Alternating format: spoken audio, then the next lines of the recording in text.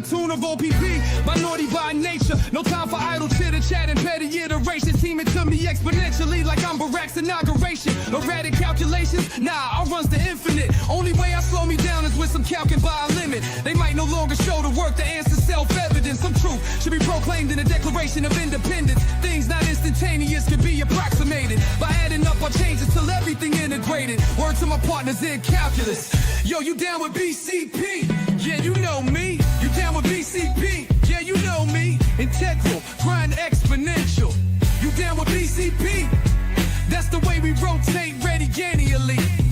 You down with BCP? Down with BCP? You down with BCP? You down with BCP? That's the way we do things limitlessly. Yeah. You down with BCP? Down with BCP? You down with BCP? You down with BCP? That's the way we do things limitlessly. Yeah. You down with BCP? Yeah, you know me. You down with BCP? Let's blow. Switch the flow. Shift the tempo. Yeah. Respect there you go, Creighton. Mean median mode. Accumulate the statistics. That's just for you, Creighton. I'm from the shitter. My question for you here is, bro, do you get that though?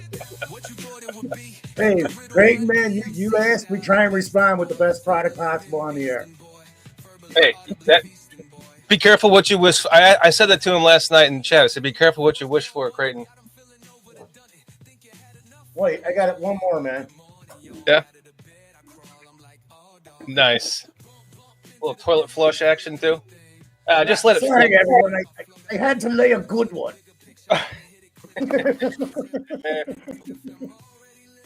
Oh, man. You know what? I was just bitching backstage about this before the show. I'm really just... I'm so fucking irritated with what the NFL has done. They're so greedy that it used to be a Saturday, Sunday thing. And now it's a Thursday, Friday, Saturday thing. I work until like 6:30. The draft's at 7. I haven't eaten yet. I haven't eaten all day long. I got 5 hours of sleep from last night. And I'm trying to rush around here. I apologize for being 10 minutes late. That's all on me. These guys were waiting in the background. But worked all day, didn't eat, had to try to eat, had to try to get our new sponsor stuff together. And I had to get everything loaded up and calm down so I'm not so freaking irritated. So, yeah, how you guys doing tonight? I just got home, man. I was like, forgot about the time difference and all that shit for tonight. Half an hour earlier. Whatever it is, an hour earlier. I'm curious to know how many people are going to get pissed off tonight. You know, have you guys seen what's going on Twitter? No, I haven't. Jeez, you'd have thought they drafted a 7th round pick with their first pick. I think it's ridiculous if there is any problem because I am happier now than I was the minute we drafted them. I went and did some research, J2K. I went and looked at some film. I went and looked at some all 22. Went and watched him from his freshman year and all his, his time with JJ McCarthy and to the present. And I was like, I asked myself, how did I miss this? How did I miss it? He's special. He really is special. Right. Was it because of the terrible quarterback play in Michigan this last season that I missed it all? Or did I forget from last year when I was looking at JJ McCarthy? Because I'm going, man, I sat here and watched this film already. How come I didn't? Because I wasn't looking at him at all. I was looking at JJ McCarthy. Well, and also, even with JJ McCarthy, they had a heavy run game. And there was a game, I think JJ had 6 passes in the game. So you're talking about a tight end who's, spending all his time blocking for the run game.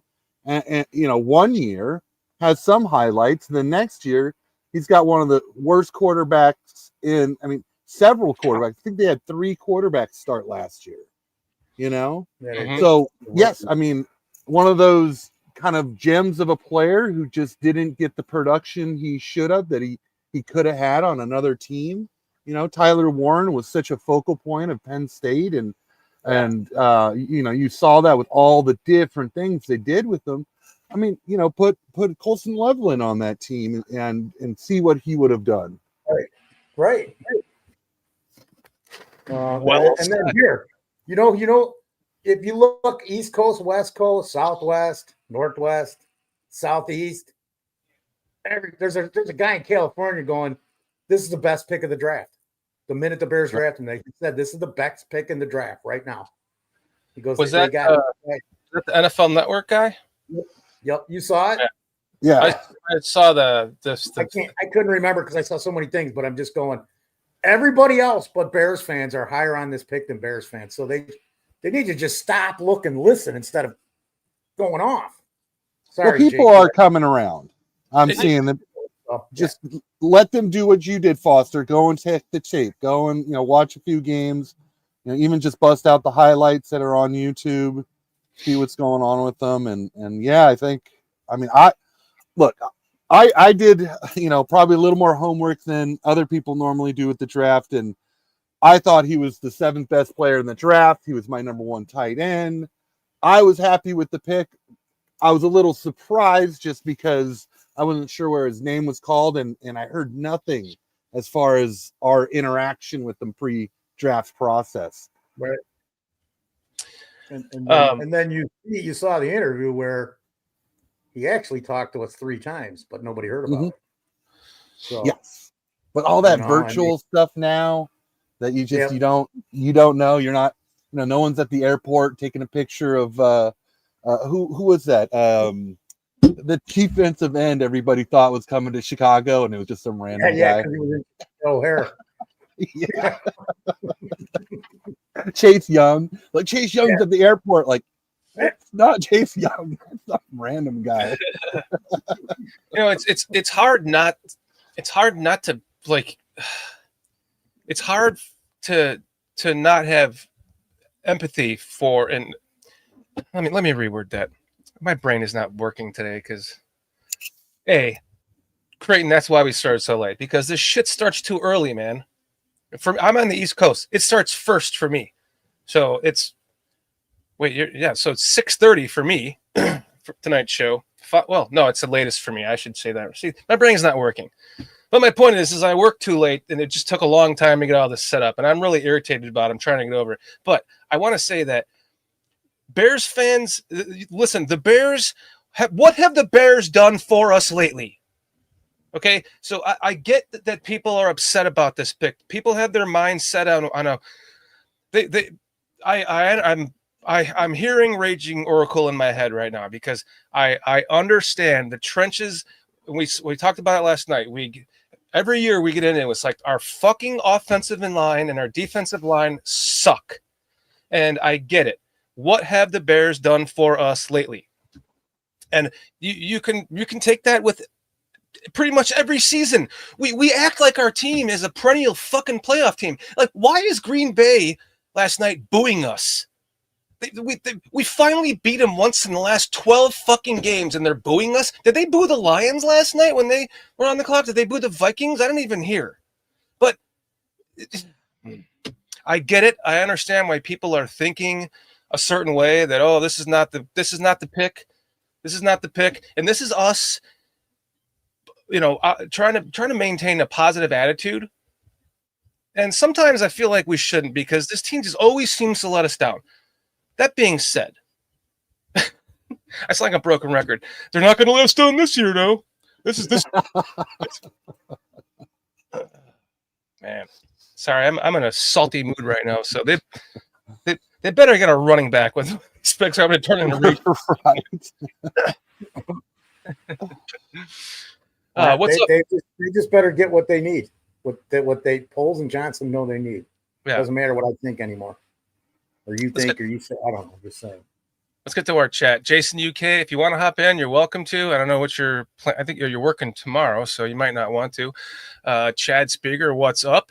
Creighton Wilfong, Amphieris, Tony Moy, Armando Lera Jr. Who else we got in here? Sorry if I'm missing anybody. I think that's it for right now. But as Sean Sierra always says, the usual suspects will show up. So we appreciate you guys spending your Friday evening with us for another draft marathon day 2 with us. So thank you guys. Patty. Hello, Patty. Hey. Hey, Patty. Do you guys want to? I haven't had a. Well, this is 11 minutes long. I don't know if we want to watch that. But I was going to see if you wanted to see the Colston Loveland presser. I haven't even seen it yet. Oh, you like it. Is it 11 minutes? Wow. I've just watched shorts on the yeah, old me Twitter. too. Me too. I didn't go. I could have clicked on that one. I didn't. I chose the 3-minute and 40-second short version, something like that. I'm right there with you, Creighton. That's what I want. 2 linemen and a running back.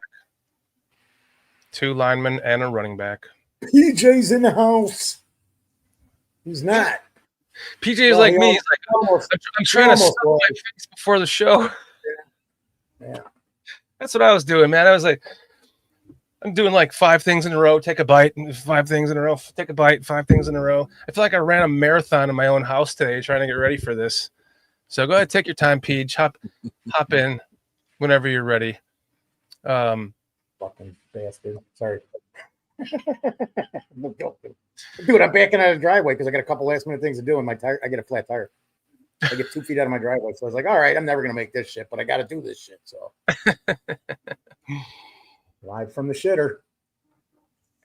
You should just sit on. If it didn't hurt your back and neck, you should just sit on the toilet the whole night just for Creighton. Fucking lay on the ground. I lay on my new hardwood floor. Yeah, that's how it took. I was hurting last night trying to go to bed with my freaking neck and shoulder and arm pain. I've been going through, but we don't need to talk about that. That's my business. We can either talk more Colton. Is there any way we could show part of that presser? Sure, we could definitely do that. Like the first 4 or 5 minutes of it. Sure, let's do that. I believe that's a good idea. I'm referring to, because I don't really know, because I saw the condensed version of the presser. There we go. Hey, he's just sounds like How would you describe the last 24 hours? Idaho too, man. He's a farmer from Idaho. Yeah, it's been a crazy last couple 24 hours for sure. Blessing. Excited to be here. I was surprised. I got a call from Chicago for sure, but I felt good about it and super excited that I got the call. Love everyone here. The coaching staff's great. I'm excited to go win games.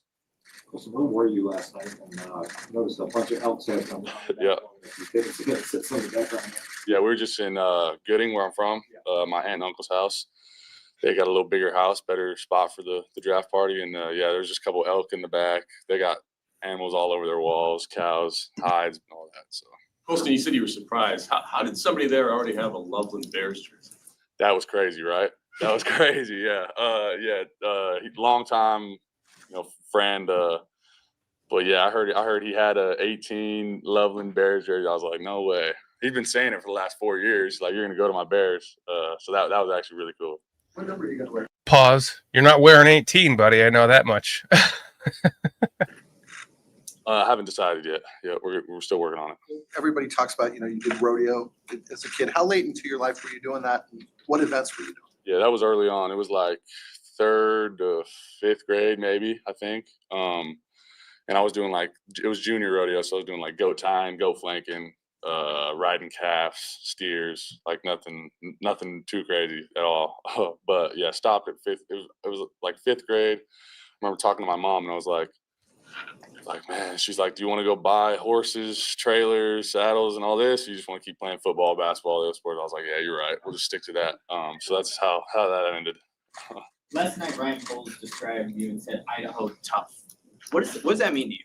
I think it means just like where I'm from, really Idaho and as a whole is just like all everyone does there is just work, and like seeing how my parents grew up and they just work their butts off. And everyone in the community, very blue collar. I think it's just different lifestyle out there, and I'd say that's what Idaho tough is. Yeah, it's just growing up that way. It's different. I wouldn't say a lot of people were built for it, but I think it's a blessing to come from there. I learned a lot of lessons, and it's going to take me a long ways. Colston, so did you grow up I think this is pretty foreign to some of us who didn't grow up around cattle and all of that. Like, can you explain kind of you branded cows? You like the whole story, the pre-draft story about branding cows and then taking a nap and then going to football practice. Like, what was that? Yeah, so you brand calves, baby cows, calves. Brand calves, like that's your ownership, you know, because you got them in the fields. You want to know what they're yours. So my aunt and uncle, same spot we had the draft party, they got a bunch of cows. So they always have a branding every year in the spring, like April. And yeah, it's pretty much like probably like 800 head. So we're out there, yeah, in the morning. It's like you're in a group, so it's two people. Let's say I'm holding the head, so I'll flank it. I'll be on the head, and someone's on the legs, on the back legs, holding the legs. And you'll brand it, vaccinate it, clip the ear, do whatever.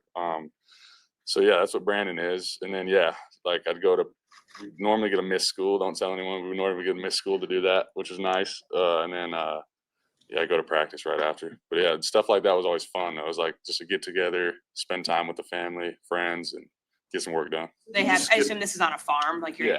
Yeah, and like in corrals. Yeah. Skip it this year or did you do it? No, I did actually. When I was home 2 days before draft, we branded some calves. Yeah, I didn't get too crazy, but yeah. Colson, what was it like for you when you left your hometown and you get to Michigan and you like got teammates that are from bigger cities, Detroit, Chicago, wherever? What was it like for you just getting to know them, hearing their backgrounds? That I know it sounds very different from what you're telling us right now about yours. Yeah, I feel like I've always been pretty personable and I love meeting new people, and so it was different for sure. I didn't know anyone in Michigan when I got there, but it made it just being on a team helps a lot. And just like our class was super close in the dorm, so it made friends pretty easy. And then, like I said, being on the team, you're around them every day, so you get to know people. And yeah, no, I love going to Michigan. I love trying new things, meet new people. So it's nothing new. Well, So just how do over you a think, good how do you route think runner. that your upbringing and everything that you just explained to us that you've lived through, how do you think that has lended itself to your football and your success on the football field? I think just like I was talking about earlier, like just hard work, consistency, just doing the best you can do, better than everyone else around you, So I think that's just how, like, I feel like that correlates pretty well to the football field. And there's a lot of lessons for sure you can get Ryan ways. Cole said last night that we were talking about your hands. And you mentioned something about putting up wire fences. Yeah. Is that a common chore for you? Yeah, my brother in the back too, we'd always lay fence down, build fence. So you lay it down in the winter. But yeah, but most of the time it breaks anyway, so you got to put the fence back up. But yeah, like if you ever played with some barbed wire, it's tough. It'll rip you up for sure. Sharon Moore talked about your route running a little bit ago. Like, when did you know you were good at it? Are there any receivers, tight ends that you tried to, model any intricacies of how they run routes and what you do? Yeah. So I was like a receiver growing up, and shout out to my brother too, who's a receiver as well. So I kind of just was following his footsteps. So I've always ran routes. I think that kind of just naturally over time helped me. But then I think this last year I took a big step, and I was saying out there just the little details that create way more separation. And like, for example, like I watched a lot of Nico Collins. Obviously he's a receiver, bigger body though, and I think that I could take a lot of tools from his bag. So stuff like that. Sam Laporta, I was also a big fan of watching him. Similar guys that kind of move the same as me, like Evan Ingram even. So I think, yeah, just kind of just watching that tape. And then, like I said, with the details, I think that has definitely helped my route running. Still got a lot to improve on, though, for sure. And I'm excited. Cool. So I know you expressed optimism about your shoulder. What current restrictions are you dealing with, and what's the best case timetable for when you'll be ready to roll? Yeah, so it's 6 months was the timetable. We're 3 out right now. And it feels great. I got full range of motion and everything. I can do really everything, but just like super heavy weight. So right now, we're in a good spot. Running, can catch balls. So, yeah. Was there frustration for you in having the surgery as late as you did, hoping that you would avoid it? Yeah. Yeah, it was frustration, but I'm a believer in God. And I thought, he's got a plan for me, and it's all going to work out in the end, which, it did.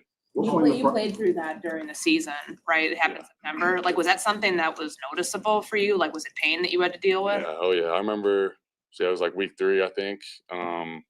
I sat out the next week, and then, kind of just every time you're landing on it or catch a ball or block someone, it hurt. So, but after a couple of weeks, it kind of just got better.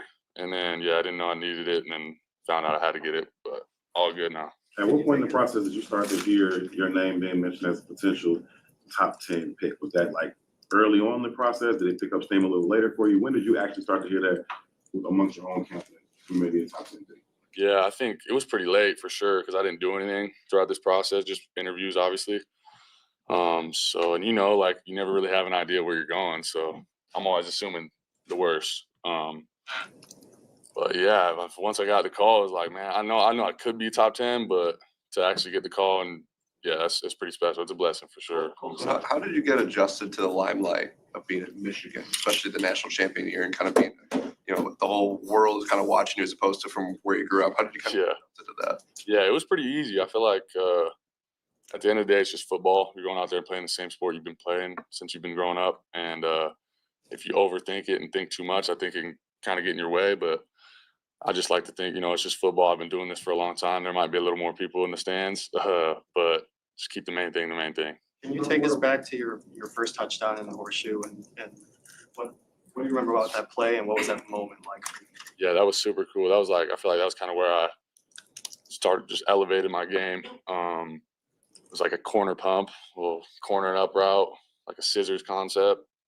And yeah, that was the first touchdown. Pretty cool game to have a first touchdown.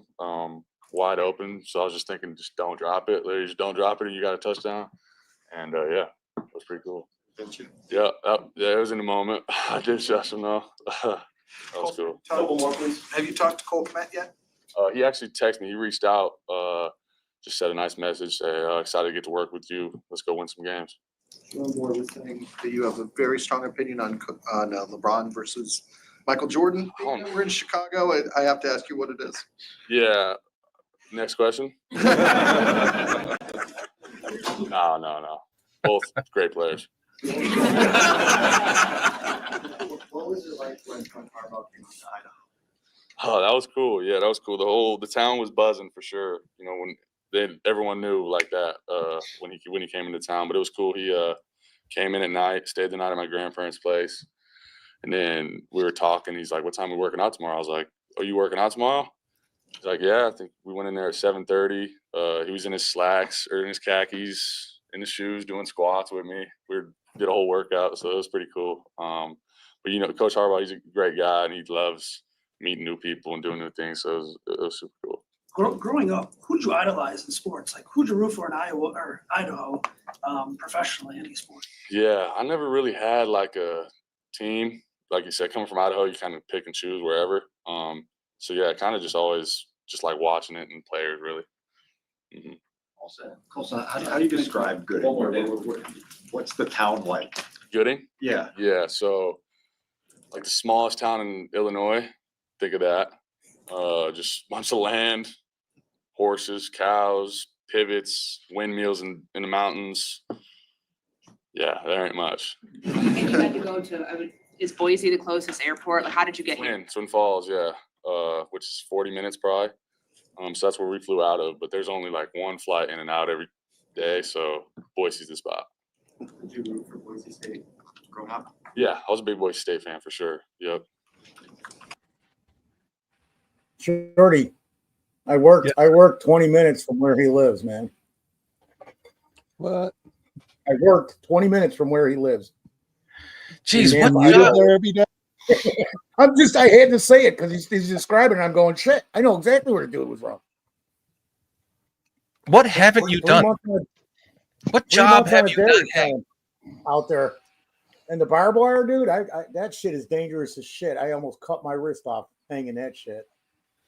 I hung all the barbed wire at the quarry in Joliet. I was there for about 3 weeks, running doing all the barbed wire for the entire quarry back in the 90s. Bring yourself in whenever you're ready, Jason. Welcome, PJ. Welcome, Jason. What's up there, J2K? Hey, back again. Hey, PJ. Fellas. What's up, Jason? I feel like I just saw you guys. Hey, you did? Yeah, it's crazy, isn't it? It was like it was only yesterday. It was actually today. It was today, yeah, right? It wasn't even yesterday. No, it wasn't. It's past midnight. It's Saturday now. Wait a minute. So who did Cleveland draft? Oh, What? They're on the clock.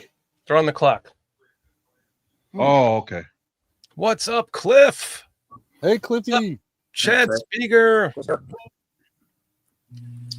So I wanted to say something about that presser. Man, that kid is not gonna nothing's gonna impact that kid come December when it's like 3 feet of snow. Yeah, nothing. You know what I'm saying? Yeah. That cold, the icy wind. Mm-hmm. Guy's bred for Piece it. of cake. I But there's know no what this wind like kid the used to Chicago do, wind you know. coming off that Lake Michigan. Though. It's true.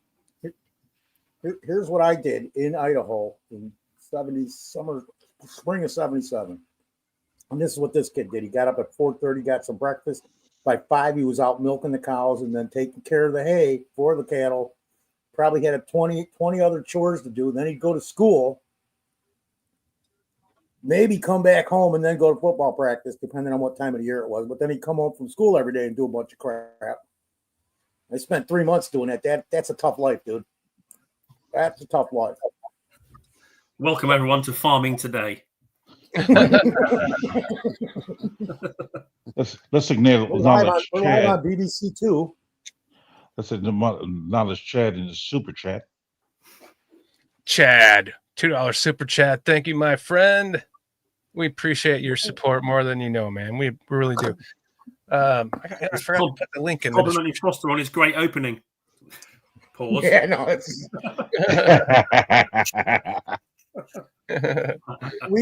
we aim to do the best we can to make this an enjoyable show and entertaining and informing. So whatever it takes, man. Whatever it takes. Not whatever. Nah.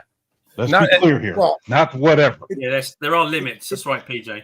Yes, there are absolutely. limits here, brother. But for me, it's almost whatever it takes. Yeah, Almost. that's what we're afraid of. There. Yeah, we know that. Yep. Yeah. I wouldn't say we're informing either. Informing is cutting it. Are we informative, guys? Yes. Yes. Very informative. Oh, well, thank you. You know, I appreciate that, PJ.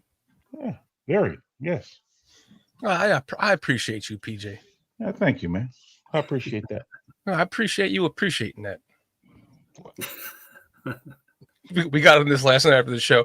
Believe it or not, we were still alive after we ended the show last night going, no, I appreciate you appreciating me, appreciating you. No, I appreciate you appreciating me, appreciating you, appreciating me. But I appreciate it. You did appreciate it, and I appreciate it too. You know what I think we saw, that we know what we see, but we know what we know. We think we know what we know, but you know what I mean. Something like that too, man. Anyway, Tony, as Tony Moy says, the pick is in. Oh, hopefully it's Shador Sanders. Probably going to be, isn't it? Okay, we're not hating on Shador today. I wish him nothing but the best. Hey, I want him to go and have much success in the NFL. That would be good for the NFL for sure. Ain't gonna hurt it. It's not that I don't want him to have success. It's just that I want him to play for the Browns. That's all. No, you're just hating, sir. No, I want him to play for a cold weather team. Because so the pick is in, and it is UCLA linebacker Carson Schlesinger. Ooh, wow. Okay. The good prospect. It's one of their needs. Guess I should get going on this banner again, huh? See you guys in 45 minutes. That's why everyone comes in for shortly.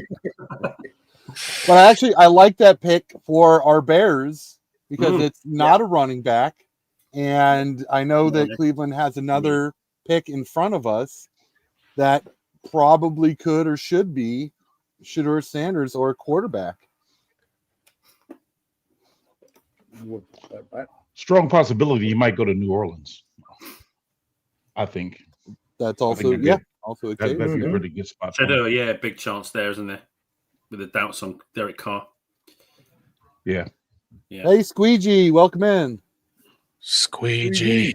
What's up there, Squeegee? Squeegee. Well, if you remember, Keeps asking for today's routine. What's happening? Are we posting the pics when we see them on X or waiting for the TV to catch up?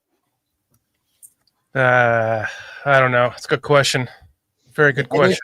what we did yesterday was like I'm calling them out just because I get them so early. But when we get to the Bears pick, I want everybody to have their own response. So, it'd be cool if the chat holds off and then we can all kind of, view it live. I agree. Yes. Here. I agree also. So you could wait to see my face last night when we drafted the other tight end. Yes. Well, we got a tight end. It still fits with your mantra. True. I watched Adam Mason's little review of it earlier, and that was really sold me. He talked about the different types of tight end, because it helped me with my limited knowledge. So I kind of got that he was different style to Cole, but I think they'll work well together with Ben Johnson running so much 12 personnel. It's just Ben Johnson picking it. It's got his fingerprints all over it. So I'm down with that. It's brilliant. Looking forward to it, man. As I always am, but I'm just a massive homer. I love everyone; they're all great. Everyone's brilliant. Because I don't have enough. I don't watch enough college tape to be able to sort of be critical of anyone. I see what I see. I obviously see some traits from some people. I think that might work, but I bow down to the knowledge of people like J2K and Swifty on who the real prospects are. But there's the thing is it's the transition to the NFL, isn't it? They're the college players, and I don't know how much you place on this sort of who their opposition is and stuff. I know Genty was getting a lot of shade for that one because it was a small school, but you just got to look at the player. I think just watch the tape sometimes. Mm-hmm. But yeah, I'm good. I'm good with it all. I don't know. I just think that there's certain positions you pick in the top 10, and then there's other ones that you don't. Tight end, middle linebacker, running back, safety are ones you don't pick in the top 10, in my opinion. So I understand the value argument as well too. And I was thinking that as well for our two picks in the second round. It's just if they're, I don't know whether they're thinking safety or not. Probably not. I don't think, but I know some of us are the fans talking about it, aren't we? Because of after next year we haven't got any safeties under contract, have we? And there's question marks about Brisker. So I don't know if one of those guys is still left. At the end, I don't know. Emin Wario didn't think he'd drop this far. And who's the other one? It's Watts, isn't it? That's still there. So, but I think we're going to go trenches, aren't we? I want D-line definitely in for these two picks, and possibly running back or maybe another need if they see it, but potentially one of the interior O-line sort of men. But I'm feeling it's going to be running back and an edge, isn't it? But we'll see. I guess it's still exciting. I love it. I'd love this shit, man. I don't know. I can't believe I stay up this late like an idiot to just watch the team I love pick someone I've never heard of. Just I've never seen. It's just mad, isn't it? It's what's happened to me. Dude, tell me about it. We went pretty late last night. I feel like I'm a dragon ass. That's what I am. You've got that ancient Chinese disease. Sorry. Texans selected wide receiver Iowa State Jaden Higgins, who I thought has exceptional talent, but he's got one of the things that is a huge pet peeve of mine. He's a body catcher, but he's got great speed. He's incredibly athletic. He's quick in and out of his breaks. He's got great movement when the ball's in his hand. But it's just those body catchers. We've seen those with Bayless Jones and Tyler Scott. So he's got a question mark in my book. We'll see how he does. And then the Seahawks have traded up. That was a quick one, wasn't it? They put that in quickly, I think, because we kind of missed that. I was just banging on about nothing.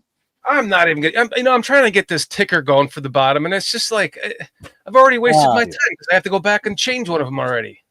Also, the time between picks is much shorter. You're just going to spend all night writing a ticker. Yeah, fuck that. I'm done. Don't feel bad, Shorty. I've been trying to switch me and J2K for about 5 minutes.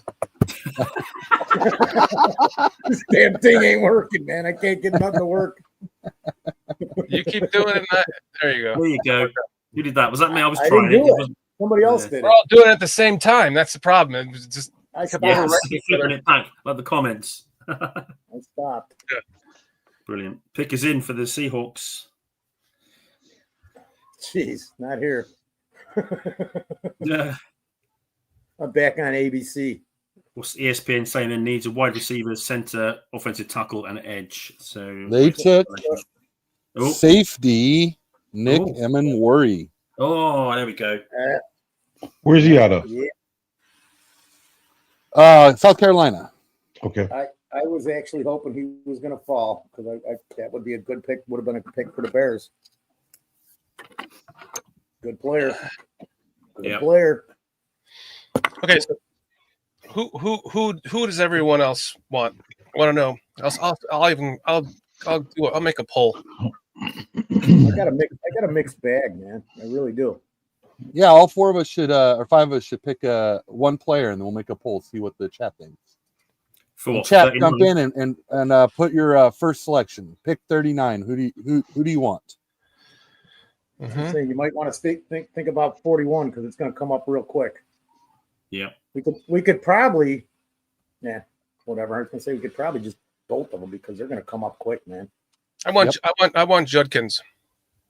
That's one of my picks. I just don't know if he's first or second because I was looking at. There's just again there's quite a few good options there. It appears there's going to be. I'll go with value. Nick Scorton.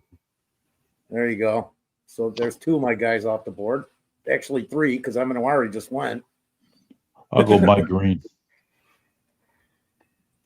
Mike Green, even with the potential issues. Yes. Let's just make it general. So I just go running back, tackle, defensive tackle, edge. Oh, so you want position rather than player? Yeah. Okay. And I'll fill out mine. It's a running. I want. And then if you guys want in the chat, name your players like Chad Speaker's got Jack Sawyer, Cam Scatterbo. J2's got the wide receiver Iowa State, Jaden Higgins. He's already taken.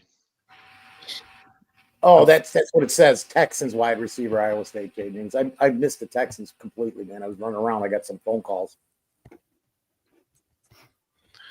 We're all running around. PJ was eating in the background. I was practically eating on the show. I just ate my ice cream again. The only guy that's actually prepared for this is Jason. What's that? What? Oh yeah.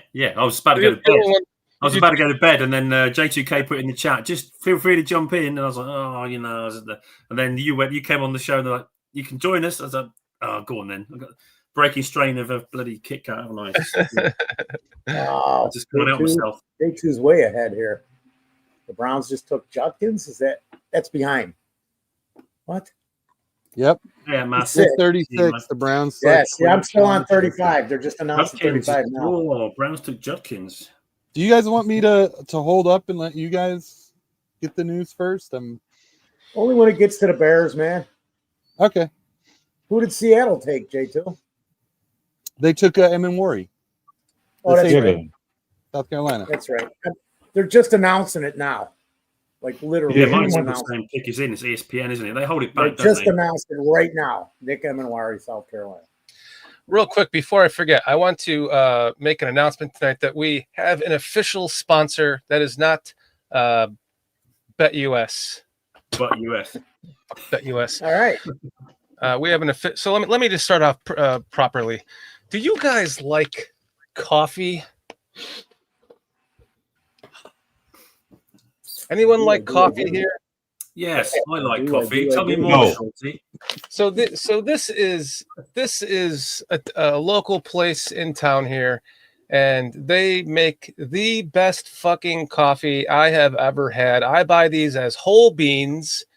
It is called Connect and Chaos Coffee, and it is sold through a small business that also has beer, which is called the establishment is called Gremlin Growlers.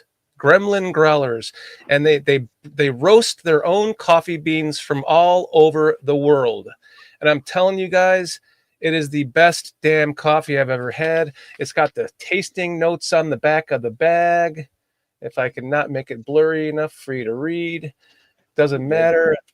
And they are our official sponsor, our first official sponsor. Fuck BetUS.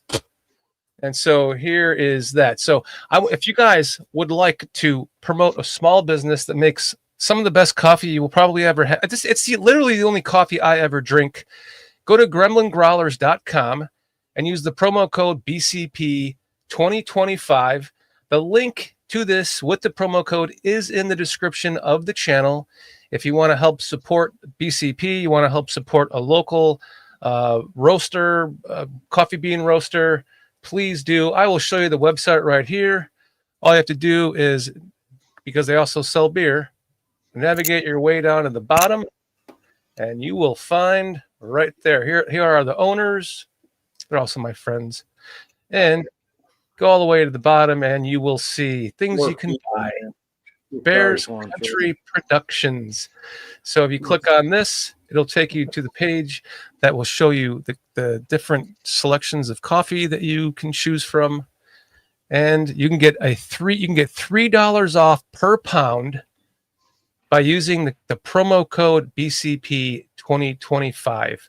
Please, I beg of you, please check them out, and not because for any other reason than if you like coffee.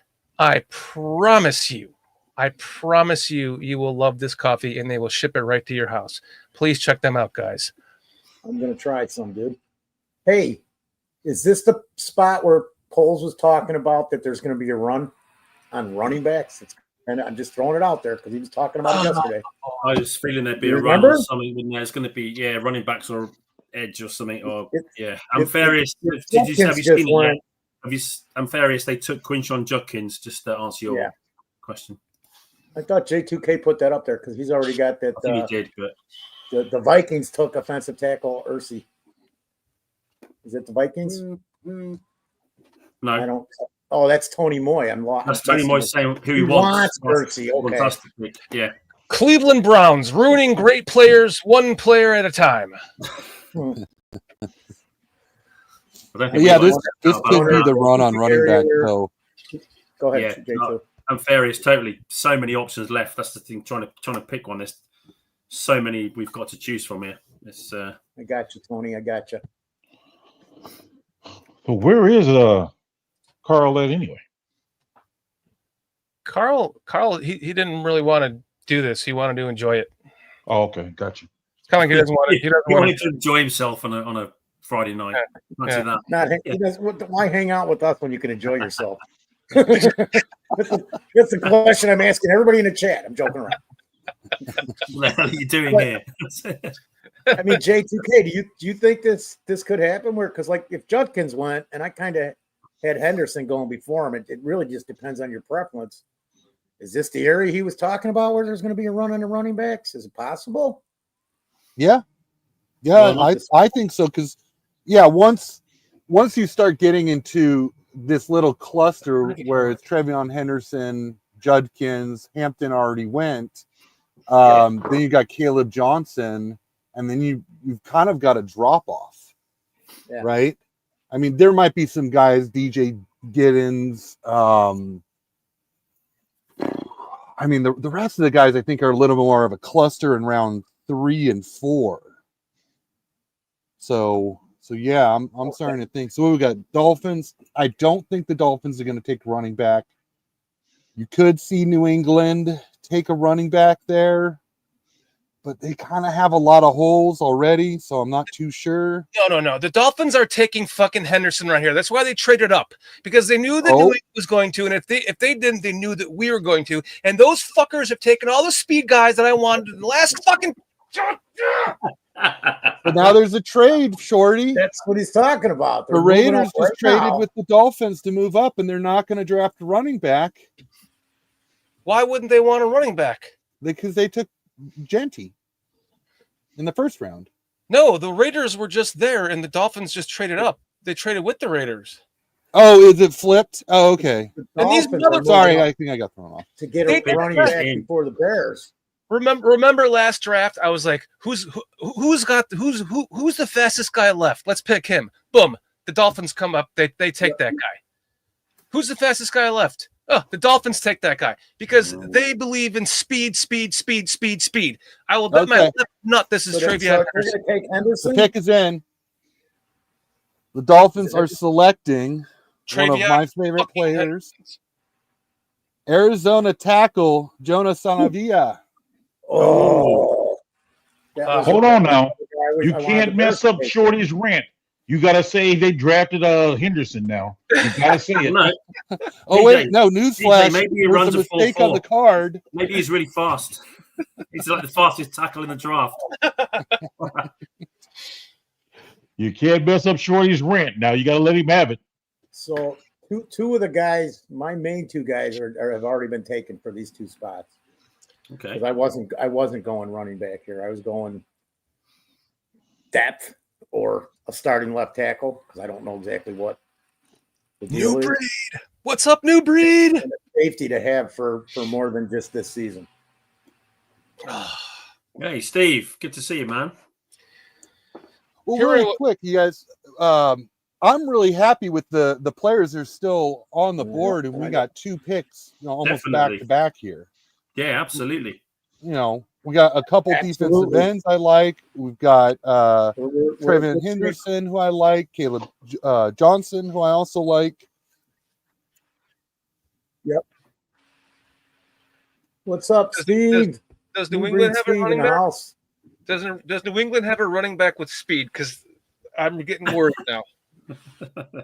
No, you was No, already worried, bro. Yeah, Shorty, You already dude, passed mate, out on this. Shorty, just you gotta breathe, my friend. You just, you can't control this. Just you're gonna make yourself ill. Just calm down, have a little drink, see what happens. All right, we're all in this together. It's okay. We got you, mate.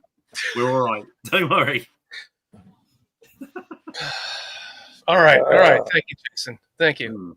All right. Come on, it's okay. Just breathe with me. Let's do Well, it. I'm going to pull you right out of that little bit of a calm that Jason gave you. They don't have anybody at running back. Yeah, they're taking Travion Henderson. Yeah, I didn't want to tell him, man. HK, come on.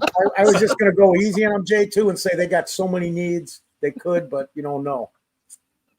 And even Steve out of Detroit, a Lions fan, our buddy Steve Newbreed, he's like, hopefully you should pick up Henderson. He's good. We'll see, Steve. We'll see soon. What do you think about the view that he's a bit too similar to Swift, and we want more of a pounder? Swift is gone after Agreed. the season. Yeah, I agree. That's There's my an out for thought. next year, and then we don't have to worry about what kind of money we're going to spend. It's already set for the next 4 or 5 Exactly. years, whatever it is. Exactly. That's planning for the rounder. year after, isn't it? We've got a speedster on a rookie deal. Yeah. Yeah. 1-2 punch. Do second rounders, because I always forget this, where does it end where they have the 5th-year option? Is that only first round? Only first round. That's only the first round, isn't it? Yeah. I'm on pins and needles right now. They're Because going to be okay. I mean, because even if they take Henderson, you still got Johnson, and then they got options at defensive tackle, defensive end. So what do you guys think the likelihood that we trade back with 39 or 41? The compensation has been pretty good, what other teams are giving up to move up. Wasn't it? Yeah. Jeez. I'm shocked at that too, J2. I didn't think I was shocked when I saw the last 2 trades. I'm going, wow. And I figured there's going to be more trades in the second round because we're in the sweet spot. We're in the sweet spot for the next 20 picks. And after that, then you've got a bigger drop up to, I won't even say 20, it's probably 15 more picks. Look at the names up there. Will Johnson still on the board. Mike Green, Ezeriki, Travion Henderson, Darius Alexander, Sanders, the quarterback, still sitting there. I got him going tonight. I just don't know if it's going to be second round or third. Yeah. If he goes third round, that'll be a travesty. Who's that? PJ? Sanders. Yeah. I've seen him ranked as high as like 64, dude, in the rankings, as high as. So I'm just throwing that out there. That's you're getting into the early third round, or it's right at the end of the second. Doesn't Also, matter, does it? Really? Jalen Milrow. Program? Yeah. Jalen Milrow was a guy that a lot of teams were kind of getting warmed up to later in the draft process, and he's still available. Yep. But we talked about this a couple times with Milrow and Dart. I mean, like the difference is the tools available. Because I don't know which one of those guys I would have. I mean, I know Milrow hasn't gone, but kind of had him flop in the order, and Sanders, of course, before him. But it means You nothing guys- because the board is not an NFL board. Did you guys see the drunk New York Giants fan? This guy's hammered, and he predicted the New York Giants first round draft to a T. And he's like totally wasted. Only way to go. All right, so I It's gotta so fun. ask Alex, is my name all? Because he says he's here and he's drunk. What are we doing, dude? Right here in the chat, I'm here and I'm drunk. Give us your pick, yeah, Alex. Give Give us us your your picks, man. What are the Bears going to do here at 39? Because it's coming up. Let's What go. are the Neil lotto Boyd. numbers? Patriots pick is in. Ooh. Alex, I'm here and I'm drunk. All right, I'm gonna let everybody let I'm you here guys hear this one out because it's a doozy. Oh no. Henderson. I love Travion Henderson. His Of course you do. electricity as a runner, but then you can throw it to him and he'll block. So he's an every down back. I think that he was Oh, right there. We just fuck saw me. It's going to be Travion Henderson. Just tell me. You want to know see what? my... This happens like every year or every other year. Think about it, man. You can go back too much. It's definitely Travion Henderson. Why wouldn't it be the pick right before us? J2K is awfully quiet. It's a doozy. I think is J2K smiling and laughing and we can't see him? I know. That's it. You got to get a video on you, man. I can't handle the suspense anymore. It's in the chat. So Henderson's there.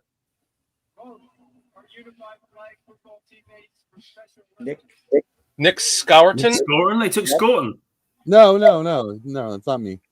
Oh, that's you. That's I'm your telling you, the prediction. Bears are Oh, on the that's clock. Get your for us. prediction Right. in. Gotcha. So they took Henderson.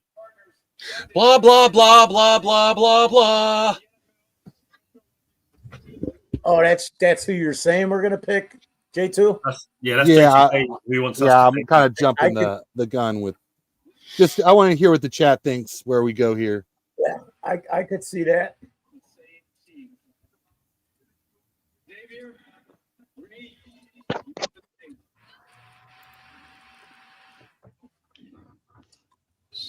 %40 said they wanted running back here.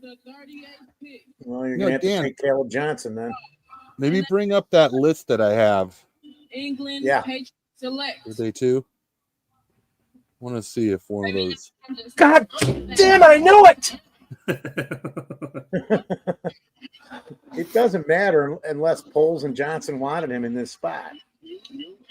But I wouldn't. I mean, why not?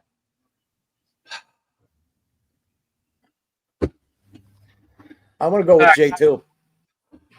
We might as well go that route, looking at what's there. I'm taking a timeout. Go sit in the The corner. pick's going to be in before you know it.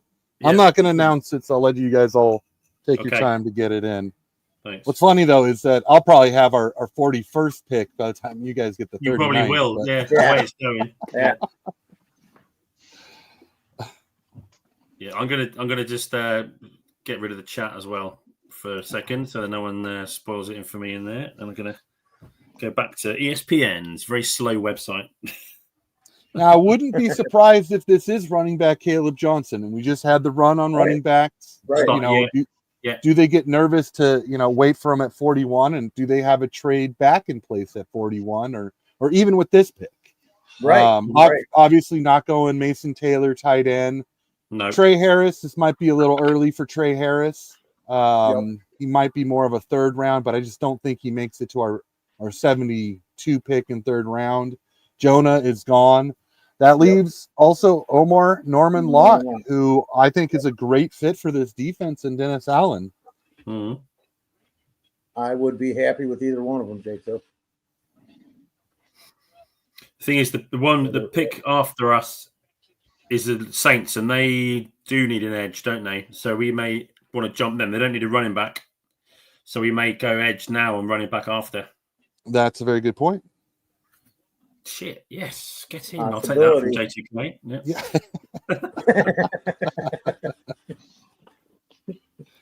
Yeah. That's Jason's first encouragement of the week. It's Friday too. I'm joking. Finally, it took all week, man. I got somebody to say it was okay what I'm thinking. I finally made a good point after how long we've been doing these bloody shows. So, yeah. Or do you take the running back because there's still a couple defensive tackles? Well, it depends. Again, they could trade, so that's what they may be worried about. Are the Saints going to take Shadua? That's what I think. I would think they're going to do. Yeah. If we go by the receptionist at Dave & Buster's in New Orleans, that's kind of her prediction. Offensive lineman first, and then the quarterback in the second. The lady I was on the phone with last Thursday. If you can go back and listen to that conversations, that's what she leaned towards. All right, you mom. Come on, Bears. Let's go, Bears. Come on. Don't be laughing at us, J2, just because you know the truth. Oh, he does. Yeah, he's already. Yeah. Picked his in. Come on. J2. Yes. J2K is already in Green Bay. I know you are. Yeah. Yes. Man. Oh wow. That's all I'm gonna say. No. I'll just say this. Somebody who I think extremely high on. I did not expect this. Oh. Absolute steal at this point in the draft. Oh. A lot of people are going to eat some words considering who we drafted yesterday. It's not a tight end, but I'll explain. All right, and chat, if you hear it, don't put it in yet. Like, let's get a live response here. Oh, Shorty's back just in time. So, do we find out who? Yay! I'm back just in time. I could give a fuck anymore who they draft. Come on, Did man. we find out who New Orleans drafted? And of course, they're booing the Chicago Bears representative up to the board. We haven't found out the Bears yet, but J2K probably knows about New Orleans, maybe, but not yet. Oh, New Orleans. They after us, right? 40 after us. Okay, okay, my bad. Des White's making the announcement. Oh God! It's just, it's one thing to have a player taking 10 picks before you, but it's like, what the fuck is his name for the Rams? The fucking Rams right before us. Whoa! Hang on! Don't say anything. The pick is in. Oh! North champions, Chicago Bears. Wow, J2. Wide receiver, Missouri. So congratulations. Wow. I did not expect that. I did not. I want to hear either. you guys' response before I give my opinion. So please. You want to hear my response? Yes. Never heard of him.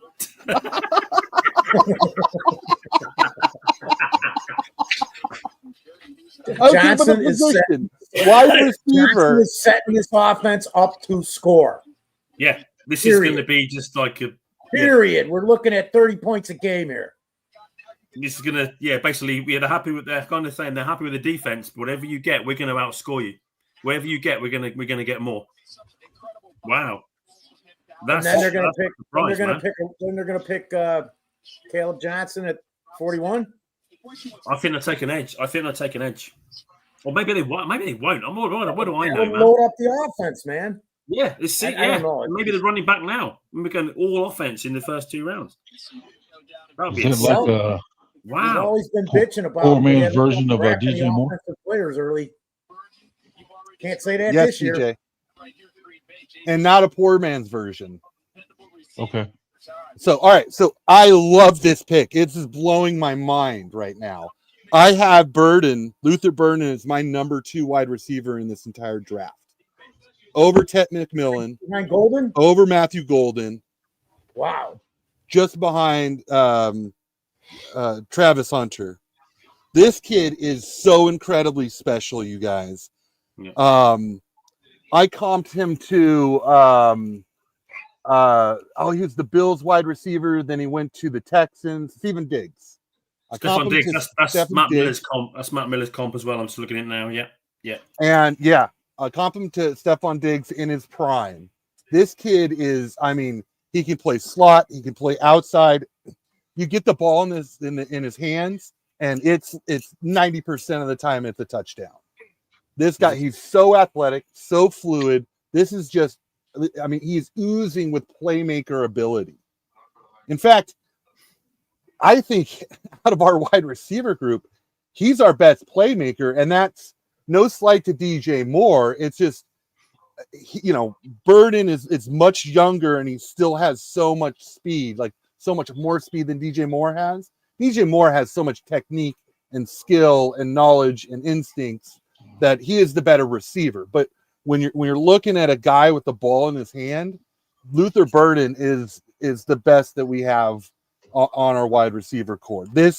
I can't be happier with this draft. Now, I did mention PJ. I want to definitely get your opinion on this because we did have a talk yesterday about, going trenches, continuing going trenches. But then me seeing what Poles and Ben Johnson did in the offseason and free agency and going, I think this is going to be a skill position draft for the Bears.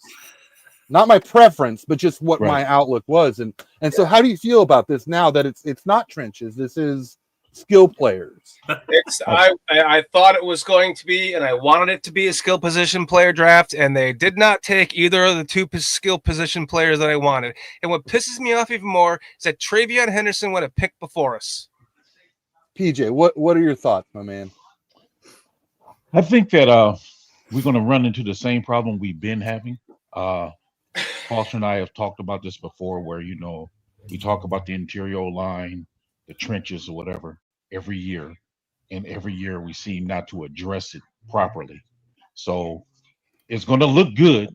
I mean, yeah, I'm not saying that the talent's not there in these players, but that Achilles heels of ours is going to get bit once again at some point because we're not addressing what needs to be addressed, in my opinion. Which is quality depth on the interior offensive line. As well as a defensive line. Tackle in there too. It's needed. Yeah. Well, we're going to be picking another one in a second, so I think they're going to be addressing that, aren't they? Surely. So the Saints did draft the quarterback, but they took Tyler Shaw. Yep, that's the other guy.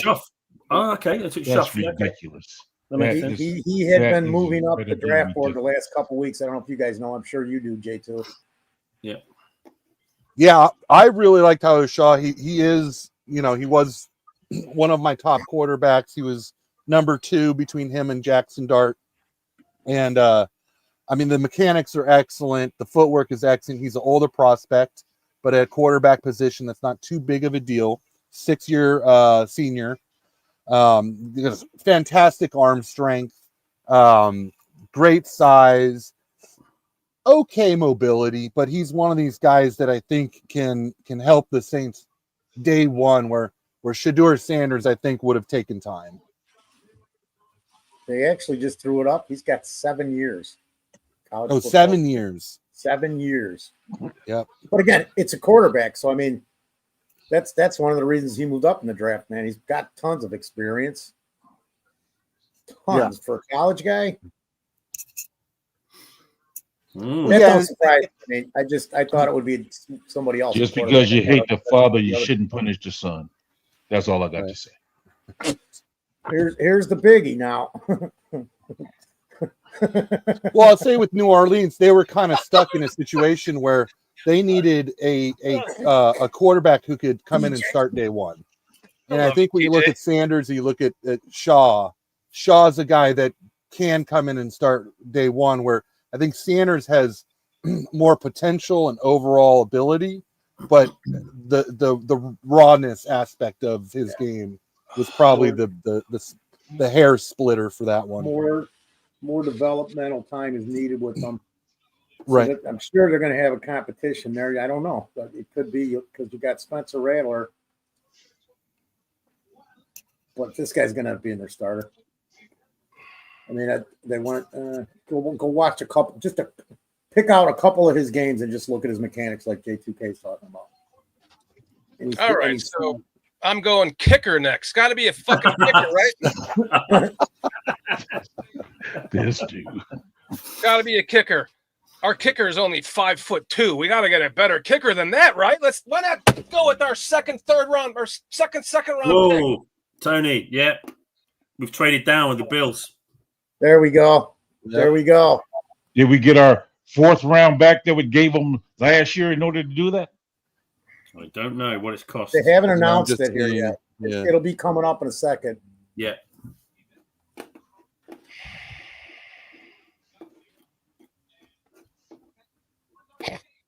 They're going to take Mike Green, huh? So the Bears do this, and then draft Caleb Johnson. Well, I wonder, the Bills do need another wide receiver. Yep. And that Burden pick might have started a little bit of a run on that. Oh, here's the trade. So the Bears trade our 41st, our 72, and 240 for 56, 62, and 109. Nice. So that we traded 3 and got 3? Yeah. Yes. But we turned a 7th rounder into a 4th rounder, moved up 10 picks in our 3rd round, moved back 15 picks in the 2nd round.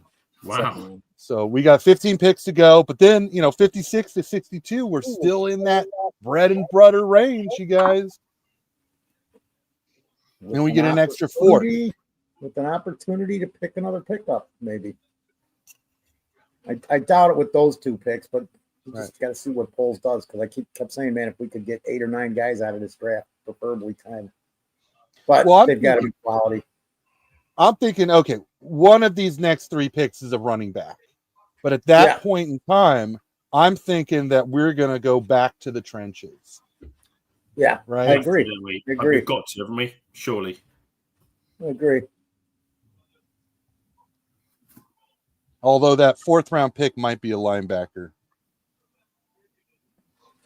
But that's possible too, man. We'll see. There's a guy I've got on the list that I think is a total fit for Dennis Allen that we did bring in for top 30 visit, and I've had a couple other people talk about the potential of us going linebacker. That's Demetrius Knight, South Carolina. Right there, your 3rd rounder. Yeah, but he might even go in the 4th. I was kind of having trouble putting him in that 3rd round range. Yeah. It's kind of a late 3rd round, but if they liked him, I'd understand. I mean, he might be the pick at 62. I don't know. But there was so few linebackers we looked at. Most of them were kind of 5th and 7th round guys. This is the last time I am done scouting players. Okay, this is why I don't scout players. I fall in love with players, and then they draft someone who I've never heard of before in my entire life, and that is the most frustrating thing. That when I'm scouting players, I'm looking at players available that according to the board should fall in this category based on our needs, and then we get stripped by 2 prickhead teams. One of them a fucking perennial loser that's going to turn another running back into a loser until he leaves and goes to another team. Maybe we can get Junkins as a free agent, and then they draft a wide receiver I never even heard of before. I've been hearing some talk about Luther Burden. I've seen some people talking him up. That wide receiver might as well be Dio because I have no who the fuck that guy was that we signed either. DJ Sanders is gone. Well, I did do the work, and I'm loving this draft. So, it isn't the trenches in the front that my preference would be personally, but it is lining up with what I thought Poles and Ben Johnson would do, because they did spend so much time in the free agency getting trenches. And I thought, I kind of thought that us as the fan base, we've been dying for trenches for so long, and I was right there with everybody, and like, what's the plan? Why aren't we building inside out? Why are we building outside in? Why are we doing this? And we got to this off season, and I was like, okay, finally he did it. For me, I was like, okay, I think they crossed that off the list for them, and I think we're seeing this being like I've been saying, I think this is a Ben Johnson draft on the front end. He gets his toys. Yep, absolutely. He's coming with a plan, isn't he? That's that's going to be part of the conversation when they had the interview, was what his plan was for Caleb Williams and the offense. So he may have put down some conditions and said what he wants, and he's getting his draft, isn't he? So yeah, this is wow, weapons everywhere. Jeez. Yeah, and like Atura is saying, Burden was a first-round draft pick. I had him as my number 2 wide receiver over guys who Tet got taken at what 8 to Carolina, Tet McMillan, and I have Luther Burden over him. I mean, we got a top 10 draft pick at 39, you guys. You're looking at it going, well, okay, so we got a top 7 pick at 10. Right? This offense, I can't wait to see it. I just can't wait to see it. I know Missouri pumps out the best wide receivers, don't they? I was not expecting this draft to go this way at all. At all. And to do what they're doing with the offense, I'm going, man, okay, you know what? Screw it. The defense is almost fine if we're still giving up 20, 22 points a game because we're going to score 28 or 30. In my mind, I envision it. So I'll make a prediction because in the chat, they're talking about left tackle. Anthony Belton, offensive tackle. He's right in that 3rd round range. We brought him in for a visit. He has 36-inch arms. He fits that profile. Wow. Yeah. Because we moved up from 72 to 62, I think that's going to be our pick at 62. That totally makes sense too. He's been on a bunch. I mean, I've seen some more stuff on him. I didn't delve because I was looking at earlier stuff, right? Earlier linemen. Because in my mind, it's like you said, man, I was going trenches still. And for the only reason, because I keep saying this, and I hate to say it, is okay, let's see in week 9 when somebody gets injured, what do we do? But I just think that Johnson in the offense, there's more to them what we see with some of these guys that we already have on the team. Yeah. That's hey, J2K. Like, okay, well, what? Karan's completely healthy, so don't count him out because he might be our starting left tackle by the beginning of the season. Gummies will not suffice tonight. I'm going to hit the flower right now. A big fat bong.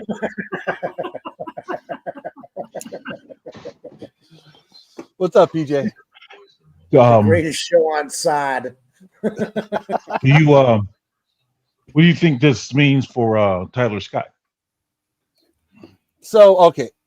And I'll try to be quick with this because it's a bit of a long explanation, but I was so down on Velus Jones. I did not like the draft pick. I don't like wide receivers who struggle to hands catch the ball. They're body catchers. When we took Tyler Scott, I was like, oh no, another one. And I kept my mouth shut on Tyler Scott because I had been so on Velus Jones, and I knew that the fan base was like, give him a chance, J2K. All that kind of stuff. So I didn't want to turn around and go, oh, well, the next wide receiver we drafted has the same problem. And they're like, oh, well, you're just a hater or whatever. So I just held back from the Tyler Scott conversation. Not a fan of the pick. I think he has issues catching the ball, and that's just a pet peeve of mine. It's a deal breaker. Okay. Unfortunately, great kid, great with the ball in his hands, good speed. Young kid, I wish him the best, but it is what it is. What's up, Iceberg? You have missed my complete and utter fucking disappointment. Meltdown. Meltdown. Complete meltdown. I'll be back, hopefully in a better mood. I'm not. I am so optimistic right now because my jaws. I'm like this going. This is so much more about it. DJ, You know, a surprise here and there. When was the last time you guys saw the Bears do this to the offense in a draft? Oof. Have they ever? Right. I don't know. I'm going back to the 75 draft where we drafted Peyton, Roland Harper, Bob Avellini. We picked up, we drafted like 4 or 5 guys. It was like a 12-round draft, but we drafted 4 or 5 offensive players in that draft. And I'm not even talking about offensive linemen, just, skill positional players, wide receivers, quarterbacks, fullbacks, running backs, tight end. I don't remember a draft where our first 4 picks were offensive laden picks, all of them. Do you? Does anybody? Mark Cressman. Did we take David Terrell and A-Train in the same draft or no? Yes. We did. Yes, we did. Yes. What position were the picks? Wide receiver and running back. Because I don't remember. Well, first and second round, number right? wise. Oh, I don't remember number wise. I think Terrell was a top 10 pick. Yep. Okay. I agree with Orters making some really good points in the chat here. He's first one he said was he's not sure what Shorty's upset about. I think both picks make all the sense in the world. I agree. Oh, that's a good pick for the Jets. Mason Taylor. Mason Taylor. That's a good pick. Yes. They were actually talking about him last night going to the Jets in the second round. Justin finally has got an offensive line and some receiving. Yep. Yes. Man, finally we get to see Justin with some Talent playmakers around him and some protection. Yeah. Yeah. And what now could have been? Now he's a veteran quarterback. I mean, he's played a bunch of games as a young player. So I wonder about that play caller though. That's the only problem. That's where I was going, Peach. What's the coaching situation like there? It should be good, but we don't know. And again, play calling. Who's their OC?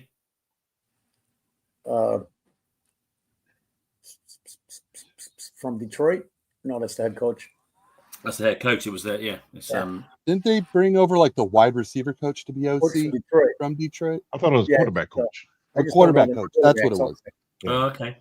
I just don't remember the guy's name. So because Detroit got killed.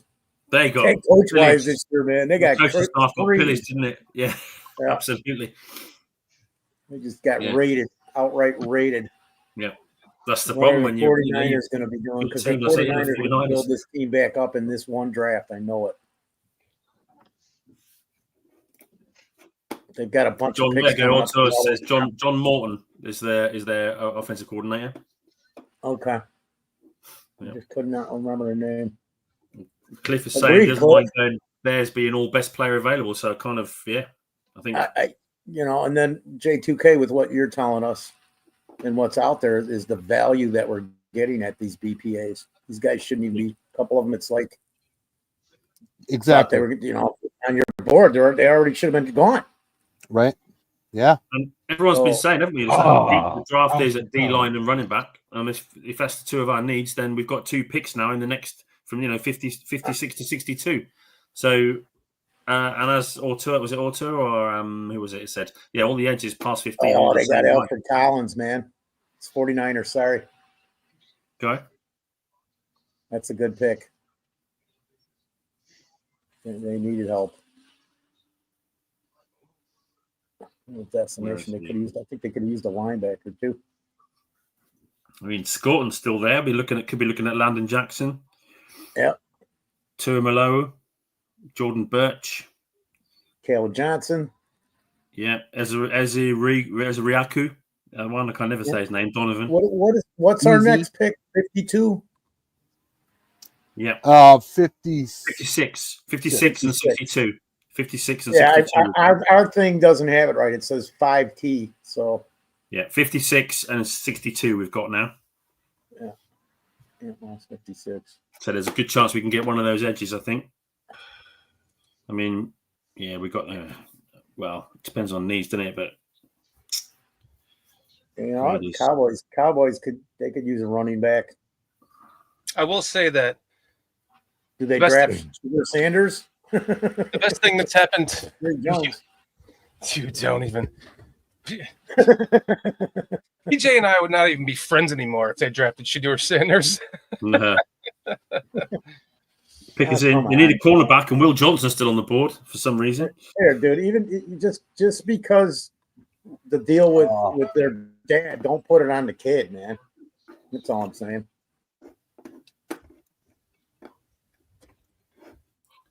It's called karma. I'm just hoping for. I just want karma to finally play a role. That's all I'm saying. Oh, they're taking Ezeriku. Who, the Cowboys? Yep. Needed an edge, but yeah, Will Johnson's still there, man. I know. Yeah, I know. He's dropping because of the injuries, and yeah, he didn't run fast at the combine. But man, how many times have we seen a DB in college who's just excellent, not run fast enough? Yeah, and the underwear go into the Olympics. NFL and play well. You know, Yeah, crazy. Brian Branch, dropped. Yeah. The so far my favorite thing about this draft is that trade down, because that turned a 41 into a 56, but it turned a 72 and a 62 and a 240 into a 109. Yeah, yeah, that's a big jump. That makes me happy. Good, because I'm glad to hear that. Here, that's still in I'll the tell you range this, of players that can help, like soon. Depth absolutely. pieces and all Yeah. that. Yeah, that top 100. I could see us passing on a running back till 109 because there's still good ones going to be around that late. Good point, Seriously. Foster. So geez. And to foster your point from I'm yesterday. liking this more and wait, say that again, J2. To your point yesterday, talking about we don't know how they feel about the guys who are already in the building. They may say, hey, Swift didn't have the offensive line, but we're a big fan of him. Ben Johnson's like, I love Swift, but we took Gibbs, and then my GM, traded to get Gibbs, and then traded my guy Swift. He's my guy. Chad's asking about my guy from a smaller school. So Chad, this guy's probably, he could be a late 7th rounder. He could go UDFA. Irv Mulligan. His comp is Aaron Jones, guys. What's his name? Irv Mulligan, Jackson State. He broke a couple of Walter Payton's rushing records at Jackson State. And our big question was, when I talked to other people, was why didn't Sanders take him with them? And I did a little research on that, and it appears that he didn't want to leave his teammates and he wanted to play all 4 years at Jackson State. So Sanders might have tried taking him to Colorado. I never found an answer on any of that, because that was a question that was legitimately asked. Well, if he's so good, why didn't Sanders take him with? And it appears he might have tried, but the guy was loyal to his teammates and wanted to play all 4 years at Jackson State. He's a Walter Payton build, a little bigger than Payton. I'm not saying he is Payton, but put it this way: in some of the comps, when his name has come up, you've heard Christian McCaffrey, Alvin Kamara, Aaron Jones. So I know you guys have no idea who he is. There's not a ton of film on him. Watch him right now. But that's a guy that we're probably not going to have to use a draft pick on. And at least, worst case, he's gonna come in right away and he'll be your RB3 because he can block, he can catch passes. He didn't catch a lot in college because they ran heavy, but on his pro day, you know who he reminds me of? Jordan Howard. There you go. That's a good comp too, man.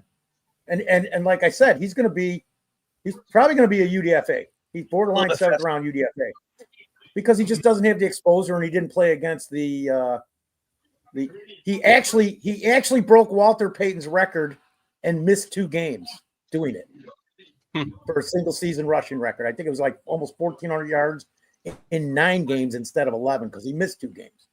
Minor. It was something minor. Wish I could play his videos.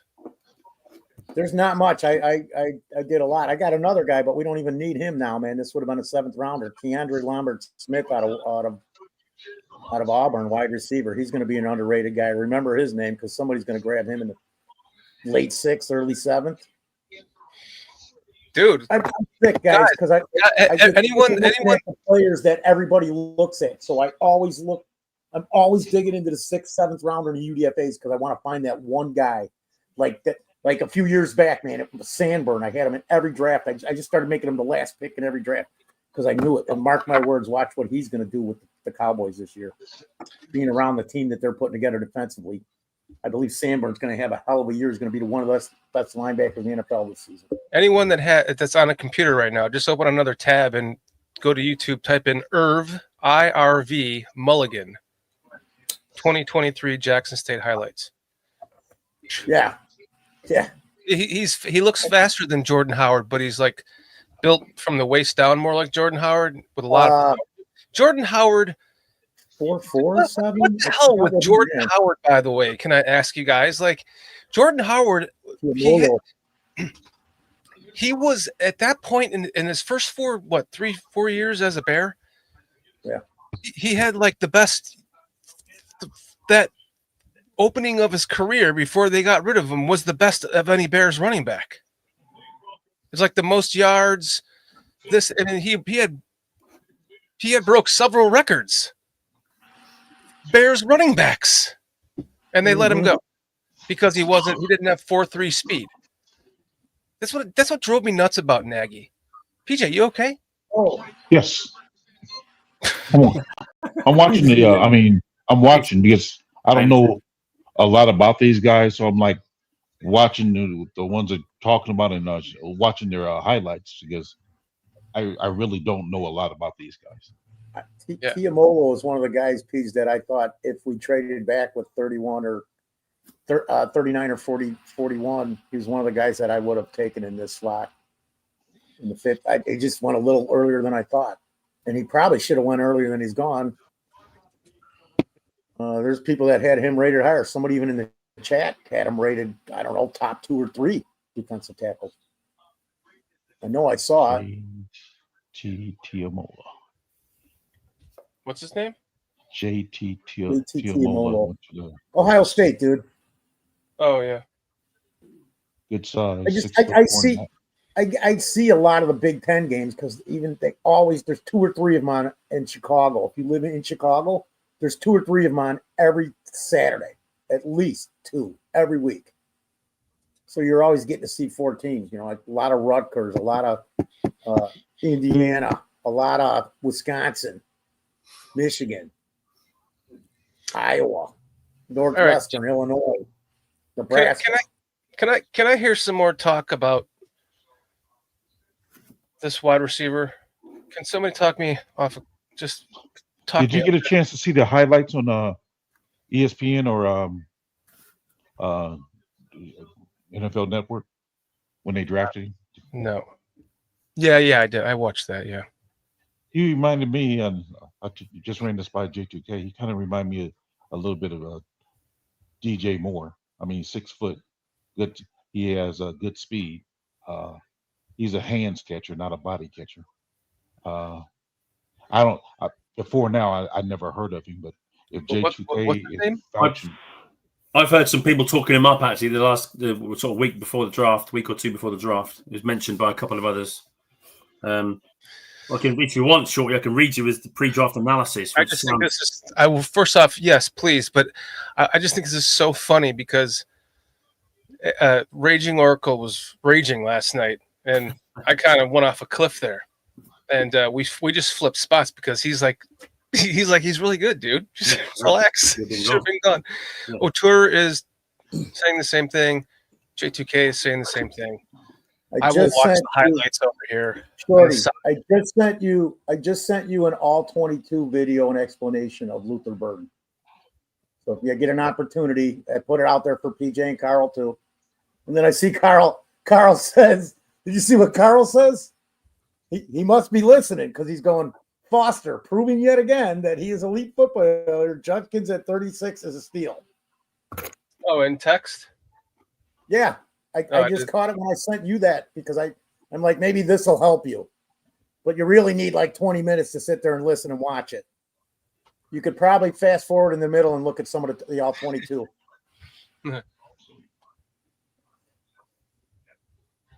So I think PJ is right on with that DJ Moore comp.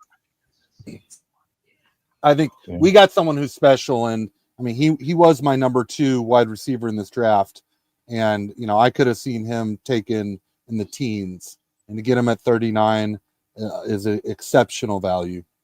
That's a good 5 good weapons there. DJ Moore, this young man, Odunze, Komet, and the tight end yesterday. That's 5 good weapons right off the top there. Helping out a young quarterback. Yeah. Well, we always bitch that we've never had an offense that scores points. That better not be a problem anymore. Maybe a little struggle early this year, but we are going to finally. Yeah. It appears that we could potentially have a real NFL offense on a weekly basis. Boy, would that be nice. Well, I imagine. Wouldn't it be nice? Can you imagine? Yeah. I can't because I'm not used to it. I can't imagine it. I'm like Peach. I gotta see it to believe it still. I'm like we still need trenches. I feel like a broken record. It's like I'm listening to a broken record. It should be. We got the best chance to be the team. We're gonna be. We've got all the pieces in place. We got the best chance to be the best team. We got all the pieces in place. Joey, I'm gonna send you. We're gonna have a real offense. We're gonna have a real offense. We're gonna have a real offense. I mean, honestly, the only I understand why. Sorry, I understand why. It's the coach. It's the coaching staff. Hey, Brian. That the coaches put together. That, like, if we are all that wrong about this, like, it's not just us. It's not everyone is saying this about Ben Johnson, not just Bears fans. That's what gives me hope that the freaking record can finally, I can get the scratch out of it. And then it becomes, and then we kicked their ass in the Super Bowl.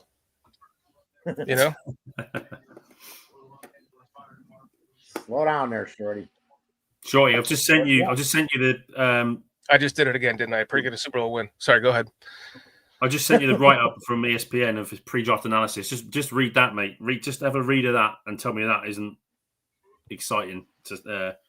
About his skills after the catch, taking the top off of defenses, changes speed well, and has the potential to develop into a complete route runner at the NFL level.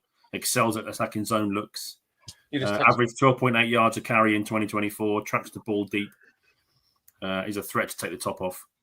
Foot speed makes multiple defenders miss. Outstanding after the catch. Oh, okay. So let me just pull this up then. I agree totally with the tour. Ben Johnson clearly wanted this kid. Poles didn't need to take a wide receiver, but he did. It's again, this is all Ben Johnson. And this is what they said. Let me read this. The post-draft analysis from ESPN is the Bears are winning this draft by surrounding Caleb Williams with talented pass catchers, and this pick is a steal. Okay. Burden ranked as my number 13 player in the entire draft with Stephon Diggs-like ability to create yards after the catch. He's a winning slot receiver who can be utilized at various alignments, and he has upside as an outside receiver once his route running improves. From Matt Miller. So he's saying that was his 13th best player in the draft, and we got him at 39. You sure that's from Matt Miller and not J2K? I'm pretty sure I just said all that stuff. Exactly. Yeah. You're damn right you did. J2, he copied your report on it. Oh, there's no highlights of him though there. Well, we can catch that. You can bet it anyway. Yeah, this makes me happy. Yeah, there's too many people saying that Burden should have been a first round pick. Okay, fine. I secede. They've literally gone best player available, haven't they? They've looked at him and gone, why is he still there? Let's take him. That was the best thing that I love about what they did with the free agency was because it put us in the position to take best player available at every freaking pick. Yeah. We're not used to that either. We're always trying to fill a hole or a need. They're going best player available. Do you agree with all of this? Yeah, I mean, I see where he's going. I just, again, I don't care how fast or how good the specialties are if we can't protect him. Well, this is where you're going to get it right here. 50. This next pick has got to be offensive line. It's got to be right. TJ is really from Missouri, man, because it's the show me state. And I get it. It's my little joke, Peach, but we always bring that up too. Show me, because I haven't seen nothing. Well, yeah, you have to. I mean, you have to be able to do it. I think after watching what I've seen so far, Jason, trying to make sure you got the right point in the right way. I was just pointing to Cliff's comment. He said, I was just going to update everyone that the Rams took a tight end, Terrence Ferguson. Yeah. You finally got PJ to sit up and talk, and then you interrupted him? Sorry. No, not you. Foster did. It's my normal habit. I'm just used to doing it, PJ. You know. PJ, please finish your thought. I think that with that Caleb Johnson, given what Ben Johnson has done so far, I don't think he would get a slower running back like Caleb now, because I think he's trending towards speed. So if he does go with a running back at some point in the draft, I think it would be another speed running back. Yeah, I think that would be Brashard Smith out of SMU. They brought him in. He converted wide receiver. Actually, he's only been it's a 1-year running back at SMU. He came from Miami. He was a wide receiver. At SMU as a running back, he had 1,400 yards. So he converted over pretty quickly. But when you watch his style of running, he was also a kick returner and punt returner. So he's got that instincts, that in traffic, how to weave through people, and he's got that skill set to break down, make people miss, and he's got the speed to hit a home run. I think he ran a 4.39, if I remember correctly. Now he doesn't play to 4.39. He's more of a 4.4 guy, to be fair. But fantastic hands. He looked great as a slot wide receiver with Miami when he was primarily a wide receiver. I mean, I would have taken him in the 5th round as a slot wide receiver. And you got that running back, and you've got that kick return ability. Absolutely agreed. Did you guys see the Raiders traded with the Houston Texans? Texans moving up to the Raiders spot right now. 58 and 99 to move up to 48. Yeah. Gave up a 4th round pick for to move up 10 spots. Wow. There's got to be somebody they're going after. Definitely. Yeah. But the Texans have traded back quite a bit in this draft, so they're kind of probably wheeling, dealing with extra picks. What's the running back you were talking about? Brashard Smith.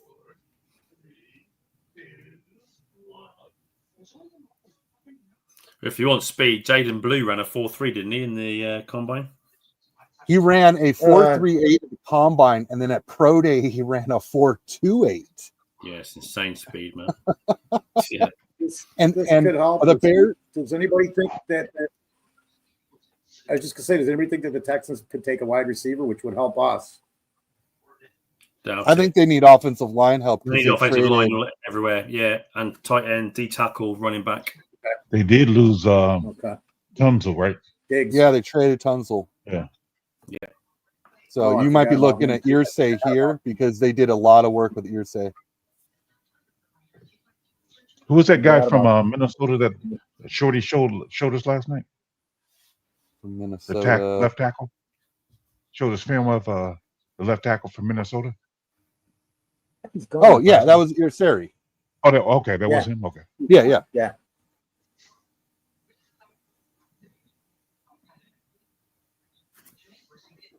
See, but like the defense, it just said that. Well, here it's saying offensive tackle, guard, wide receiver, defensive line, but then they just flashed that it was like the 3rd best defense against the pass in the NFL. I'm talking about the Texans. It was on the screen. I'm just reading it.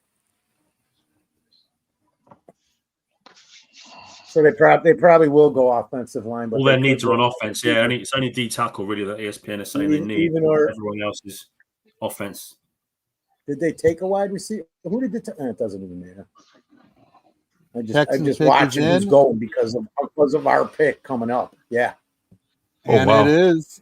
There's Sari. J2K. They got there it is. There's three. Is it? Yeah. Tackle. Well, he wasn't gone. Make some names. Good call, J2K. Thanks, sir. Yep.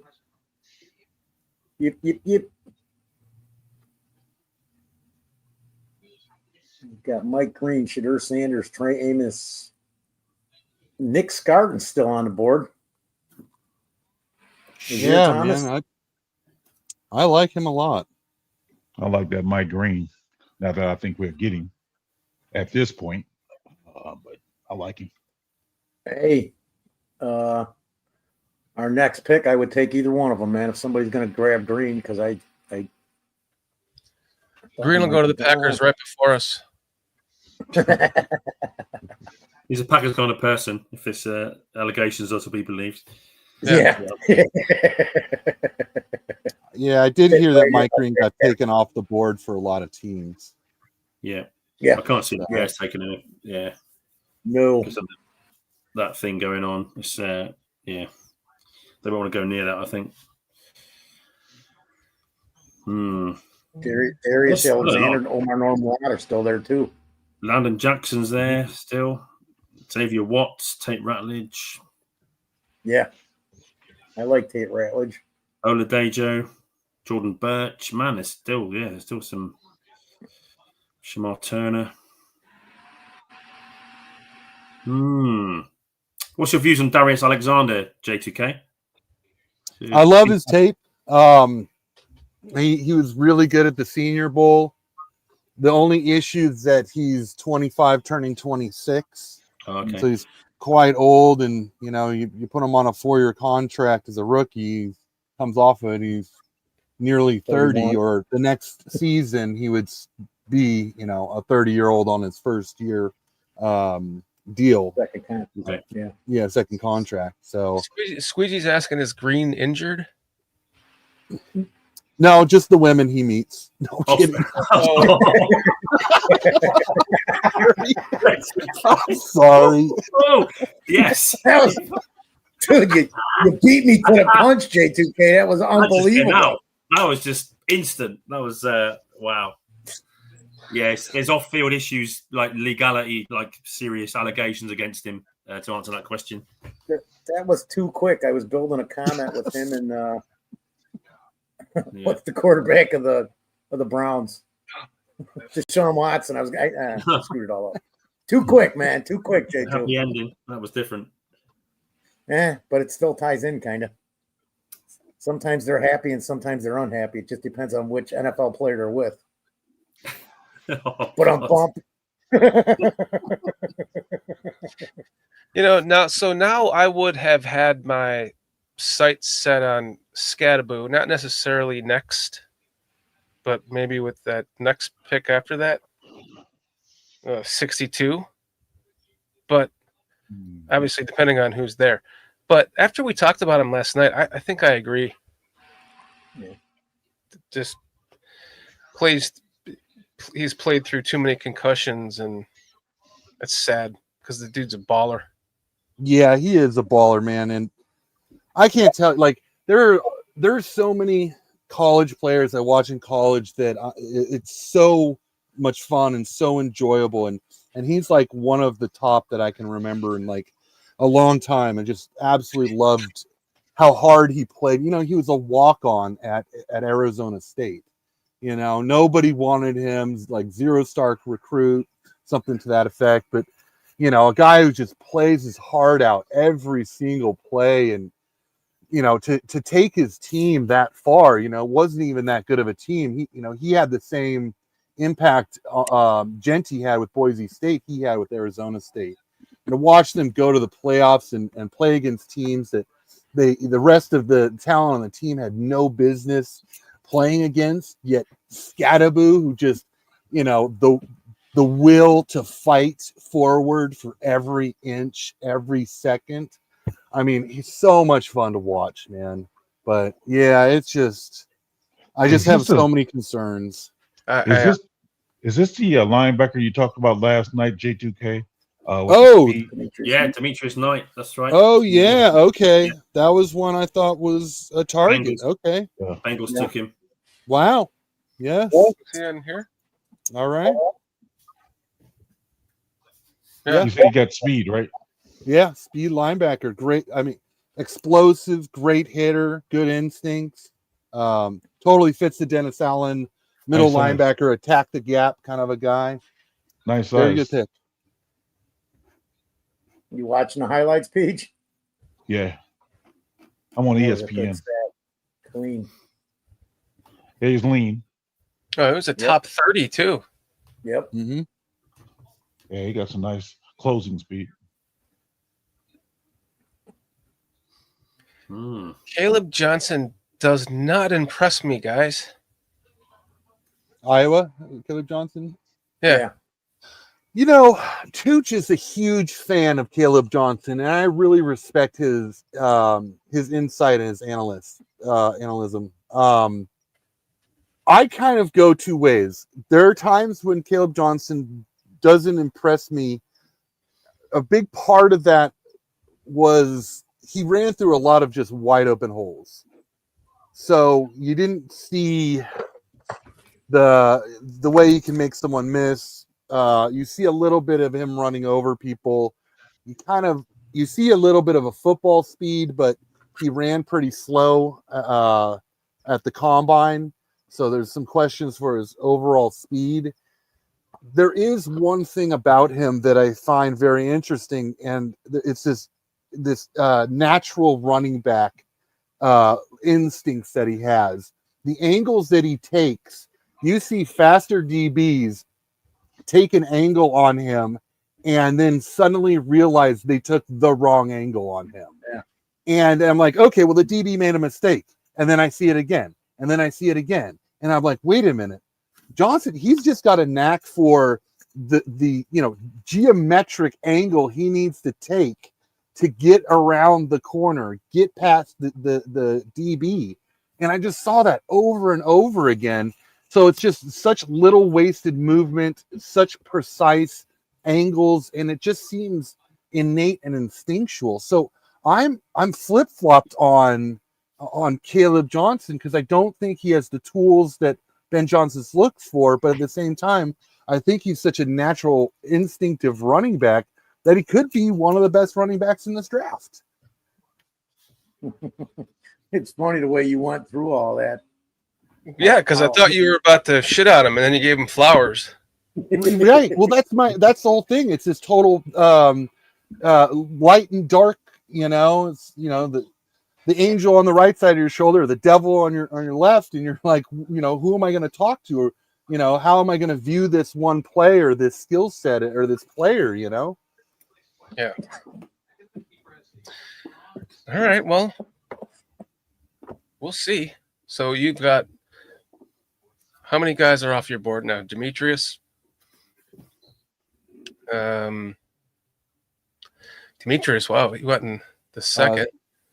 Yeah, Jonah's off Jonah's the up there, board. yeah. Offensive tackle Mason Taylor. Mason Taylor. But now we don't need a wide receiver, and this is. Yeah. No, I thought. So I think Ben Johnson and Poles were shocked that Burden was there, and they were like, we were going to take a wide receiver in the third. Let's take, Burden just fell in our lap. Let's just take him. He's too good. Yeah. Okay. Well, I apologize. Tell me about. I'm sorry, Shorty. Will you finish? I apologize. No, it's okay. I was just gonna say I apologize, and then the reason I reacted that way is because I hate when the Bears draft a player I have never even heard of, and it's like I used to do a lot of research when I was younger. It's a lot. So this is on me, okay? So this is on nothing else but me, and I didn't know who the guy was. So it makes it difficult for me to just go, yay! Because if I didn't even know who the fucking guy was, then, and that's not on anyone else but me. That's my fault. I didn't know that. So I apologize to everyone for getting enraged tonight. It's all right. We're used to it. You do it every year. You could just shrug if you don't know. Why is your default position just to go into a sort of rage and go, what the fuck? And you lose your shit, man. Well, everything went to shit because right before the show, it was like I was still working. And I'm like, I have all this shit to do, including eat dinner. I have not eaten all day long. I still have to eat. And that's why the show is 20 or 10 minutes late. So you're hangry. That's what's going on. I was hangry. So then I started off in the wrong mood. I didn't start off. I tried to dance in the beginning. Just wasn't jiving. And then they draft a guy I don't know who he is. So I apologize for being ignorant. That's on me. On your side, and the username checks out. I believe I trust in you guys, and I believe in you. And if the vast majority is saying that, let me make a poll just to prove my point. That's why I can get behind what you guys are saying. It's not that I'm trying to be like a follower, but if you guys are all being that, if you're all that adamant about this player, like, wow, he's sitting there, really? Okay, I get it. I apologize for not. I feel like a stupid ass now. So, Absolutely, J2 Arroyo, another tight end gone. That's a solid draft for Seattle. And before you go, Peach, before you say something, I just wanted to tell Shorty, dude, then you need to get out a little more. Fucking pick up your phone, and instead of doing a mock, go look at the draft board and start reading about a few of these guys before you say something. Damn it. because I wasn't looking at wide receiver. That's why I wasn't looking at wide receiver. Damn it. Scoularden's gone to the Panthers. Sorry. Go ahead, PJ. On this list here that we have posted, I see offensive tackle Anthony Belton. Do you think he'd be there in the third, J2K? I'm not sure at this point because all the other offensive tackles are off the board. There's a kid at William and Mary Grant who I also really like. So he could be. Well, we have 56 and we have 62, I think. Yeah. Yep. He could be one of those two picks. Norman Lott is also surprisingly still available. He could also be one of those picks as well. And don't count out Dylan Fairchild, interior offensive line from Georgia. I know a lot of people a lot higher on him, and he hasn't gotten the publicity as a mid-round inside offensive lineman. Now, what do you think of Watts, the safety from what is it, Notre Dame, I think? I really like Watts. I didn't over scout safety because, in my opinion, it's one of the positions that we can push off next year, or rather that it's a great need next year, but not a need this year. If we want to get ahead of the game, we can, but there's just too many other holes on the team for us to try to get ahead of the game. So I look at holes. Go ahead. I'm sorry. I got a guy like Sebastian Castro out of Iowa who came in for a 30 visit, or no, he was a combine visit, as someone that you could get in that 5th round range. That's kind of where I go, okay, you're going to take someone who's going to be a core special teamer and potentially fill one of those backup safety roles, then that makes a little more sense to me. But if you take Watts, you're going to start him day one. And then who do you sit? Brisker or Bayard? But yeah. Is he more of a free or a strong safety, Watts? He's got great ball skills. Okay. He could do both. In fact, I know in Dennis Allen's system, he doesn't always play single high, but he does do that often, and he likes his single high safety to be a little more of a true free safety. And then he does like to bring his other safety in the box, and he likes that safety to be very athletic, almost like a linebacker, perfectly like Brisker. And I'm not sure if you guys knew that Dennis Allen wanted to draft Brisker, and Poles took him 1 pick earlier. And Brisker has got a great relationship already built with Dennis Allen because they were in communication. They had these meetings, all this kind of stuff. And so Dennis Allen kind of, got his guy in a roundabout way. So I wouldn't count out Brisker getting re-signed. I think everything has to do with him having a healthy season. Yeah. Oh, we lost Jason. No, he said he'd be back. Oh, he did? Okay, yeah. Perfect. That's right. You guys actually look at private chat. Oh, and the Titans go edge with Oladejo. That guy climbed up the board quite a bit. Outside linebacker turned edge. I think he played edge for 1 year from UCLA. Yes. And but he was on fire, man. What is he On signing? I really gotta learn how to type, man, because I've been putting some of these players picked in there and look at every one of mine. It's messed up. Did anyone see him signing that stuff? Yeah, but I don't know what it was. I couldn't. What was that? It's hard because I'm down to like a 45-inch TV. It's too small. I'm sitting 15 feet away, man, you know, and I'm blind and old. Shut up, Shorty. No comment on that.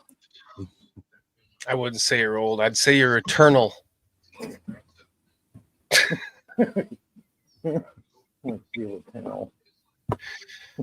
Man, anybody got does anybody have a funny bone for PJ? Can we make this guy laugh tonight, or? Oh, I'm believe it or not, what I'm doing is actually spending a lot of time here learning. I'm learning by watching these highlights of these guys who's getting drafted because I didn't have a lot of names. I know positions I want. I don't have names that I want. So I'm watching and learning and trying to remember what I think or what I'm guessing our coordinators will want out of certain positions. So when I think about like our edge, I've always been a speed edge guy to get around the edge real quick, coming from like the Lovey system. Now that Dennis Allen is here, he don't necessarily likes a lot of speed. He's more of more of a contained sort of guy. So I'm trying to wrap my mind around that. And Understandably so. Yeah, and see, what player fits that.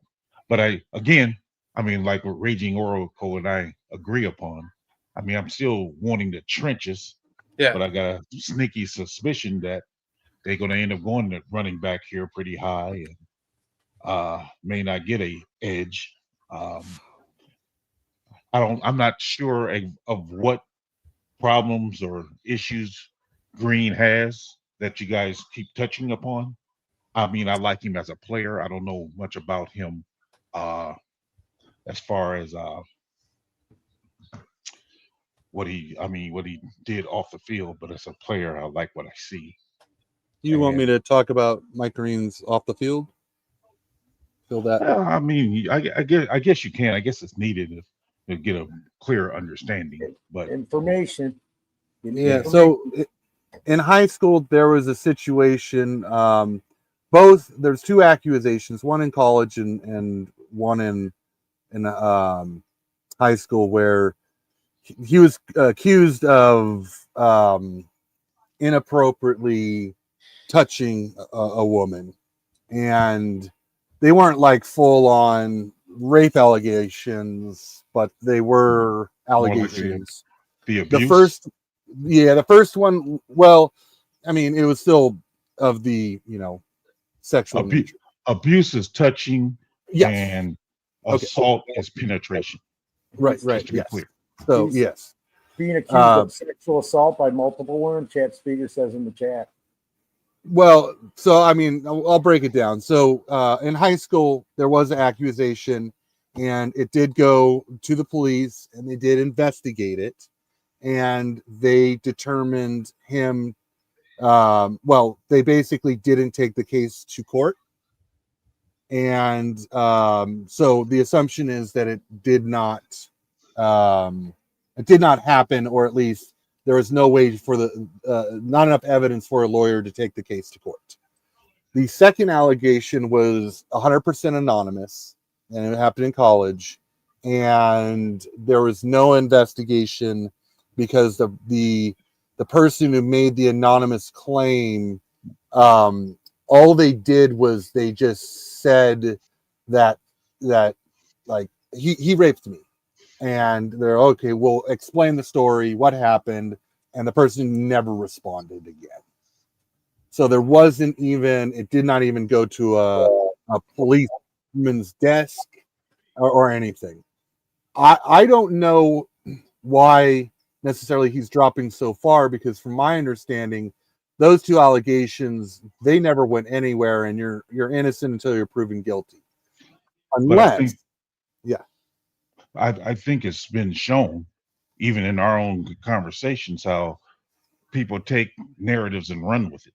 And that's what people be doing. They just run with narratives, even if it's true or not. Once it's out there, and people just run with it. And that's what I despise about certain things. I mean, why perpetuate a false narrative? I mean, guy haven't been convicted or whatever. And we we run with it and we build up a case against a guy, and innocent until proven guilty has no weight. exactly. And that's the big deal for me, because it sounded very much like the one that happened in college was almost a byproduct of someone finding out about his high school incident, and they wanted for other reasons to get back at him. So because this never went to court, this never went to anything further than a policeman in the first case having a conversation with the victim or supposed victim, but he didn't get arrested or anything. Now the problem was that at his college they had a no tolerance policy, and so they cut him from college because someone came and gave an anonymous report. Now, you Now, ruin people's lives because of that. right now, I don't know if there's more behind this that an NFL team has investigated that hasn't come out publicly. I'm not going to say there is, but the fact that he's dropping so far as a byproduct of this is it's interesting. I wouldn't say it's telling, because I'm 100% with you that you're innocent before proven guilty, and a claim is not a conviction, right? Right. Brian, I couldn't make a ticker. The trades, and it was just too much. It happens so quickly. I'd be sitting here making a ticker the whole night, dude. Sorry, buddy. But I do have this for you. Sorry to interrupt you guys. Go ahead. No, you're good. We're done with that. Yeah. I wanted to say something in the middle of that. It was going to change. Oh, Squeegee was mentioning, I want to see what Ian Wheeler has. And I 100% agree. Like Peach, maybe they're not thinking running back because Johnson, saw what Ian Wheeler did last year and how he was growing into a young man in the course of that training camp until that freaking knee injury happened. And maybe he sees the potential in him, and we're not running back is not high on the list now. So Right. I think that you're going to get what you want here. Oh man, Belton just went to the Packers. Oh, gone. Anthony Belton? Yes, went to the Packers. Oh man. Dang. Here you go, Coach B. They Tom Zach on the other side. It looks like they're setting that lineup, that offensive lineup, for a long run. I'm a firm believer. I hear people talk about they wanting Bears to be able to draft a quarterback every year. How about we draft offensive linemen and defensive linemen every year? Jeez, as opposed to one position that can only right? You'd be the Packers then. No wide receiver for your quarterback. No, the Packers drafted seven wide person out of receivers in the 7. last 3 drafts. Sorry, PJ. So the Bears are on the clock. Jeez. I see what you did there, Green Bay. I see what you did. Yeah, they Here took I'm the looking player. at. Is everybody else looking at the Chargers besides J2? I've still got the Chargers. Yeah, it says pick is in though. Yeah, I know, but I meant J2's already on the Bears pick. Yeah, he is. Yeah. Who'd the Chargers take? I'm actually looking for that right now. I just saw a tweet say Bears are on the clock, and then Should come up any second now. Oh, that's what you're using Twitter. Yeah. No, yeah, for sure. It's my dumb brain doesn't even think about Twitter. I mean, just less middlemen, right? Because a news broadcast needs to see it released, and then they got to type up the card or go and present the card, all that kind of stuff. Are you on like Bears Twitter? Oh, no, just all my follows. Do you want to know? Have you got it? Oh, there it goes. Trey Harris. Yeah. Trey Harris. Trey Harris, Yep. wide receiver, Ole Miss. So who you want J2K for the Bears here?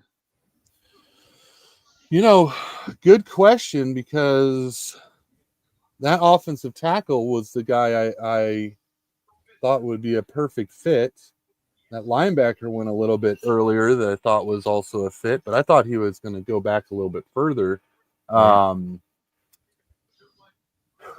mean, we did meet with Caleb Johnson, and here's the best available.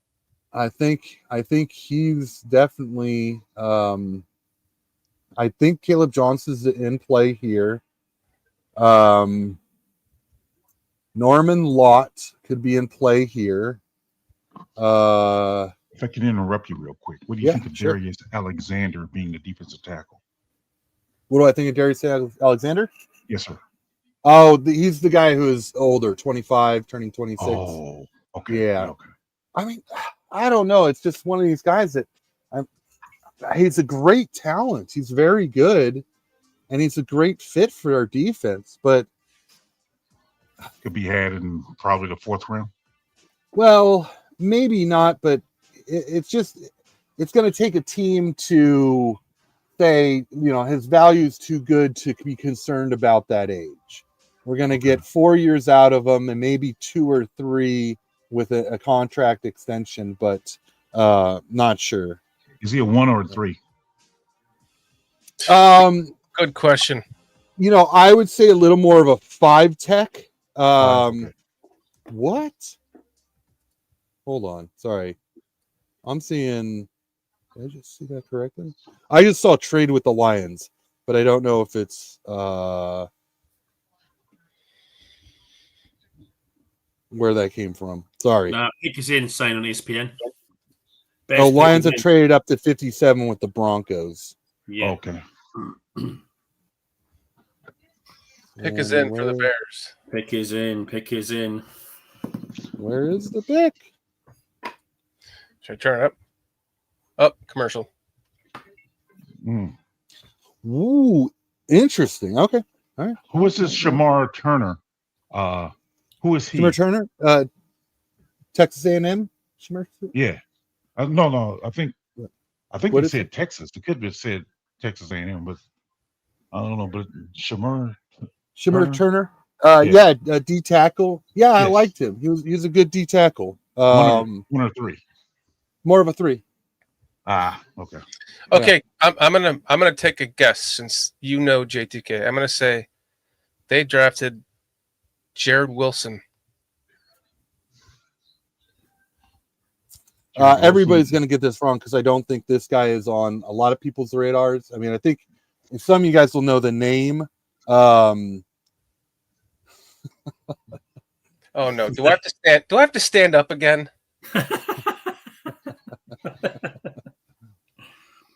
Tony Moore, you can't be telling us, bro. Did he say it? Oh, he's got to be kidding, right? I love your patience, J2K. Yes.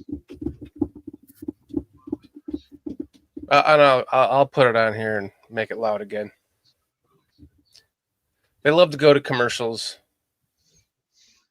Oh no, are they even announcing it anymore?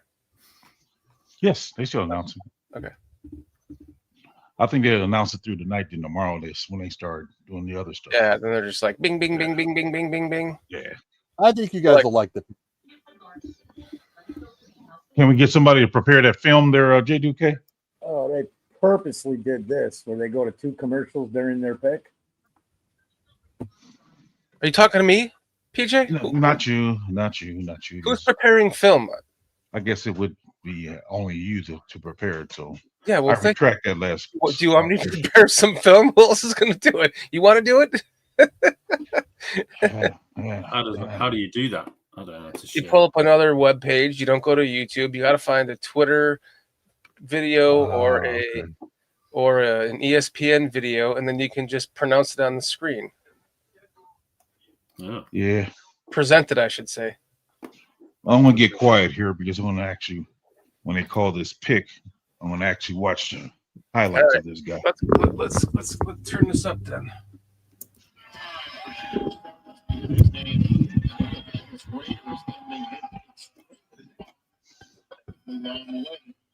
But that's for another moment, because Vegas is currently nobody's on there 7 minutes as we're nearing the end of round 2.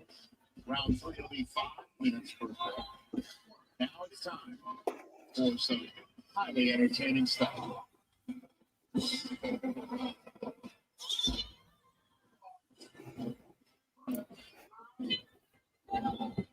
What is Seth Rollins?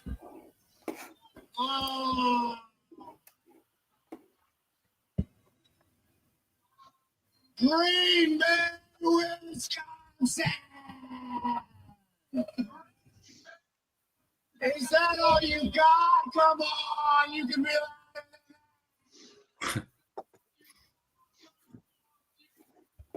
I like the belt he's got in his hand with the big Bears logo on it. Yeah. Championship gold looks good on the blue and orange. Caleb wants 8 championships, guys. Green Bay. We are in the shadow of Lambeau Field, and I love Lambeau Field because the king of the North, the best quarterback in the NFC North, Caleb Williams, is undefeated at Lambeau Field. Beautiful. And in case y'all aren't familiar with my game, let me remind you, I am a visionary. I am a revolutionary. I am Seth freaking Rollins. And I am here to tell you that with the 56th pick in the 2025 NFL Draft, the greatest franchise in the NFL, the Chicago Bears select Ozzie Trapello, tackle from Boston College. Let's burn it down and burn it down, Chicago.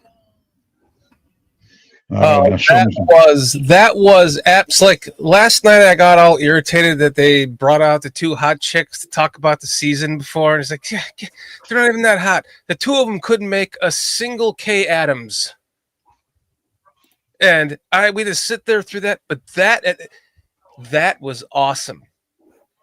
At first I was like all irritated that it was in Green Bay, but this is fun. They're booing us, but they were respectful when they were talking about Mongo and Walter, and then we went back to being enemies again. And then we send this guy out there to do that. That was brilliant, man. That was absolutely brilliant. And he's right. Everything he said is correct. 100% correct. Now, if I just may say, this is another guy that I have no fucking idea who he is. Looked at tackles. Ever heard Son of of a former NFL lineman.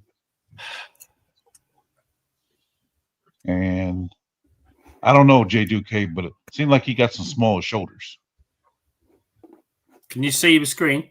Have I done this right? Oh, let me remove this. Let me actually get rid of this. This is easier. Okay. There you go. Have you got it? Yeah. Yeah.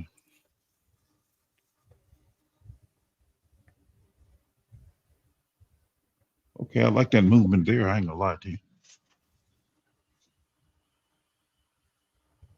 Okay, okay. I like that one. Okay. I love J2K. This silent. This is awesome. You want to go use the bathroom? Oh, oh, damn! No, That's no, no, I'm okay. here. Perfect. He's just waiting. He's waiting.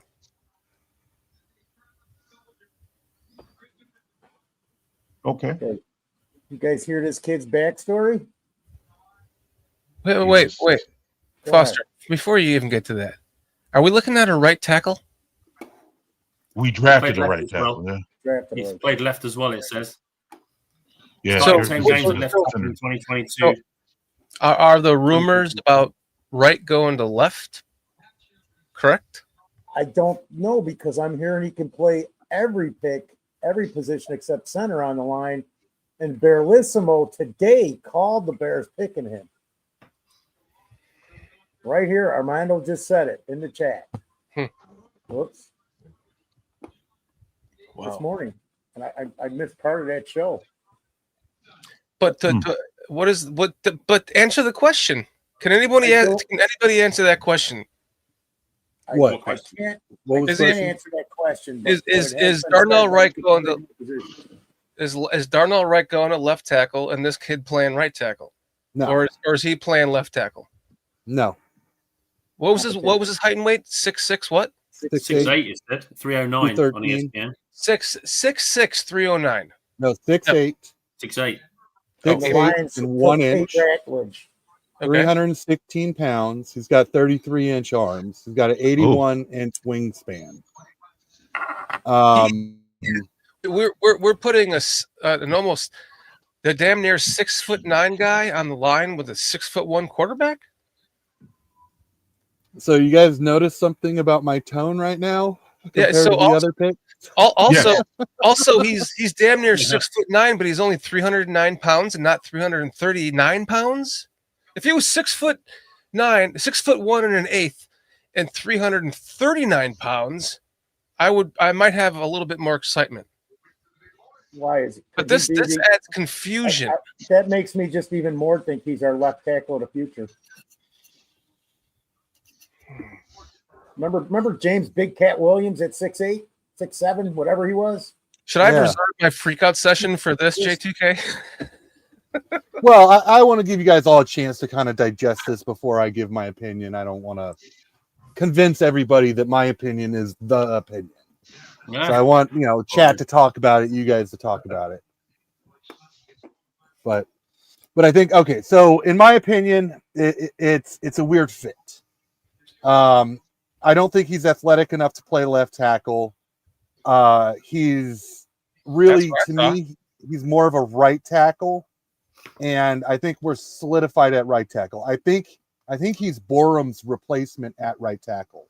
I think we just drafted a backup right tackle. Yeah. Now, having said that, I also don't think his arm length fits the makeup for an offensive tackle with Brian Poles. Now, that could have changed with Ben Johnson coming into the building. He did talk about, I look at the tape first before going arm length, which has been a little bit of a prospect's character trait switch. So, okay, maybe he's a tackle, but I do not see him as a left tackle. I just don't. Okay. And I'm thinking that he's also a guy who, when you see him on tape, look when the tight end is over him and how natural he looks as basically what could be an offensive guard. When someone is lining up on a 5-tech right over him. So I really think that he's a guy who would move inside. But we go back to this, a 6'8" offensive guard with a 6'1" quarterback. With a shorter quarterback. Now Now 7 inches up. He's 6'1" and an eighth, and this guy is 6'8" and an eighth. If Right. he's playing tackle, he better create the throwing lane. He better be good enough to create the throwing lane. If he's a guard, he's in the way. Now, I will say, as a positive note, I do think he bends well for a 6'8" guy. Meaning, he's not playing too high, right? So that may help. And sometimes throwing lanes are more about throwing in between the offensive line than straight over them. Although, That's what I meant. Between them, he better be good enough to create that lane to throw through. Right. Well, we did see a lot of balls bounce off of Bears offensive lineman heads in the past couple years. So that's been an issue. So, I say developmental offensive lineman that could play anywhere except center and, in my opinion, left tackle. I won't rule him out at left tackle. I won't do that to a kid, but his makeup screams interior offensive lineman to me, which is not bad. Hey, look, we drafted an offensive lineman, someone who's going to be a depth piece. He's going to, grow into whatever position he's going to be. There's no need to start him right away, so you could have him as a swing tackle. Taking time off. What's that? The record's broken again. Oh, no, it's not. It's not a bad pick. It's just I'm seeing on Twitter that a lot of people are like, "This is Braxton Jones' replacement." It is not. In no way is it Braxton Jones' replacement. I'm very surprised if this guy turns into an NFL left tackle. I wouldn't go any higher than a 6'5" tackle, unless he was good enough. If he was a 6'6" tackle, could create space, could create that throwing lane for him. A Trent Williams, if he was 6'6". But this, I just don't see a fit with him being so tall with a quarterback of that height. Well, he does bend well, so I wouldn't worry too much about that. My point I'm saying is that it's just this screams depth piece and someone we may not see for 2 to 3 years. Now, we may see him for a game or two if someone goes down for injury. He might come in and help out in a pinch. But you just said that about a second-round pick. That's the problem. Yeah. Lions being smart. Lions took Tate Ratledge, who, between the two, I would have gone Ratledge. Even though same scenario, you wouldn't see him for a couple years because our guards are taken care of. But exactly, he wouldn't. But that's exactly, you just said it. Who cares then? Because it would take an injury. And it's not a horrible pick. I mean, he had an 8.89 RAS score, so there is qualities to him as, traits are concerned. But, I am a little surprised at the pick, just given arm length has been such a desired trait for our offensive linemen. And, Belton being a top 30 visit who had the 36-inch arms, I think they were targeting him or hoping that he would drop to them, and he didn't. And this was a backup plan, in my opinion. It's just what the... When I saw, now, you guys weren't even talking about it yet, for whatever reason. When I saw the Lions pick up Tate Ratledge, I would have much rather had a depth guard who will probably be a starter one day. Second. And people were giving me shit for saying this on the Bar Room Network. You don't do that with the first round, second round pick.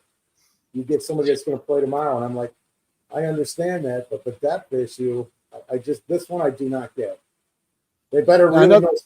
They better really know something that a lot of people don't know. I'm anxious to see what both the post-biased people say about this pick. Because they've been another picks, and they're usually the ones that are biased against the Bears. Just saying, man. Not sure. Another positive is that he's been extremely healthy. Not a lot of injuries. So.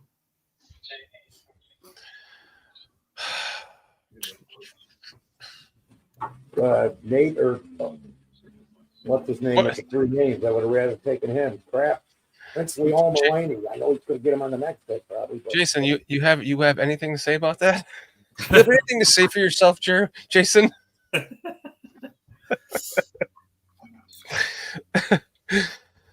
We are on the clock for 60, you guys. Mike Green just went to the Ravens. Oh, Mike Green. Whoa.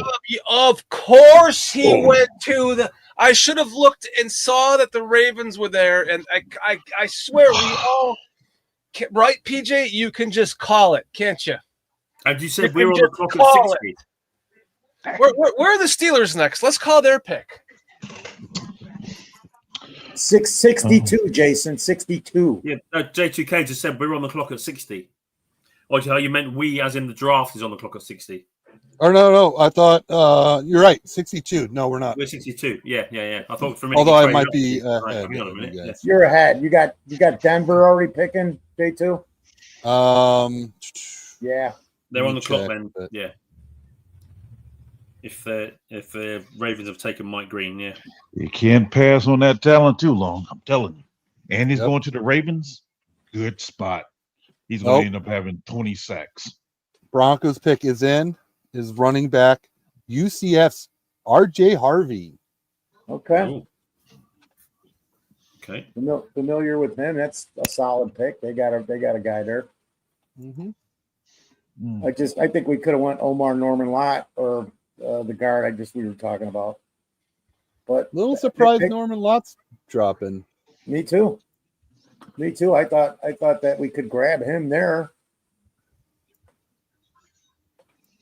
Yeah, RJ Harvey is a good power back with speed. I mean, he's a compact built guy. I mean, he's smaller. He's 5'8", but I mean 205, runs a 4.4. But he'll thump you when he can. Good for you, Ravens. Good for you. Good for you. Who you, Ravens? Ravens don't give a. Well, They that's want a player. That's it. The name even fits it, you know. The East Coast Gridiron had they called this pick. Another positive for Ozzy is that 770 snaps had 0 penalties last season. Who, Mike? So look, Ozzy? Our guy. Our guy. As I just got the text, the tweet from Chad, Ozzy Trapillo had 36 starts at right. Go ahead. Was the least penalized offensive lineman in football. Yes. 5 in the last 3 seasons. Discipline. Yep. 6, 8, and an 8th. I mean, it's not a bad pick. I'm just thinking that they lost out on Belton and went with the kind of their second ranked offensive tackle and you know, we wanted trenches, we wanted depth, right? Yeah, exactly. I'm still going to give it a positive grade. You know, I'm just a little surprised. What's that, PJ? Starting quality depth. Yeah. I don't know if he's starting quality. Well, I think he's a ball of clay. Let's just call him that. And we'll see down the road. So I'm not going to say I dislike the pick. I'm a little surprised at the lack of arm length, and I have concerns about offensive tackles that are too tall because they often play too high. And there's a point where you get to that 6'7", 6'8", anything above that, and it's just rare that the guys work out unless they're extremely athletic. And I don't think he's extremely athletic. I think he will be our backup right tackle, and he'll moonlight at offensive guard until an opportunity or he plays up to the standards of starting.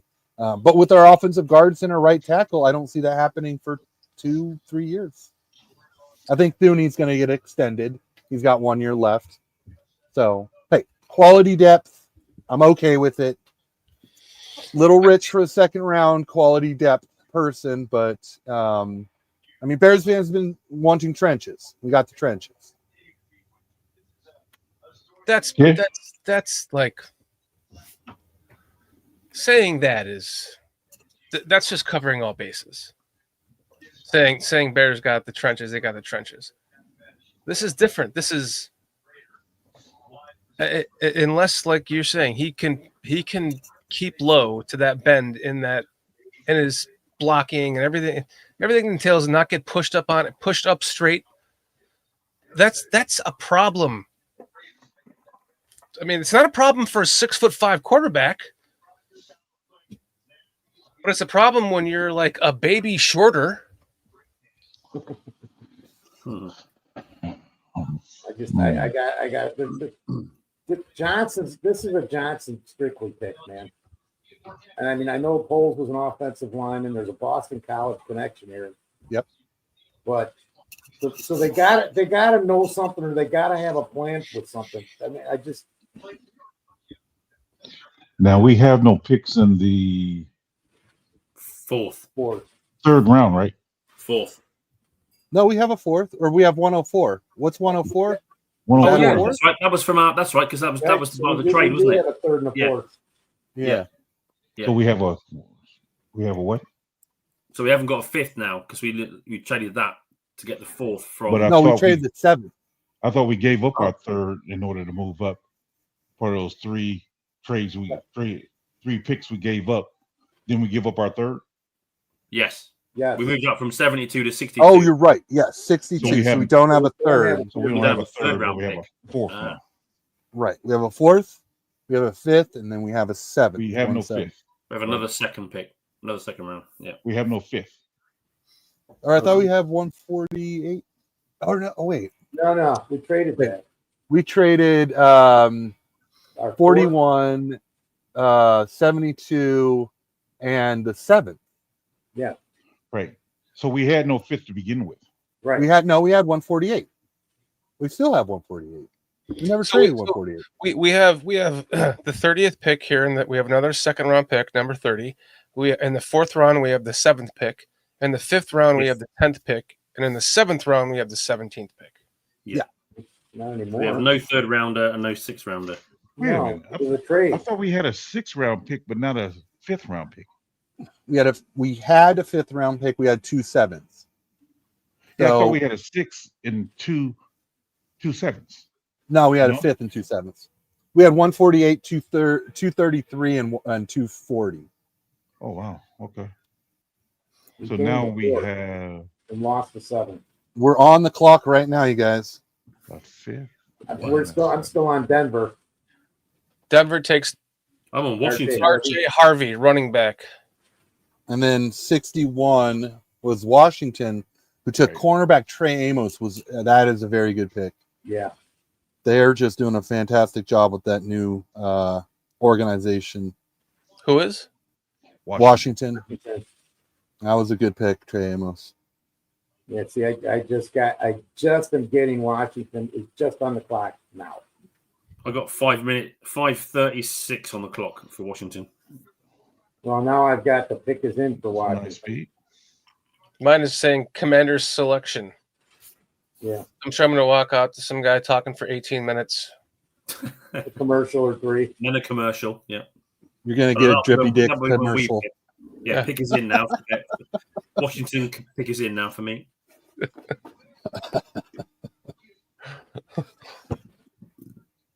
Okay. My night's nearly over then. We're going to make our next pick. Bears pick is in. Oh! You're clever. Don't say it. I won't say it. No I'm going to hint. get rid of the chat. I'm going to get rid of the chat. You excited though? Chat. Keep quiet. Don't say anything, Chad. I want to play it live, and I don't want to see you. I don't want to see it. I saw who we took because Tony Moy gave it away in that last pick. So I already knew we took out like 3 minutes before we saw it. I like the pick. I could tell by the excitement in your voice you like the pick. Yeah, you sound like a happy dude. Yeah, he does. You can't see the smile on his face either, which.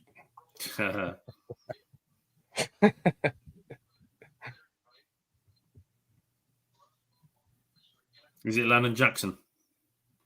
Oh, I hope not. Sorry. I'm just guessing. I'm just. Yeah. I'm still on the I don't Commanders, say man. anything. I'm just. Yeah. I should shut up. Sorry. Now the Bears are on the clock, dude. Oh. Come on, Now come on, it come says on. the Bears pick is in. Yep, I got it.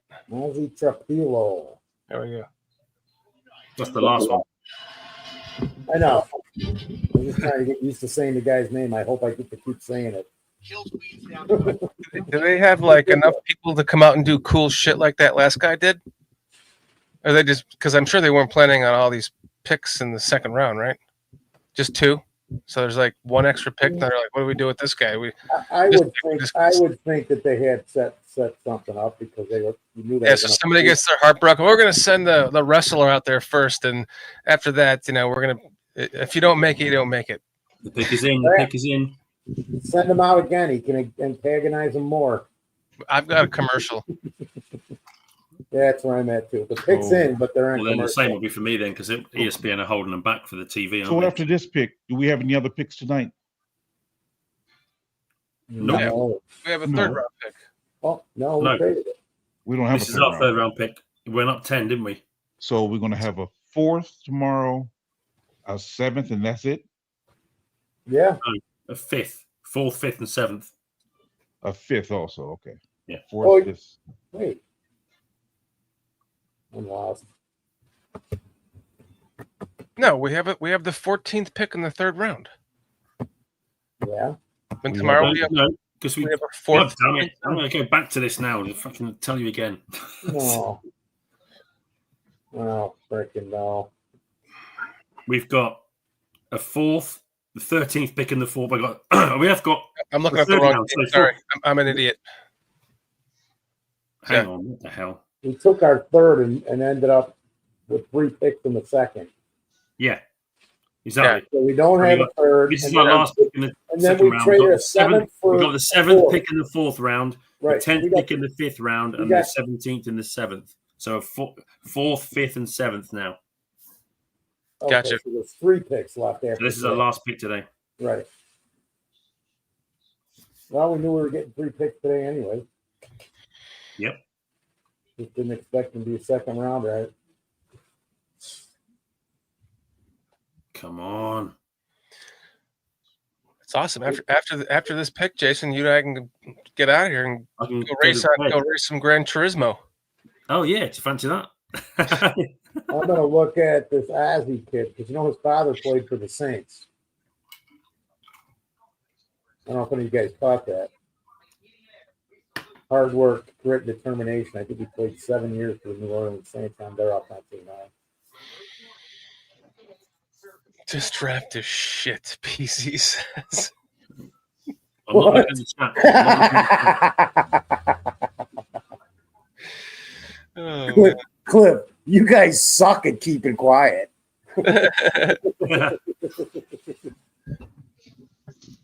It's still commercial. Sorry, no more picks tonight. Picks are 109 in the fourth, 148 in the fifth, and 233 in the seventh, just like Jason said. Now I got to see all this Green Bay Packers Lambeau Field crap. Why is it when we move up, we got to give up draft capital, but when we move back, we only swapping picks? Well, Oh, just rhetorical. no, but I get you. But hey, we got another second, and then went from a 7th to a 4th. We moved too far. Like if that pick was a little closer, I could see that. But you're right. I think we should have got more for that pick. Oh shit! They just said it. They just said it. Damn it! Then the Bears chose Afi Fertillo. Oh, here we go. We're about to go. Now we're about to find out who they're slapping backs and slapping each other up more right here. I would do that for every pick. Literally.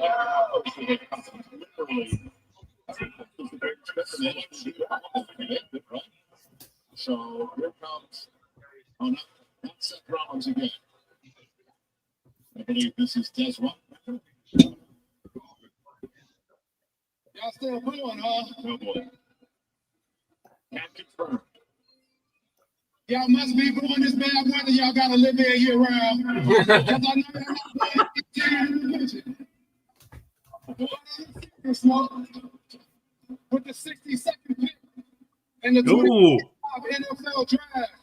Wow. Go Bears select Shamar Turner, defensive tackle from Texas A&M. One technique. Explosive 3-tech. I'll take it. I'll take it. They're calling him a 3. What? 3 technique. Explosive 3-tech. Shake ball power. Oh, I was thinking about the guy from Texas. My bad. Dang. What do you guys think? Chat, what do you guys think? A 3 technique, I'm not a fan of. I love it, dude, because he's in the backfield like at least once every freaking game. If not getting a sack, he's throwing somebody for a tackle for a loss. So I think it's a good pick, dude. I like it. All around, you guys like it? Jason, Yeah. you all right with it? I'll pass. I think he fits the mold I of don't know who else was available. I can say that honestly, but from looking at him, I'll take it, man. I'll take that. That's something that we've been talking about for a couple of years too, man. Getting a real 3-tech in here, and I don't know if he's exactly it, but I believe he's going to make some penetration, man. That's what he's done in college. That's what she said. I'll shut up. I like him as a 3-tech. Yeah, I love the pick. Absolutely love this. He is incredibly explosive. He gets off of blocks really quickly. He's in the backfield. He's up and through his gaps quickly. This is absolutely a perfect Dennis Allen type D tackle. You look at his pass with someone like Sheldon Rankins. He's a little bit smaller. He's like 6'1", 290. But, I mean, explosive. And then just look at his hands and get off the block. And it's exceptional, man. This guy, he's absolutely a playmaker stud. You might see him come off the field on some rundowns, if they go into more of a heavy set. But this kid, I think he's good on the rundowns because he can get off of blocks. You can see it here. In passing game, he should be up in there. He's going to be coached by, or helped out by Grady Jarrett. He can look up to him, and Grady's going to show him all the tricks of the trade.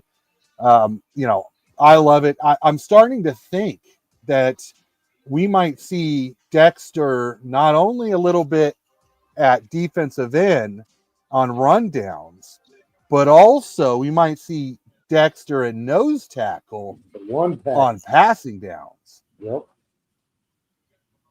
Good. So the only other guy, because I didn't see who was on the board, and I forgot, and we just talked about it. The Chiefs took Omar Norman Lott.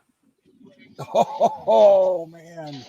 So I had Norman Lott as the better pass rushing defensive tackle. I had him over Shamir Stewart. So I'll be watching that one for years to see, who was the better 3-tech pass rushing D tackle to take. But I do love the Turner pick. Shamir Stewart. Turner. No, you're right. Turner. Yeah, Turner. Yeah. Sorry. Yeah, two Shamirs on that team. Which I was talking about earlier, Omar Norman Lott. I forgot that he was still on the board. But I like this too. I mean, just because I've seen the film on him, I know. Like I said, every game you're gonna see him in the backfield at least once, where he's gonna be in the backfield and he's gonna be a play. Because he's almost done that for his entire college career. If you add up the tackles per loss, that doesn't even count the pressures. That's just the tackles per loss and sacks. He's doing one of those every game. A tackle per loss or a sack every game almost for his whole career. I think he's got like 34 of them in 35 games or something like that. I only know this shit because watching Adam and Switch Sports and then looking at their tape when they're doing shit, or maybe I catch their listen once in a while when he was doing this stuff. So now I get to go do it with JTK shit.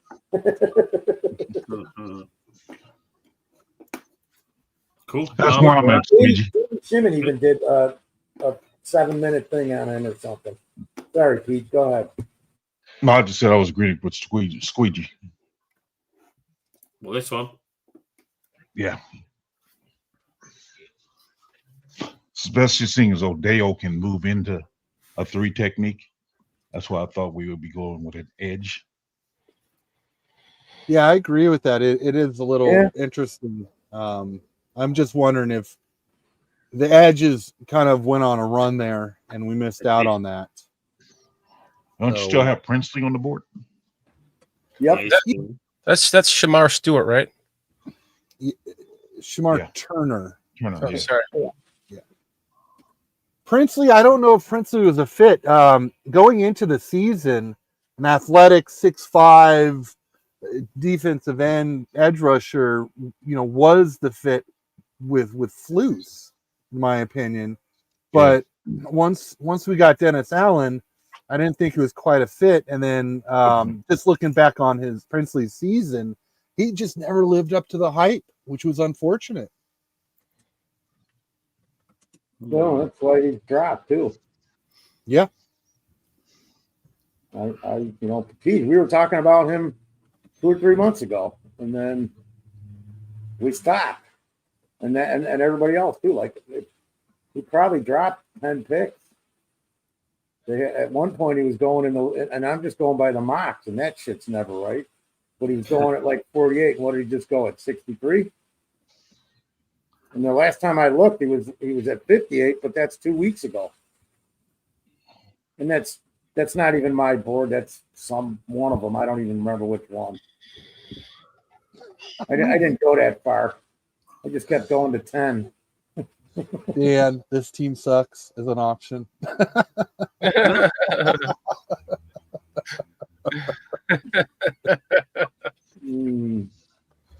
Hey, I'll be right back, you guys. So far, nobody's said yes to this team, or nobody's chosen this team sucks. So.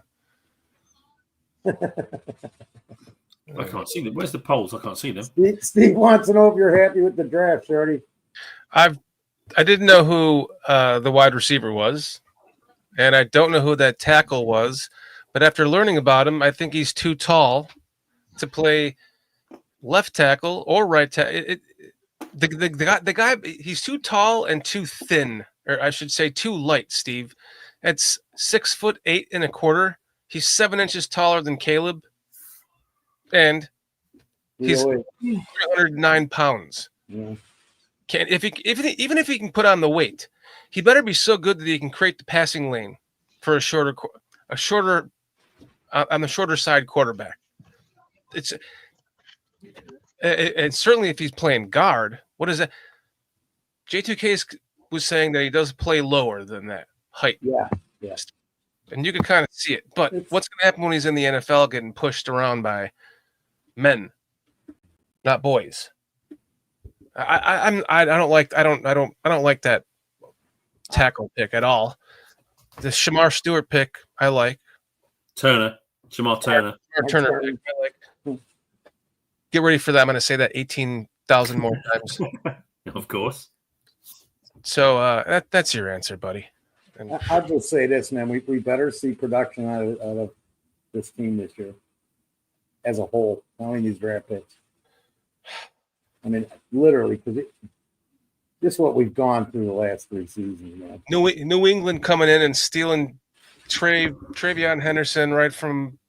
Oh well, and then what? Cleveland taking Judkins. Yeah, I'm sure we would have drafted one of those two there. I'm sure of it. I would think so. If they were there, he was gonna grab one of them. I don't know what their preference was. It was probably Henderson for the speed, but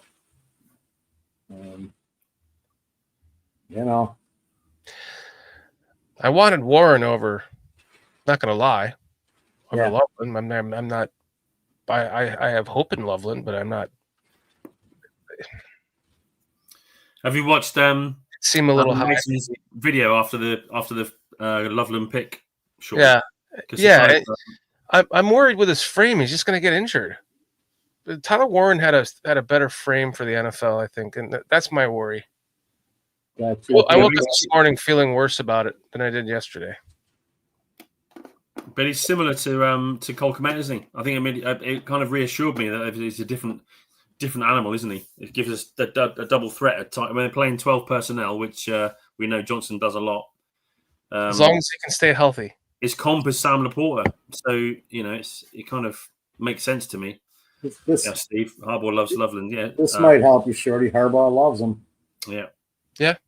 It makes sense to me now. And I've been looked at some tape today on my lunch break, and watched a couple of videos. It's just like, yeah, man, I kind of get it now. Yeah. Yeah. Was he the one? But everyone wasn't talking about him. That's the thing. It's like we get kind of swept up in. Yeah. Everyone was talking about Warren. That's all you were seeing. I'd seen some people talking about Loveland being right up there too, but nothing. We just kind of get fed what we're fed, don't we? I think sometimes. Yeah, and J2K brought up Loveland to me a couple of weeks ago, and I was like, yeah, that's like I. So did Carl. He's really good. Carl's been on him all pre-draft here because he's a Michigan guy. Yeah, and then for him to not like the pick shocked us. I couldn't disagree with it with your assessment of him, and my eyeballs don't lie to me, but I just didn't think it was 10. I thought he was the second tight end in the draft. Yeah, I think that's probably the impression. I think the problem is though we kind of fall into this sort of thing with the mock drafts, don't we? And we sort of talk about value, and then we imagine that we can just trade into what we want to pick the players that we think fit that. And we bit. fall in love with a player too. That's And why I hate yeah. doing this to myself. But it's not. The thing is, you can't. It takes 2 to trade, doesn't it? So you can't just say, "Well, no, we'll trade down to 14 and get Loveland," or we'll trade down to 18. You can't do it because that isn't the real world. These are all like fantasy. These mock drafts, aren't they? They're just kind of made up. And oh yeah, I traded with so and so, and I got these 2 picks, and I picked that guy, and this is perfect. Look at my perfect draft. Because everyone else is also trying to get their perfect draft, aren't they? Mm-hmm. So I think sometimes the mock drafts can kind of lead you into this sort of sense of like unreal kind of expectations, maybe. Yeah. But and you start to fall every DM in real time, aren't you? Every other team, you're fighting all them in the same time. So. It's like I'd almost rather just not pay any attention to it until they draft them. That makes sense. When it comes down to 2 out of the 4, how many players have we drafted that I've never heard of before? 4 now. Again, that's on me. But well, you might not want to look at them, start liking them. Then they might trade them. Exactly. You guys. For a 6th-round pick with a conditional 4th attached. Squeegee, or just even worse, cut him. Squeegee's doing what you're saying. He's going to go and look up our new players now. Have a good night, guys. Peace. So yeah, good night, Squeegee. Thanks for joining us, man.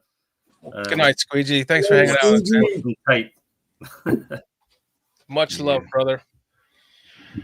Yeah, I just it's almost like it's kind of always been my problem with the draft is you get too, you're like sitting there going, "Why fucking Tom Brady's sitting there?" Yeah. Why don't you just take him in the 4th? Why don't you take him in the 5th? Why don't you take him in the 6th? No. You just draft a quarterback. You've never had a quarterback. Just try your best. Just draft quarterbacks. No. And then he's a Hall of Famer.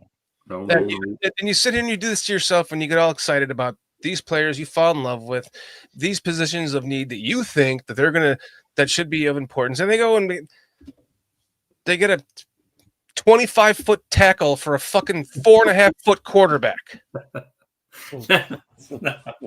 When they already have a right tackle, and there's rumors that he might play left, and we don't even know if he can. Good. How much inspiration is that supposed to give me as a Bears fan? I'll tell you what inspires me. It's a fucking broken record. What inspires me is Ben Johnson. That's what inspires me. He's seeing these pieces, and he's going to use them to their best advantage.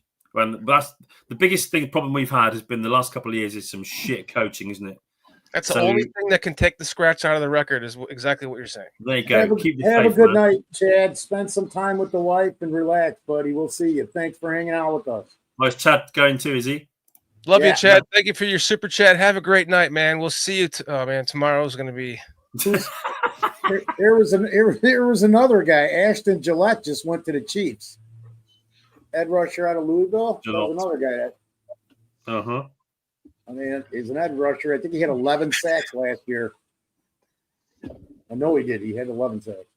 They said it. I saw it somewhere. What the fuck, Shorty? That's it. I'll say the same thing there, Shorty, with Steve Esser. Yeah.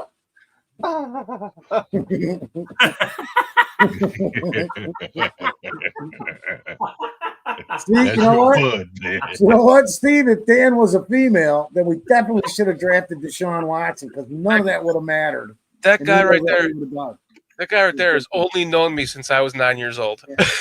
That is brilliant. For all the crap you did to him, he's got to get you one way or another. He still owes you, I'm sure. No, definitely. I threw a football to him and he into it. And we were playing catch in the parking lot at a grocery store, and I led him into a grocery cart. On accident. I wasn't even looking. Sure. I was just timing it. I was like, oh, he's gonna catch it right there. As soon as he caught it, he hit the grocery cart rack. We're at 67. We picked at 62. I forgot what's his name from Ohio. Jack Sawyer's still around too. I'm still sorry about that. I'm just saying, there's edges. Yeah, you say that like every 6 months, dude. Steve knows you're not. What's up, Chips? Chips, I already said. I just said that. I just rewind 5 minutes. I'm good. I just don't understand the depth piece in the second round. I'm questioning that one because I don't get it. They have to know something we don't. There's got to be some to just take him in the second round. And I know he's got great numbers and no penalties, and he's a stand-up guy, and there's a great story behind his story. But that's the one I question, is that tackle in the second round. I'm reading names now going, oh, we could have taken Jack Sawyer. Oh, we could have taken Green. We could, So I don't know. Time's going to tell on that one. 86% said they like the Shamar Turner pick. 14% said undecided. 0% said no. 0% said this team sucks. Okay, that's good. Yeah, that's good. I'm back, you guys. I'm having a bit of a snack, so I'm gonna stay on mute. But if you guys got questions, no worries. No worries. Chips was just asking everybody. A couple people came in and asked how Shorty feels, how everybody feels about the draft. So we kind of just did that real quick. I don't know if PJ answered. Overall, PJ, you want to go? No, PJ better take off for a while. I gotta go give me some ice cream. Ice cream. Ice cream. You scream. We all scream for ice cream. I had coming back? Vanilla. Yeah, a little bit. Yeah, I'll be back. Okay. I'm actually going to the store to get it. So. Wait. And you're not taking us with you? No, sir. No, sir. No, sir. We going to an ice cream. Are you going to Walmart to pick up some ice cream? No, I'm going to an ice cream parlor itself. Even better. No, sir. Come on. Harold Fanny No, Jr. sir. We just went to the Browns, man. Tight end. That was. That's the poll. Should PJ take us to the ice cream parlor with us? Yes or no? No. Yes. Hey, Lee Bruin stopped in. What's up, Lee? Lee, perfect timing. We're about to go to the ice cream parlor with PJ. Really not. We're really not. We're really not going.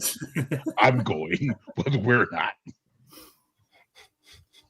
Keiko Cola 111. Everyone is sugarcoating it, but the Loveland pick at 10, depending on how well he plays, could be the Bears' worst first-round pick ever. Let's hope that's not true.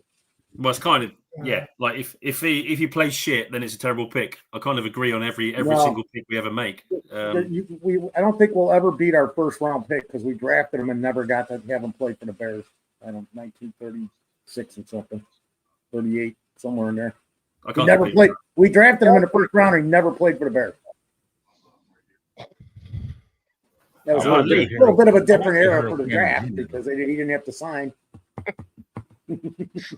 Hey, Foster, don't always believe what you think. I know. I just was going to say that too. Lee's one of us over here across the pond. Thank you, Brian. He's the same. He's 240. So yeah, he's over here with me somewhere. Oh yeah, awesome, Lee. And Furious remind us, don't forget about Kevin White. Thank you for joining us, Lee. Also, thank you for joining us, Kethakoa. I can't fault Kevin White because of injury. Chips Ahoy. Bust. You can't. I just can't do that. What's that? I can't fault Kevin White as being a bust because he was hurt. I mean, when you're hurt, I can't call you a bust. I mean, I can, Pete, because he got healthy and went other places to play and did nothing. He was a bust. He wasn't a bust. I mean, he just was hurt. Same way with Karimi, Gay Karimi. He was hurt. I mean, certain people shouldn't get drafted when they hurt. So if they shouldn't get drafted, because they probably shouldn't have been drafted. It's not a bust. A bust is when you draft them and they shouldn't be drafted. I'm just giving my side. You're not a bust. I got you. I know what you mean. Oh, you're a bust. I gave you my opinion. Bust just sucks. When you're hurt and it derails your career, it's different. I get it. I get what you're saying. You know, I truly looked at Jamarcus Russell. Just take us with you. Just take us with you. Now, when this conversation going in the car. When Jamarcus Russell was drafted, he's trying to get him on the road. I know, right? He was drafted. I mean, I'll take some Tin Pan Dog. And... Sorry, go ahead. And most people considered him a bust, but then when I listened to his interview, he said people don't know the challenges I had to overcome just to get to where I was able to get drafted. So the challenges I overcame, yeah, they don't know that story. So they think, well, I got this gift of being drafted #1 overall. But the fact that I was able to get there, and although I didn't do what many thought I should do, the victory for me was getting there because of the still challenges I still had to yet overcome. And I'm like, that's a beautiful way of looking at it, because we don't know these guys' stories. Because even like with Mike Green, here he is getting accused of stuff and don't get a chance to go until late into the second when he was projected to be a first-round pick. We don't know the challenges all these young men are going through and the obstacles they face and they have to overcome. And we're sitting back in our chairs and looking at it and evaluating them from afar and said, oh, this guy sucks, blah, blah, blah. Even with this Ozzy guy who I have no idea who he is, but here he is. He lost his father. Father was an ex-NFL player, so he had his obstacles to overcome, and yet still was able to get drafted in the second round to get a chance to fulfill his dreams and carry on his father's legacy without his father's being here.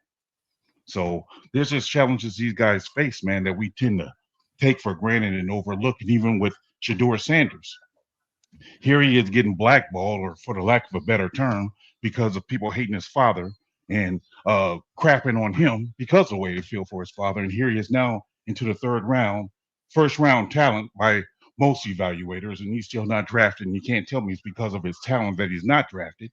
It's because of they feeling some type of way about him. And that's a bunch of BS, you ask me, but that's the world we live in. That's why I refuse to crap on these players. I just refuse it. No, I got you, PJ. I was just going to say, you bastard, because you shut us all up. You literally, before you said it, and I'm joking around with you, before you said it, you were telling the kid's story that just was drafted. The tackle we're talking about. You were telling his story. So I get it. I get what you're saying. I don't even be mean to these guys, because none of us ever came nowhere near or thinking of close of making it to the NFL draft. So when I say a bust, that just means I'm talking about strictly on the field. I get it, because you see all the challenges, just my challenges that I went through to just be sitting here talking with you guys today. I get it. So I say it, it sounds like it's out of context, but I'm just talking about on the field. And even that, when it comes to an injury, you don't know. What if they could stay healthy for 2-3 years? You don't know. You don't know. They made it to the NFL one way or the other. And then there was one other thing I was going to say, but I forgot, because everybody wants to go get ice cream on camera. PJ, that was very well said. Here, clip Victoria. Trapalo's video is 7 minutes of him stopping every guy that tries to get past him.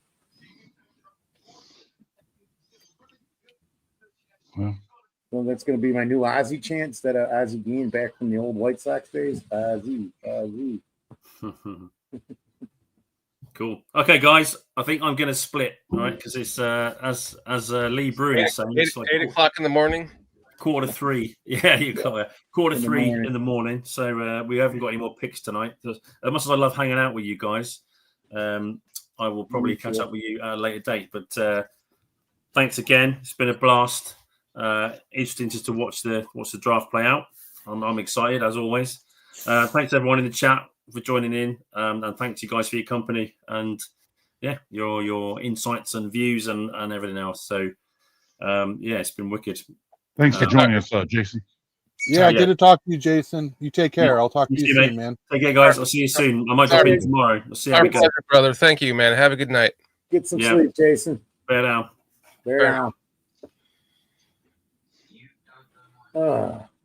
Where was it? Steve said PTSD, Bears, post-traumatic something. It's on there somewhere.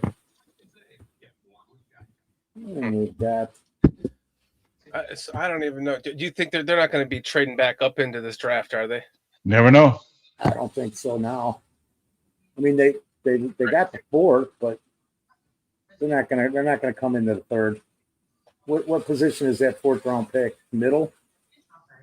109? It's like 7 or 10. It's the 7th or 10th pick in the. Oh, so it's okay. It's on the higher end in the fourth. It's possible, but at that point, because now you've gone down to another level of positional players, especially at the edge rush position, defensive end. The tackle, the only thing I didn't get about taking the tackle, and I still like the pick, is this class is very deep in defensive tackle. I mean, there's guys that you can get in the 5th round that are going to be effective playing in a rotational scheme. Late 4th, early 5th. I think early 5th. And you got to love the name, Tonka Hemingway. Somebody's going to be happy with that pick late in the 4th or early in the 5th. And I'm just, the defensive rushers seem to, we got a drop off there. I think we missed the boat on that one maybe. But I still like the Shamar pick, man, because he's going to disrupt the middle of that line. That's another body in there.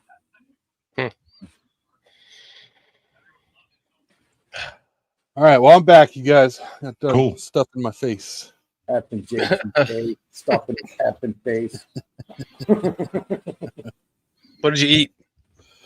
Oh, it was like I just grabbed a bunch of stuff to like I grabbed some bread and some hummus and avocado and tomato and some cheese and just mashed it into a quick sandwich. What kind of ice cream you getting, Peach? Something with banana, caramel, and probably hot fudge in it. I like the banana. That's a good. Oh, so you're getting like a sundae?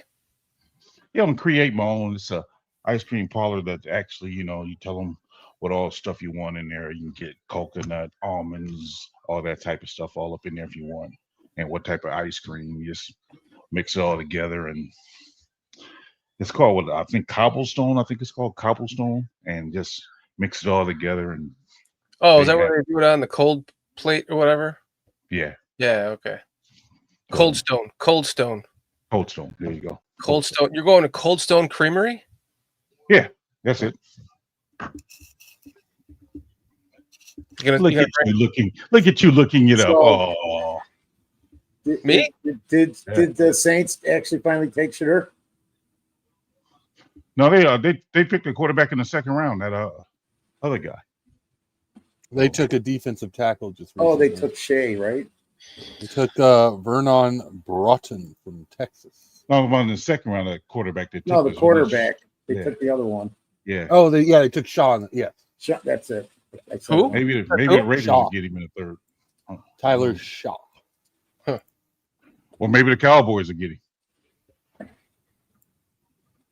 He's got to be coming up. I mean, like I said, I saw him ranked as late as 65, 68. Maybe.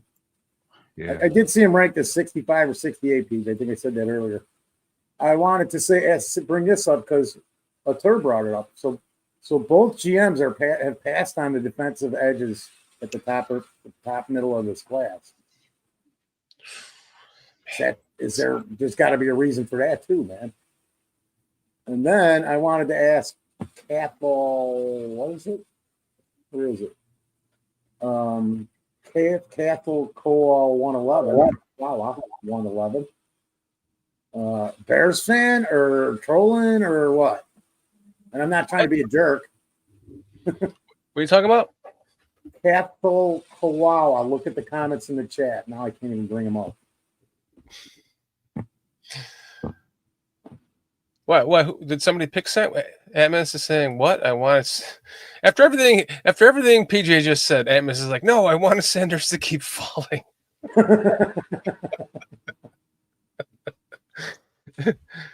That's funny. I'm lost here. I mean, I was trying to find this stuff in the chat because I had a specific question. Now I don't remember it. Chip saying Bears PTSD. This is why I normally don't chat. I'm not here for a back and forth. I have an opinion and I make it. Well said. Lee's saying so far we have added Dahlman, Tooney, Jackson, Garrett, Dio, Loveland, Burden, Triple O, Turner, and some depth and some other depth, and still have a couple more picks. Not bad so far. Okay, so you're positive. Yeah, I really like this draft. Shamir Turner could have been a 1st-round draft pick if it wasn't for a stress factor that he played on last year. That's all but healed up.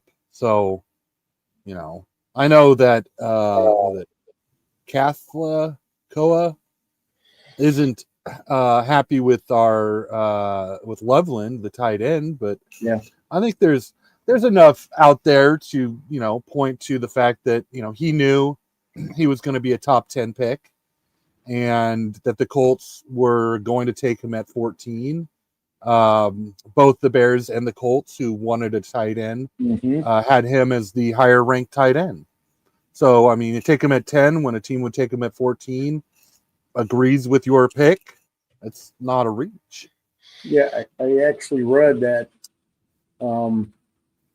they would have either taken either one, but they were actually happier for their scheme that the Bears took Loveland, because supposedly Warren fits the scheme better. And this is just what I read on a Colts thing yesterday. And they actually had Loveland ranked. The Colts actually had Loveland ranked higher than Waller. So, yeah, they had Loveland was the higher ranked tight end, but I think Bears fans got a little caught up in the media and the fact that Ben Johnson talked about Warren. He was asked about Warren. Yeah. So I think people just kind of ran with that. everything you think.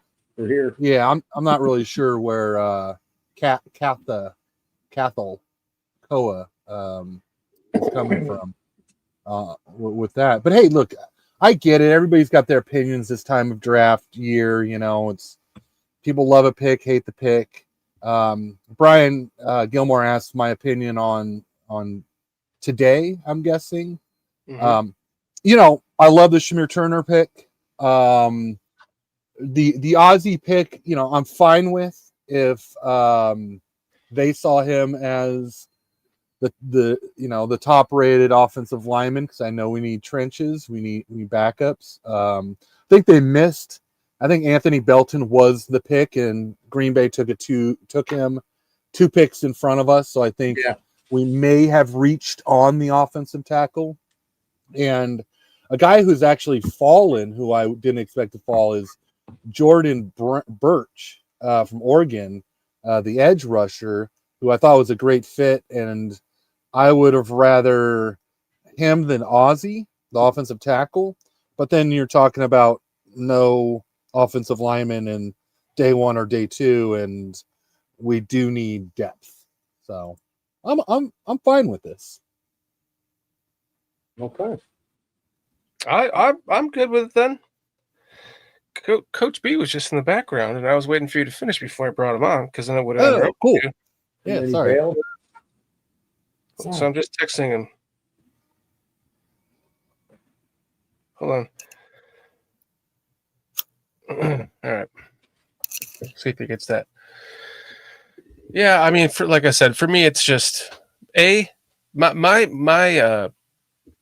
mood right now is exhaustion. Really, it's from being up so late last night, basically blowing my wad on the first game of the night of the draft, and then today I'm just exhausted, and then I have 2 players I don't know who they are. So, hold on a second. There we go.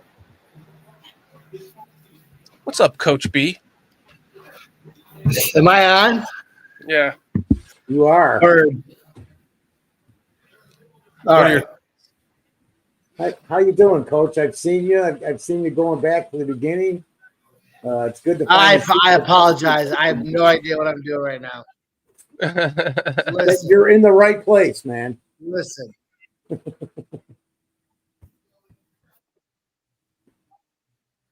We're listening. Go ahead. Okay. So J2K, you're right. Yeah. You have a J2K. You have. Oh my gosh, what is happening? I have a echo. Oh, just turn the sound down on your computer. Here, let me do. I think I can fix that for you. Hold on. Yeah, I got you. Try it now. Just talk. Blah blah blah. All right. Is that better? I hope so. J2K, you're you've done a lot of research. Yes. So we're on track to be good next year. Yeah, offensively, and Oh I my think our God. defense is better than it showed last year. God, why is the echo? There's a lot of echo. You're still getting echo, huh? Let me try. Do you have the StreamYard and YouTube open? Wait, let me try that. Yeah, close the or mute the YouTube channel. Wait, close my what? Mute. Oh, All right, yeah, that makes sense. All right, does that make sense? Yeah. All How right, about you? Does there that we make go. sense to you? There you go. All right, my bad. Okay, word. So J2K, you actually make a lot of Stop sense, making man. sense. You are down with the fact that we're good. I think you're an optimist and that we're good. Dan, I love Dan to death. He's a little pessimistic. But I'll tell you this. He was not wrong with Tyler Warren.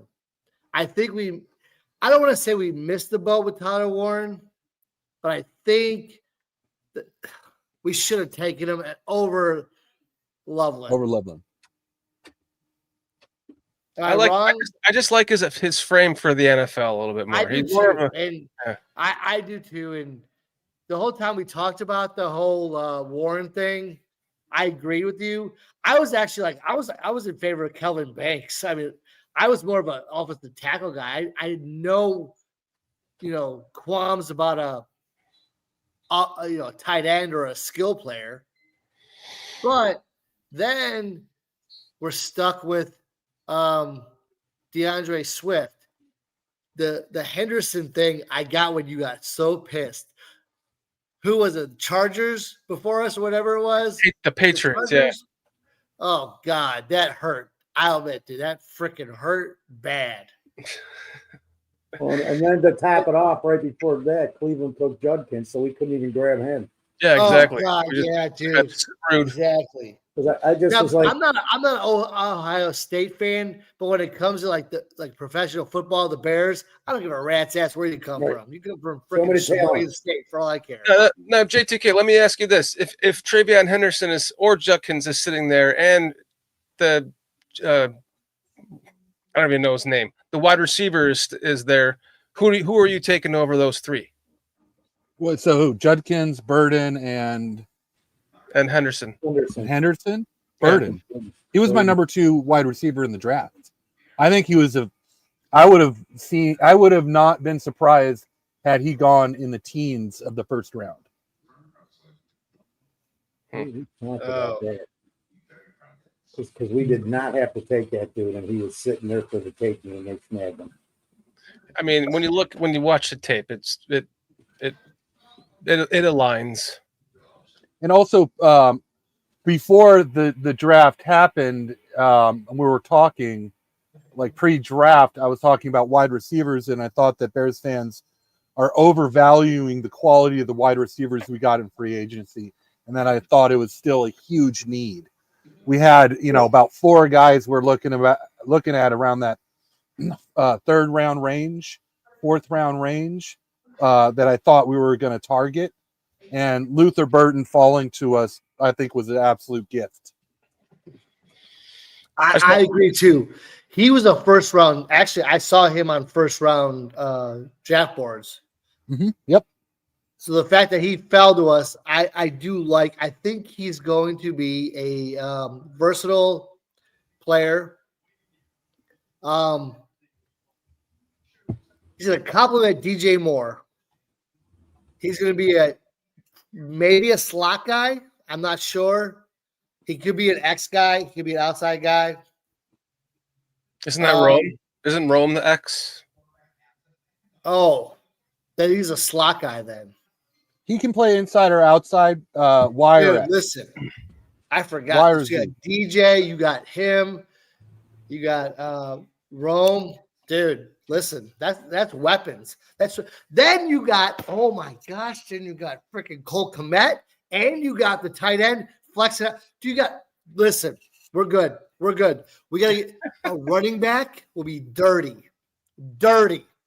Now, DeAndre Swift, I heard Johnson does not like DeAndre Swift. I love this guy. Johnson, there we go. You know what? You just go one running back. You got 4 wides. Let's go. Blocker, double tight. Oh, that'd be dirty. I like it. I like it a lot. I'm down. Let me throw this out. Yeah. And their defense right now, I think Foster used that their defense was locked up for the most part. So I wanted to throw this out because I want Coach's opinion here. We can go 12 personnel with Loveland. And we can flex him outside to X, where he's a receiver. Now we're in technically an 11 personnel grouping, but we didn't change personnel from 12 to 11. No.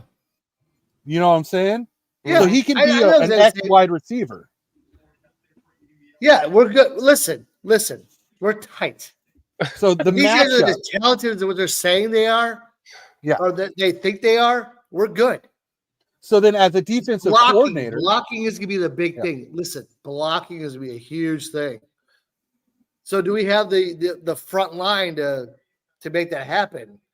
And Caleb's got to be able to read and he's got to make sure what in the line of scrimmage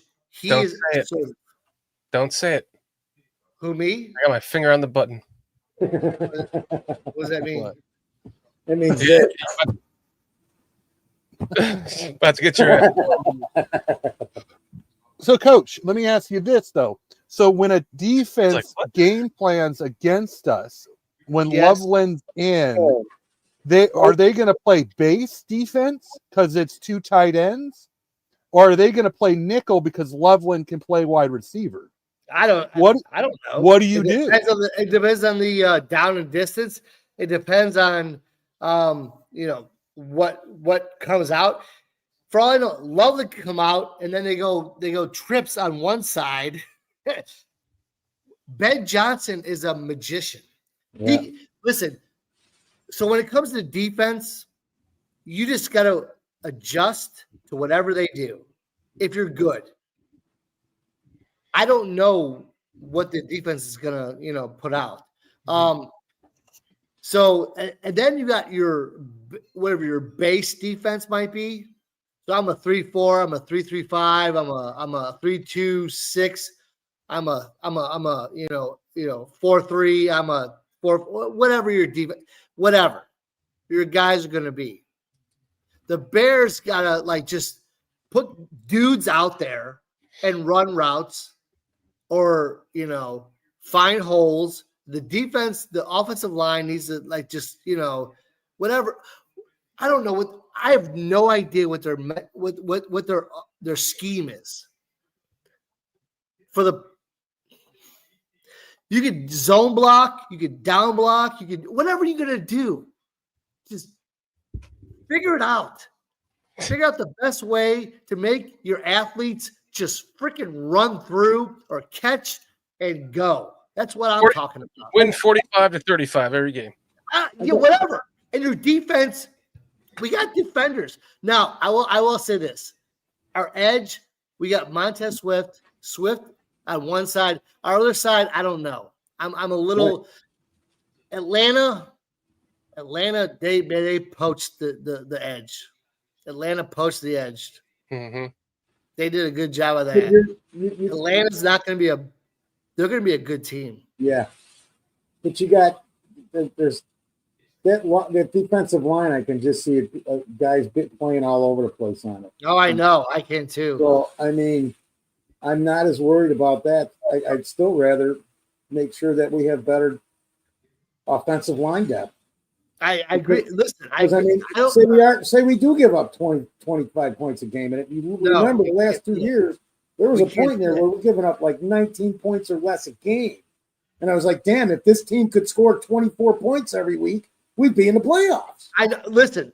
So I'm telling you, take Cole Kmet and that Loveland guy, and then you got DJ Moore, and then you got who's the other guy? Ozune. Ozune. Oh God, we got 4 wide. We got 4 wide. It's gonna be. Listen, Ben Johnson. You can flex from 4 wide into a 12 personnel.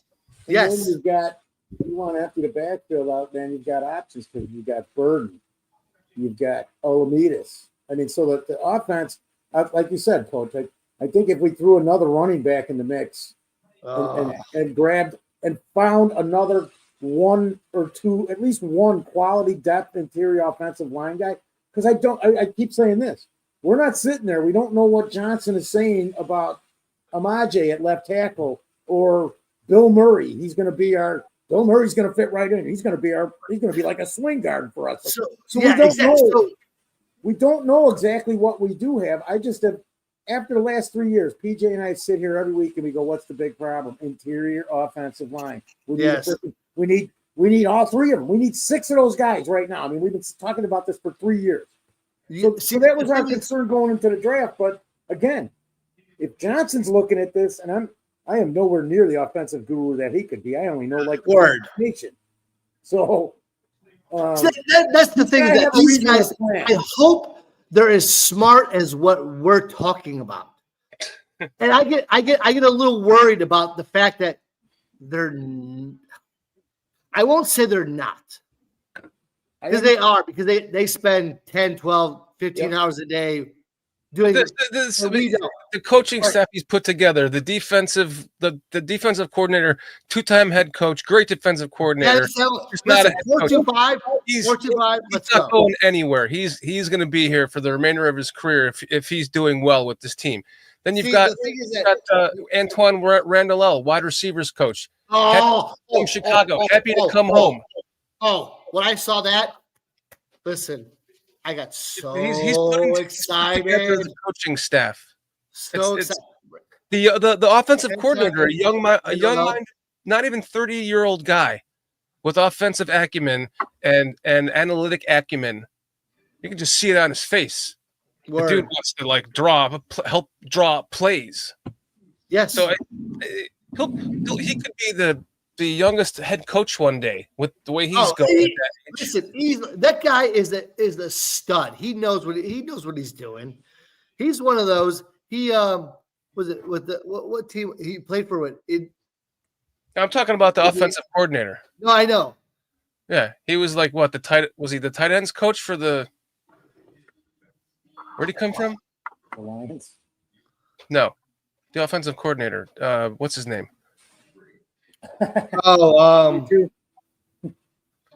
He's got an odd name. 28-year-old kid. Come on, JTK. What's his name? No, he came for the Jets, right? No.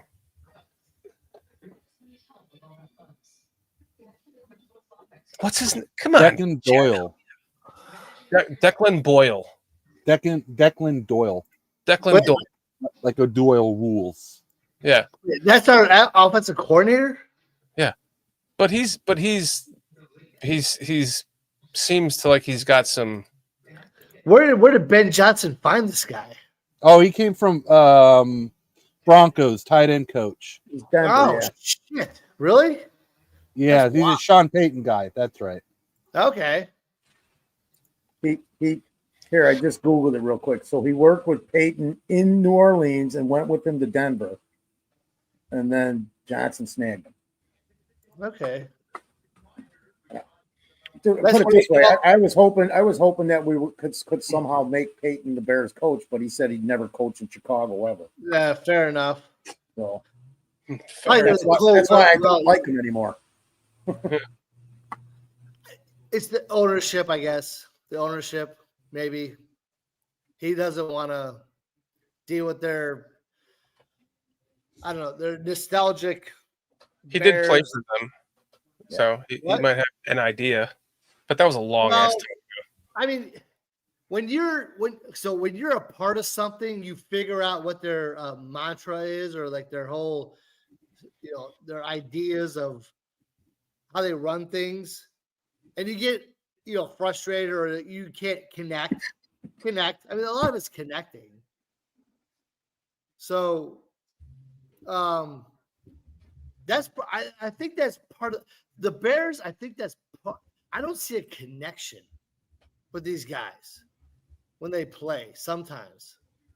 Okay, I'll say this. This is what I'll say. I'm sorry. I apologize to kind of take over, but the Bears' last 3 years with Eberflus, the coaching was not good. I don't like to blame coaching for players not playing well because I blame players. But I will say this. This was one time I ever saw coaching really screw players. So the last 3 years, we can't make that I don't know what the word is, but we can't make that an example of what we're trying to do as Bears fans or what we want to see as Bear fans, because it's an anomaly. It was a blanket ghost bullcrap. They screwed up so bad. Well, that's the thing. That's the thing. What we're saying. If we're all wrong collectively, not only us but the rest of the NFL world, in their opinions of Ben Johnson, it is a colossal. No, it's Johnson. A nationwide fuck up. Is actually he's not much. He's a good coach. He's gonna make things right. Yeah. Now, if he fucks up, that's our only hope. That's why every one of us in chat, whether we like to pick or not, we always keep coming back to, well, if Ben Johnson wanted him, then that's all that matters. How is it him over Warren though? I'm wondering. I don't know. Don't even get me. I already went down that road. Because he's. Well, I'll be honest with you, I didn't hear your road. I don't have any energy for it. Come back tomorrow after I get some sleep. I just think it's Johnson because Bears have never had a great offense. I mean, okay, in ages we've had spurts and years, but nothing. And boy, if you think coaching was bad with Flus, you didn't get to see Abe Gibran or a couple guys before him, because winning one game every year really sucked. Oh, I know. Listen, I'm just saying, dude. Since I was a sperm cell on a fucking whatever. I mean, we haven't even had a season. We haven't even had because if PJ was sitting here with me, it's like we won't even say anything about what you're doing, but it's like you got to show us. You got to show us because we're Bears fans for 50, 60 years. You got to show us because we're just tired of the crap that we haven't even seen a season worth of wins in the last 4 years combined. I know it's frustrating. Dan lives in Georgia. I live in Georgia. J2K Melon. So wait, hold on, dude. Sorry. So J2K, Justin Wally. Wally is my mother's maiden name. That's my grandfather's last name. Was exactly. Well, so do you have any information on, was it Justin Wally? Justin Wally, what position? I think it was cornerback. Hold on.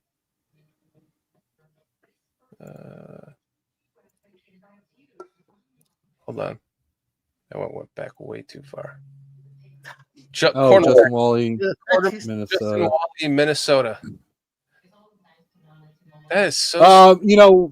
Not too much. I didn't overdo the cornerbacks, and he's a little bit of a mid rounder for me.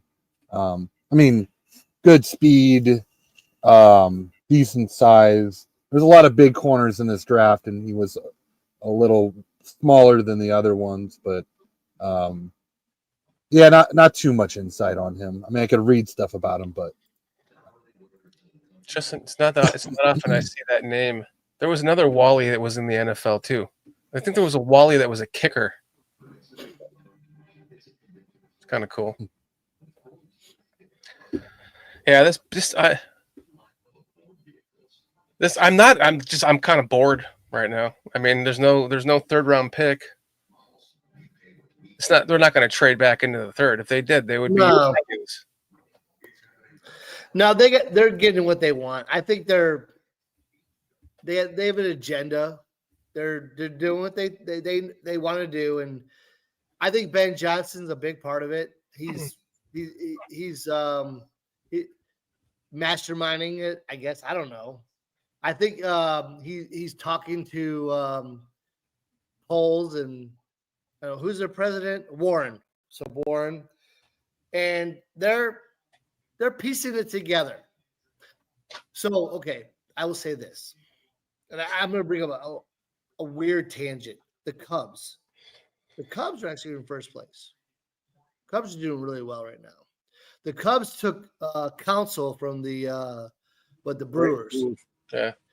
And last year they just missed. I don't think they made the playoffs. If they did, they whatever. 2 years in a row, they won 78 games. They missed by 1 game 2 years in a row. Fair enough. There you go. I'm a Cubs nut. So. But this year, I'm seeing a tight. They might actually. They're beating the Dodgers. They beat the Dodgers. They just recently. So the point is that there's something there. Okay, so let's flip it to the Bears. There might be something there, but they're not going to win this season. This is the year. But I'm just saying is that Chicago is finally starting to realize that I don't know, talent, smart, whatever you want to call it, is starting to facilitate and just drive. Oh, I love you, bro. Excellence. I absolutely love you. Drive excellence, and that the Bears. So these are the conversations that him and I have at 2:00 in the fucking morning when we're hanging out. I saw that it was funny because this is why I came on. I'll be honest, I came on for one reason only, because you wanted to keep talking and not shut up the whole time. He wanted to talk to me. That's the only reason he came on the fucking show. Oh, I'm joking. I'm sorry. Dude. Don't keep going because Shorty don't know what he's fucking I was talking saying about. is that I saw that my computer said that 6 hours and 19 minutes was your last night. Yeah. I'm like, this guy was on until like 2 or 3 in the morning, and he had to go to work. I laughed my ass off because I would. Dude, if I had to do that, I'd be like so miserable. If I had to go to work, I'm like, oh my God, I'd be like, my face would be like just drained and disgusted. And luckily, nobody can see my face. He's like happy to go lucky, like, hey, I'm playing. I'm doing but like as soon as I was done with work, I was like, I gave it everything I had for work, and then I was like, I was dying coming on the show today. I'm like, oh my God. And I was in a bad, irritable mood too. I bet I saw it. And then, I saw it because I told Jen, I was like, oh my God, he's not happy. And then last night was the funny. It should have been a meme. If like we could take a picture of when they took Loveland and your face was a meme. A perfect like you like looking at your screen, so stoic. It was so funny. It was hilarious. I was like, oh my and God. J2K knew the damn pick like 5 minutes before me, and he had to sit there waiting for it. Oh, that sucks. I'm sorry. So J2K, I apologize. Well, what just happened there? I don't know.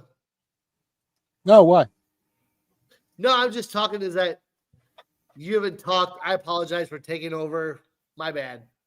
No, I'm in the chat, man. You're all good. Okay. I talked all yesterday and most of today anyway. You're the guest. Well, fair enough. For anyone that doesn't know, this is my friend from high school, man. Like Why not Coach B? I'm just saying in chat. This is my buddy from high school. So when we get together, so we both moved from Illinois. He lives in Georgia, so do I. We're like 3 hours apart from each other. So when we hang out, it's like we go to each other's houses and we stay there for a weekend or a week or something, you know. So You and I, these are the kind of conversations that you and I have all the time when we're hanging out. We just had conversations like this like 2 weeks ago when you were here visiting. Yeah. So just for perspective, guys. So you use the link in the description to hop in? Yeah. I found a way to get in, dude. Look at you reading the description. I did. Listen, I had to get in because this is fun. It's so much fun. It's beyond fun Mm-hmm. because we have an opportunity in J2K. You might be. I will let you chime in after I say this. Is that the fact that Go ahead, J2K. I'm just kidding. the draft is fun. So J2K, come on in. My bad. Yeah. Oh, absolutely. No, I love the draft season. It's a lot of fun, and it's not even just the Bears picks. It's also watching the rest of the NFL and the players. You get to know them, and you watch college football so you can learn about these guys. And Word. I just enjoy it. It just helps kind of have a well-rounded knowledge of who's where and what they did, and then you watch the great debates over the decade of their career. Tyler Warren versus Colston Loveland. Who's going to be the better tight end, in the long run? So I really do enjoy it. It's so much fun, man. Oh, Melon Smasher is saying Soldier Field chanting "Sell the team" last home game. They're real Bears fans too. I was at that game and I was one of them chanting it. And you know what? You know why, Melon Smasher? Because I don't live there anymore. And Jason UK, who you came in later, so he was on the show earlier. He's Jason UK Bears. We made friends. He does a show on this channel called The British Bears. He came out for Christmas and my birthday, which is also my 50th birthday. And we went to 2 games together. And they were the Seahawks game the day after Christmas and the Lions game the game before that. And they lost both games. And we had a blast, and that's all that mattered. But that just was enough. Like everyone, the 2 of us, everyone went through all of that. Him flying here to go to 2 games. Yeah, he came out to meet me too, but it was to go to 2 games. And we went to 2 games after I went to 2 games earlier. We only won 1 of them. So fuck yeah, I was screaming chant to sell the team. And if you remember, it's because it was a 4th and 1 and they had nothing. There was like a 4th and 2 and they had absolutely no reason to not go for it. Yes. Oh my God. Like it was the last play of the game, period. So then they don't go. They decide to punt it. That's where all like sell the team. Then the coach is like, well, what do I have to lose? And he calls a timeout. And then they go for it. They get a 1st down, and they still go down and get another 4th down and get another 1st down, and still somehow manage to lose that game by what, 1 point? So when we were all chanting "sell the team" when they were about to punt it on 4th and 2 or whatever it was, and deservedly so. Caleb Johnson Steelers. Wow. Yeah, I guess. Yeah, that's a good fit for the Steelers. So, what did you think, J2K? What did you think about that whole debacle?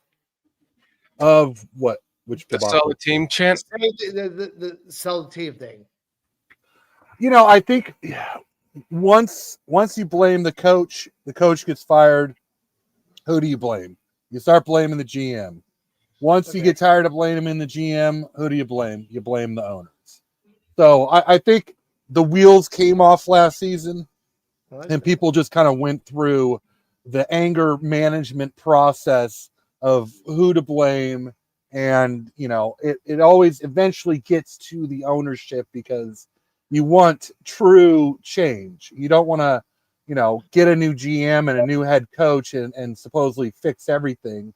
You want a top to bottom change, but how many owners sell the team? Like, how often does that happen? Right. Yeah. None of them. You missed out one important point about that. After you said all that, you forgot rinse and repeat. Oh Because yeah, the feeling of rinsing and repeating. it goes right? all over again and again, and it just repeats and it repeats and it repeats, and you blame the coach, and then you blame the GM, then you blame the ownership. Then you get excited about the GM, you get excited about the head coach, you blame the coach, you blame the GM, you sell the team. You get a new head coach, you get excited about it. You get a new GM, you get excited about it. Sometimes in the wrong order, but you still get excited about it because you're a Bears fan. And then they keep losing, and then you chant for the coach to be fired, you chant for the GM to be fired, then you chant sell the team. Then you get another head coach, and you fall in love with the head coach, and you fall in love with the general manager. Not necessarily in that order because they still don't have it right yet. But once in a while, you would hope that they would, and that's what it is about being a fan. You actually, you're a fucking fanatic. That's what the problem is. That's what all of our problem is. Yeah, and keep Lord, going. Lord help us if not only us, but the rest of the NFL who are all enamored with the coach that we have and the players we're drafting talking about him and the players we're signing talking about him. If every one of us are wrong, and the guy who wrote a poem after delivering the Piccolo Award to two players and read the poem to them, and the guy that is going to bring back the T formation, in my opinion, just kidding. I mean, this is the guy that we are now back. We are rinsing again. We're lathering up again. We just got done rinsing, and now we're at the point of repeating. And so, if hopefully we get clean this time,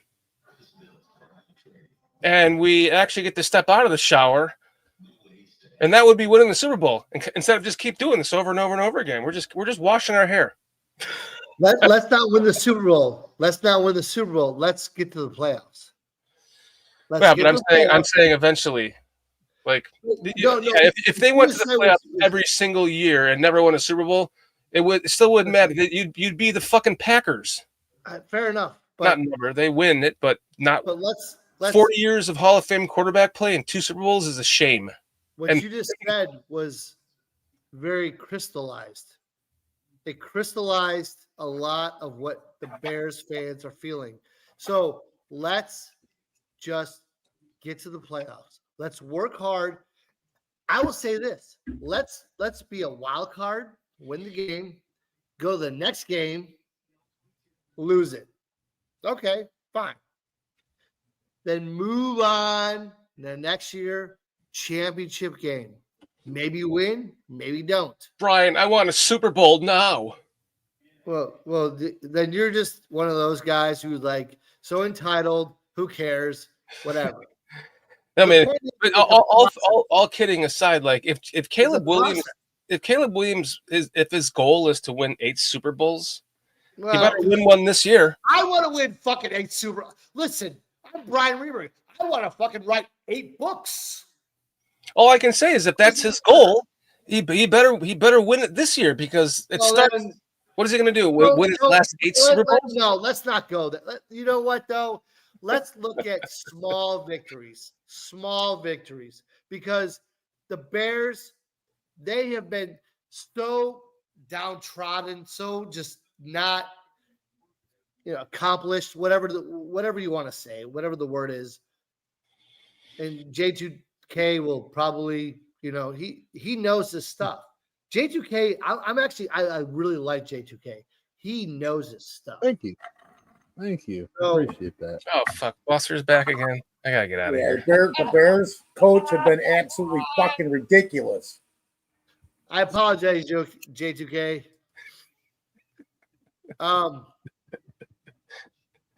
Foster cut. Where'd he go? Bring him back. He's a great guy. What the fuck's going on? Shorty don't want me around anymore, Coach. I've been fucking harping on him for like 3 years. I'm trying to leave. Listen to me. Oh, I got it backwards. I guess I'm a mediator. I'm the middle guy because Foster, you've been doing this for, I don't know. How long when we start this? 2022? What year was it? 23? Yeah, you were my first Yeah. It was Oh. July. It was Walter Payton's birthday, 2022. Oh my God, was it really? July 25th. Shit. So there you go. So Foster, since then, you've been the man. J2K, You were the man. You've been the man. Coach, I do nothing. I went back and watched all those shows. You were the man, dude. I watched the show. I'm his best friend. I go, he asked me to come on. I just fucking talk. Like tonight. I'll apologize for that. I apologize that you're one of his best I apologize. friends for a long time, man. That's the Sorry. thing. I always say I apologize. I apologize for what I'm doing. It's all good, man. My love story. And J2K, you're a smart guy. You know what the fuck you're doing, and you're driving. Listen, the fact that you're able to pull up and find the information, that blows my mind. Are you still there? A lot of it's in my noggin. Yeah, he's a consummate he's the student smartest guy of on the the game. planet because my noggin does not have that fucking information. So you're the smartest fucking guy in the world because if you're pulling up your fucking brain, then you're the goddamn smartest guy I've ever met in my life. Thanks, I appreciate it. It is honestly, I spend a lot of time learning this stuff and remembering it, and I've got a YouTube channel as well that I do highlights. So I watch the same plays over and over, and I do the same work on every player. So it's just I put in the work. That's what it is. Okay. I'm sorry, but I have to respond to this. And I want to first off say, Melon Smasher, I appreciate you hanging out with us tonight. Really do, man. I remember seeing you before. If you've listened to before, or if you've been in here, we appreciate you hanging out with us. And I would like to respectfully disagree with you because a quarterback who is a rookie for the Chicago Bears, who have been slandered for not ever having a quarterback or developing one, threw for 3,541 yards, 20 touchdowns, and 6 interceptions with a head coach that got fired in the middle of the season, an offensive coordinator that got fired in the middle of the season, and a quarterback's an offensive, what was he? Offensive assistant, passing game coordinator, got elevated from passing game coordinator to offensive coordinator, and then to head coach, and still called the plays. And we still saw those numbers out of a rookie. I am sorry. I respectfully disagree with you. Now, can he improve? Absolutely. But when you have normally rookie quarterbacks are known for throwing what? Interceptions. The dude threw his last interception was that 6th interception was like towards the end of the last game. I think it was actually they beat the Packers, so it was in that last game. So he had 5 interceptions going into game 17.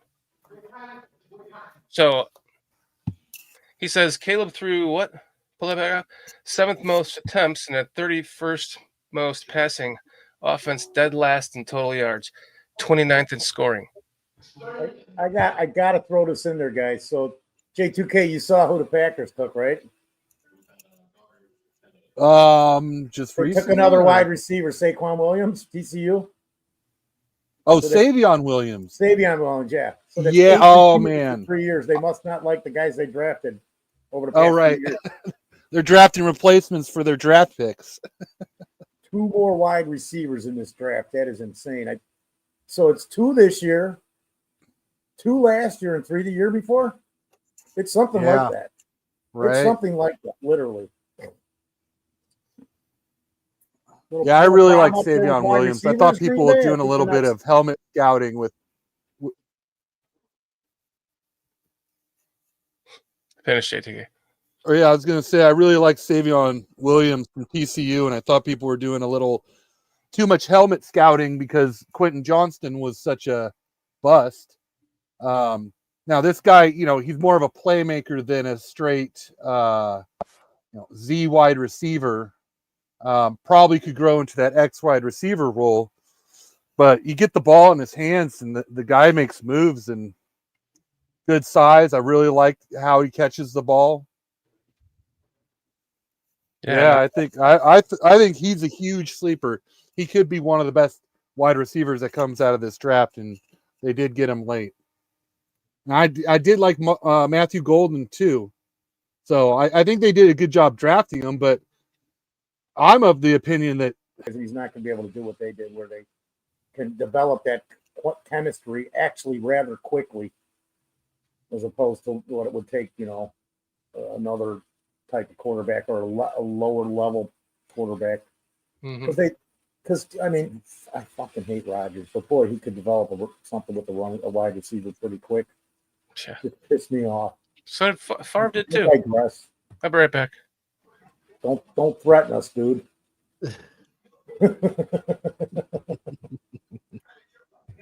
So what's the topic of conversation? What are we talking about? I actually just had brought up, and we showed some footage, and J2K gave a little rundown. The Packers again have drafted another wide receiver in this draft, and I stated something like it's like Savion Williams out of TCU on top of it. But I'm like, that's fine, fair enough. That's 7 wide receivers drafted in 3 seasons. Well, yeah, because they're trying to make him the starting quarterback. And then J2K brought up, which I totally agree. I think it's more about Love than the wide receivers he's throwing to. I think so too. But then they paid so much money. Yeah, you got to because of the quarterback. Yeah, think about it. No, that's the problem. And it's good. It's good for the rest of the NFC Central that they got that problem. Yeah. So would I do that? I don't know. For me personally, I would protect him. I would put good, talented receivers, hands guys. J2K. Yeah, gotta be. Yeah. Go ahead. Just say, I would put a hands guy in. What do you say? I'm sorry, can you back up? I missed Go the back topic. to your I would take say on the Packers. They took 2 more receivers, wide receivers. What would you do with the if you had Jordan Love? There you go. That's a good I play. would, because of that contract, I would draft a quarterback behind him that I would eventually try to replace him with, because I think he's an average quarterback who they got into a situation where they had to sign him and they had to give him the money they gave him. I don't think I don't think they did that because they were in love with his development. I think they got stuck with him. Who would you replace him with though? Like, who's the next guy? Well, this draft isn't great, No, but this draft sucks. No, next draft. Like, so you got to think forward. Yeah, well, I'm not too sure on next draft. I think the QB class next year, it's a little bit muddy. There's some names out there, but I gotta wait and see who actually has the better season. But even this year, there's still a handful of quarterbacks in this draft that I would bring in purely to see how they develop. They could be just a long-term backup. I'm looking at like a Kyle McCord. You might get in the 5th round. He's got like measurable. Him. Yeah, Will Howard, he doesn't have the arm strength, but he's got the size, and I've heard he's just a great kid, and he's got a good mind for football. He had some great film on the stretch in that playoff run for them. Dylan Gabriel from Oregon. I like him probably a lot more than most people. to me, he's Russell Wilson all over again. And he's going to completely outplay his draft pick. Okay. So, there's some guys, and even, you've even got a late round, 7th round pick in Brady Cook in Missouri, who could be the Brock Purdy of this class. Yeah. Right? Well, I like Altmaier from Illinois. I don't know what it is about that guy. Ooh. There's something about him. Wow. He's got the Purdy in him. Right. The Altmaier from Illinois. Yeah. I don't Curtis, know. I could be wrong. Curtis Rourke from Indiana. He's There's not another in this name. class. He's still in college. So for next year, I don't know. I could be wrong. Well, yeah, and when I get to next year's class, I'll have better insight. Yeah. For sure. Word. PJ, So I heard so next PJ year's class is gonna be it's supposed to be the shit. That's why Cleveland did what they did. PJ, I respect PJ's opinion, obviously, about Shedeur Sanders. But I like in his description of him falling, I never once thought it was because of his father. For me, No. I only took it personally as a Bears fan when he shit all over Caleb Williams and then said he'll never let his kids play for a cold weather team. Do I think that has anything to do with Shedeur Sanders falling right now? No. No, and is he falling because he pats the ball too much? Yeah, No, it's his personality. Yeah, had that too. Agreed. His personality, and then so if this was last year, he'd be what, the 10th quarterback in the draft, 12th. Right. I'm just saying. Shit. Last year, I don't know. Well, no, if you throw in the quarterbacks from last year's draft, Yeah, that's a good question. I think because look at who was drafted and where and what these guys did, and then you throw in the guys from this year's draft because some of them could even went. Cam Ward could have came out last year, but that wouldn't have done him any good because he would have been 8th or 9th, not Right. first. No, but I don't think he's going to be that great. I like him. I like the guy. Actually, I like the guy, but I don't think he's that good. He's not a NFL like superstar going to make a difference. He's not going to make a difference for freaking Tennessee. I mean, Tennessee, give me a break. They've done nothing. They're what, 4-12, 4-13, whatever the new number is. I wanted to throw this out because I meant to do this earlier and I kept forgetting. Hats off to one of my favorite wide receivers in this draft. Pat Bryant was picked 74th in this draft. Okay. And a lot of people had him ranked in the hundreds because he is underrated as a pass catcher. Where's he from? Probably one of the best blocking wide receivers in college last year. Where's he from? Illinois. He's been a staple of Illinois, man. Pat Bryant. Dude, I'm down. Bears had a meeting with him because Let's it's go. considered local. Well, he's gone already, but I'm saying hats off He's because gone. everybody had him going in the 4th round, and he was taken 74th. So somebody knows. Who? Oh, listen, Pat I'm Bryant of not Illinois. watching anything. Wait, this guy got picked? The Illinois wide receiver, Pat Bryant, He got picked in 74, and everybody had him going at like 109, 120. Oh, shit. Because I had thought going into this, I'm like, we could do a wide receiver later. And I was like, man, if Cole's made a trade and we got a pick in the 4th round, that's who I would have targeted as a wide receiver. But I had no idea Luther Burden was going to be available in the 2nd. Or that, Well, who picked him up? I forgot. I just remember seeing the pick. Remember seeing the pick and then forgetting. Oh, shit. Washington? Fair enough, man. I don't know. Listen, Illinois, I watched them play football for the last 2 years, man. I freaking love basketball. Love them. Yeah. Freaking, I think they're coaching. Dude, Yeah. Billamila and Bellamy. Bellamy, and then what's his Both name? of them. What's his name? The head coach of the basketball team. Both Dude, the Illinois is basketball team and football team are on the ups. They're Dude, on I the ups. love. Dude, I'm not only because I'm from Illinois, They're but fun I to love- watch again, man. It'd be like watching. Actually, I'll tell you what. I like St. John's and Rutgers. Rutgers I'm a big fan. Rutgers I'm has a been big fun fan to of- watch too. I've got to see like I keep saying is being in Chicago, dude. There's 2 or 3 Big Ten games on every Saturday. Word, So I get to see plenty of that. dude. I love it. How many Love picks it. are left here? Should end at 96. But then there's comp picks. There's a bunch of comp picks, so it's like 100. Really? I'm guessing 102. No, not yet. Really? Yeah. Yeah, comp picks. Oh, starting at third? Is it third? Is it third Compix?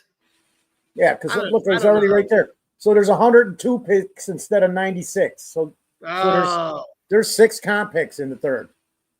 So there's 10 picks left. Here, I'm gonna find out because it's coming up on my board here, my ticker. There's 102 picks.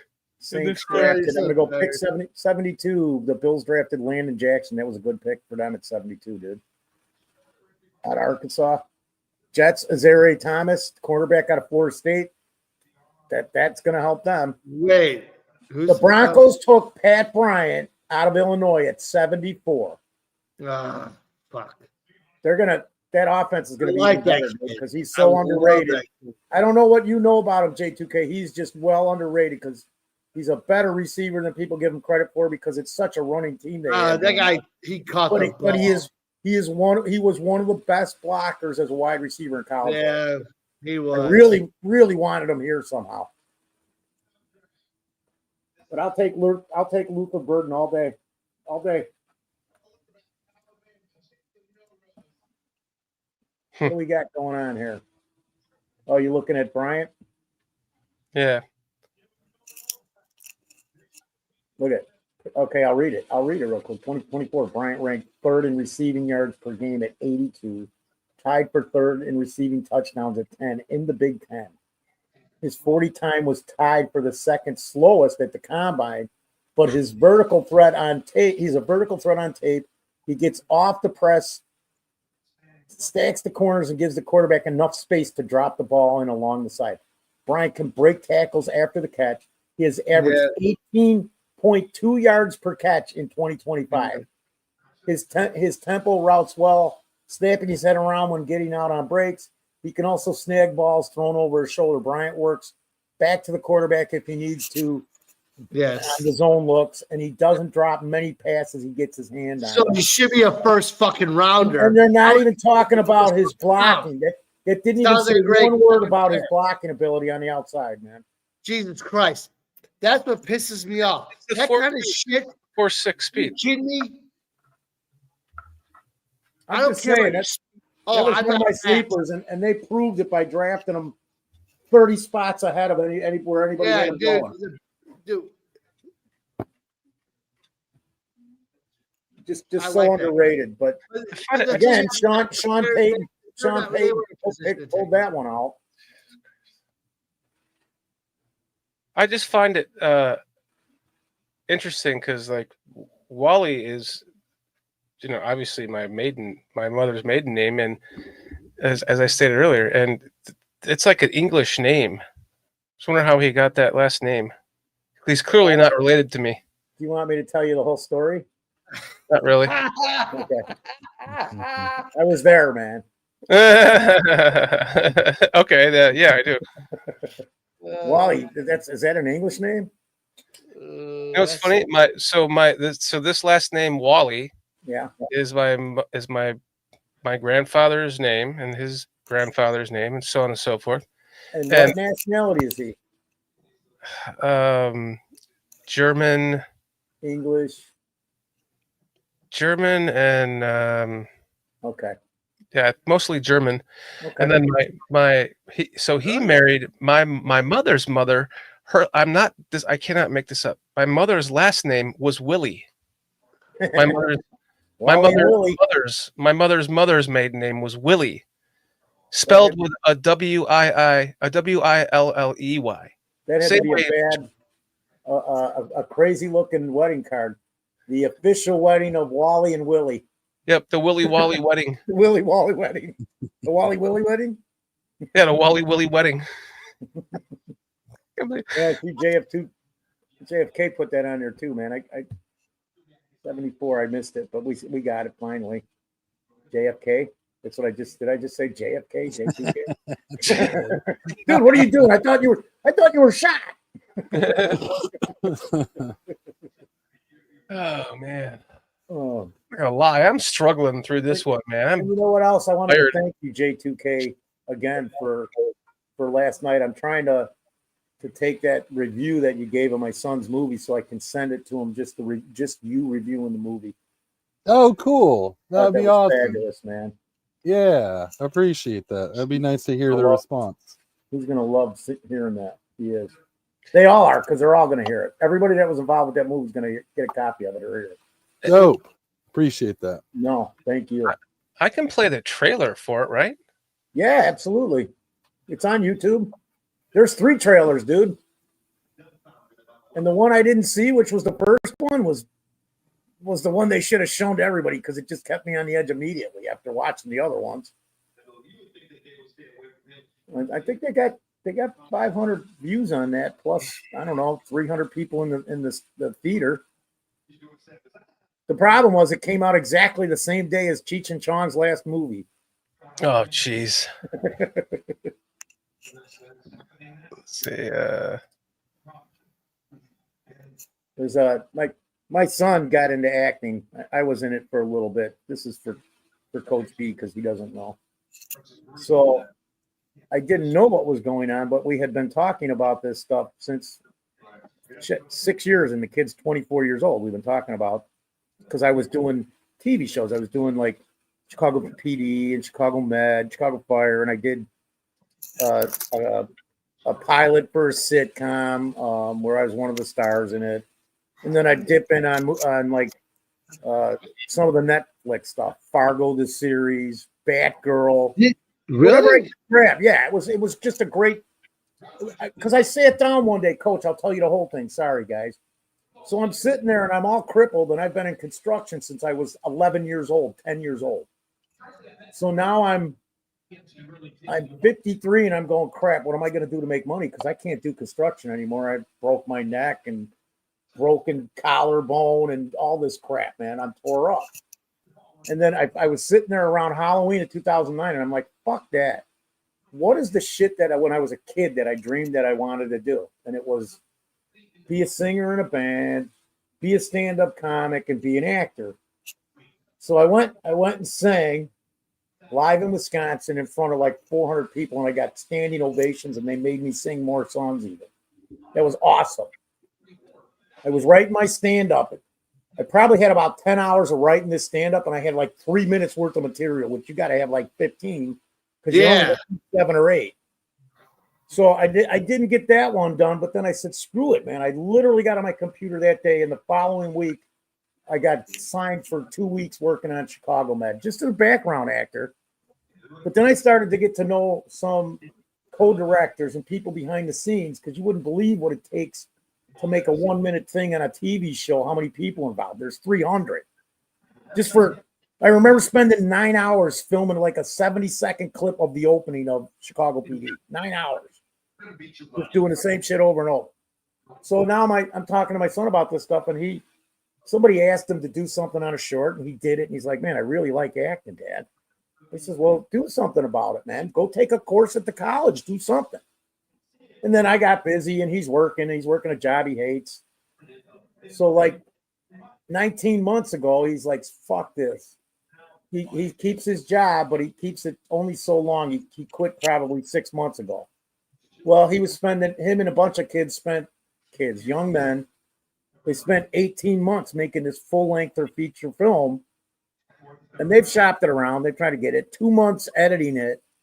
So they just released it at a theater in Naperville on their own. One showing, blah, blah, blah. But the work, and J2K, if I pulled up his thing from last night, everything that they put involved into it. And my son he was definitely one of the best actors in that movie. Mm-hmm. He's kind of just a natural. Yep. And I'm just so proud. And then not only did he do that, you look on there like J2K, you were talking about this last night. Like, so you see in the corner, boom operator Jimmy Foster, starring role as Scott fucking Miller, Jimmy Foster, and then voice of blah blah blah, Jimmy. But it wasn't just him; it was all of them doing so many things to put this movie together. They busted their ass for almost 2 years to make this and get it out by themselves. And I'm talking about 15, 24, 25, 26-year-olds. Still working full-time jobs. Can I stop for 1 second? Can you stop for 1 second? It's called genetics. Your genetics made that happen. Your DNA bled into that and made that happen. So that's you. That's you. And his mother's like the greatest lady I ever met in my life. There you go. So there you go. That is that, you. That's her whole family too. Can I play the trailer now? Go ahead. Trailers. I need you to listen. If you cannot beat Scott's leader, there is going nowhere for you. How the fuck am I supposed to prepare for that shit? If it's one thing I can tell you as a former father, you have to do it alone. So go, fight him, and kill that fucking bastard.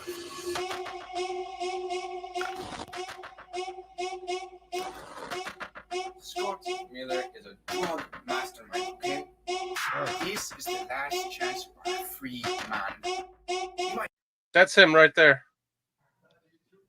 Right here. In the middle? Middle, yeah. That was you in my dream, Foster, when my house was burning down. You had that fucking wig on. Mr. Miller, if we're going to initiate the liquidation sequence... Was I trying to force you to do drugs? Oh, no, wait, I didn't have to do that. I need to send a message to the world, and I have the power that I need to send that message. I miss ticket. Jesus. I need a little bit when you miss at the love now.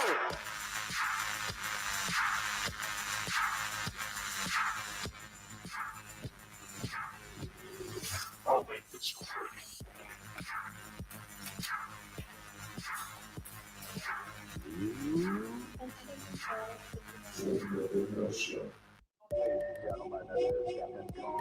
You got any ideas? Homeless method? Oh, fuck. Man, please join the squad. I can't believe I'm doing this shit. You can prevent people from dying. Incidents from happening. Stay the fuck away from the Vignetta Corporation. Okay, so we know we're cooked and we know the facts. What exactly is our plan here? We blow up Shiro Enterprises. Whoa! Hold up. We are not blowing up anything.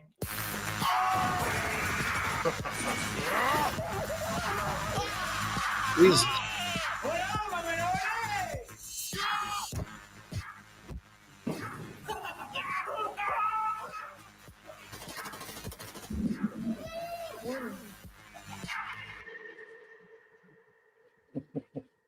Afro Hunt. Yeah. So I put the link to. So from now on, the link to the movie is in the description of the channel as well. Before I had the trailer in there. Now it's the link. So if you guys want to check it out, it's in the link of the description of the show. And it's not. It's like 2 hours and 24 minutes, man. So fair enough. All you got to do is go to YouTube. Anybody who's interested in it, give me feedback on it or just checking it out. It's 2 hours and 23 minutes or something like that. And, you know, if you're sitting there and you want to watch something, this is a independent film that anybody in the world can see on YouTube. There's two versions of it. There's the theater version, which is probably 8 or 10 minutes longer. It's got a bunch of clips of other stuff. And then just the movie. So I don't know which one you put in there, Shorty. I'm not sure. That's the first one you gave me. There's one. The other one says director's cut on it. Oh, okay. So I'm not on the website. I was just on the. I just used the link in the description. Okay. to play it. So that's the straight movie then, I would guess. Yeah, I seriously am looking forward to it. I'm gonna probably watch it tomorrow night, especially with JTK's raving reviews about it too. Well, you know, I thought it was incredibly creative, and for a low budget movie or a no budget movie, because these guys are funding it themselves, the amount of work and creativity, it was just really impressive. And I mean, I laughed out loud like multiple times in the movie. I mean, I think they really have a knack for making a movie that has all these different elements. So it just, it really holds your interest. But remember, this is an independent movie of some kids that weren't, given a bunch of money to make a movie. They did this over 18 months, in between, their 40-hour-a-week jobs. And, I'm assuming, they did it at the computer lab at school. And like Foster was saying, that, when you look at the credits, there's, well over 100 credits, but there's like 20 people who did like over like 120 different things. Yeah, so that's it's awesome. just super impressive. Just, I mean, the talent that these kids have, and I know these kids are they're all building towards the more movies, more stuff, and it's just gonna be fun to kind of watch their transition and their growth over the next few years. So yeah, please check it out. This is like the ground level of some potentially really talented people in the movie industry. I agree, man. Listen. This needs to be like kind of like, okay, so kind of position to SCAD. I'm not saying that like, okay, so SCAD, Savannah, what was it? Savannah, Arts and Design College. If it Creative Arts and Design. Yeah. There you go. Go there. It might Doesn't look like they need to. They clearly look like they got their shit going. What's up, Peach? Yeah. What's going on, fellas? How's your ice cream? Pretty good. I thought you were gonna bring it back and eat it in front of us. That'd be rude. I wanted to see you eat that banana. No, that's tight. That'd never happen, bro. Flip it. That'd never happen. Gotta get you out the house more there, shorty. Jeez. Oh, I know what I want to tell you, JTK. I saw that Portillo's cup. Dude went to Portillo's. There's another one that they did that I saw, and I got it wrong. I mixed up some of the stuff. But the name of the other movie, it's short. It's like an hour 46 only. Go check out Growing Shadows, the movie. Okay. That's on Z Studios too. That's their first flick. Nice. Okay. So I'll check it out. I that one's. I can't even remember, man. I just know that one. I because I was just like enthralled. It's the same type of thing, but there's more. The storyline's slightly different.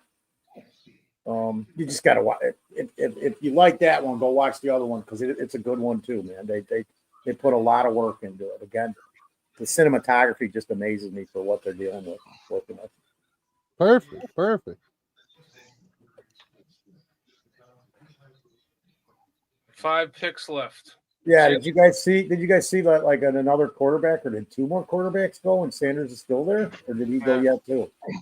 Yeah, Milroe went to Seahawks. Yeah. And Dylan Gabriel went to the Browns. Yeah. Milroe going to the Seahawks did not surprise me. Yeah. Dylan Gabriel, I thought they might have. I don't know, man. I thought they would have taken the chance on Sanders, but who knows? I'm shocked. Sanders hasn't gone yet. Well, it's. He could go to the Raiders here, 2 in a row. Yeah, they got the last 2 picks before 98, 99. Yeah, I forget there's 102 picks. Well, the Raiders have Geno Smith. Yeah, they signed Geno Smith. They even extended him 2 years. Yeah, but they could sit him for a year or two. Absolutely.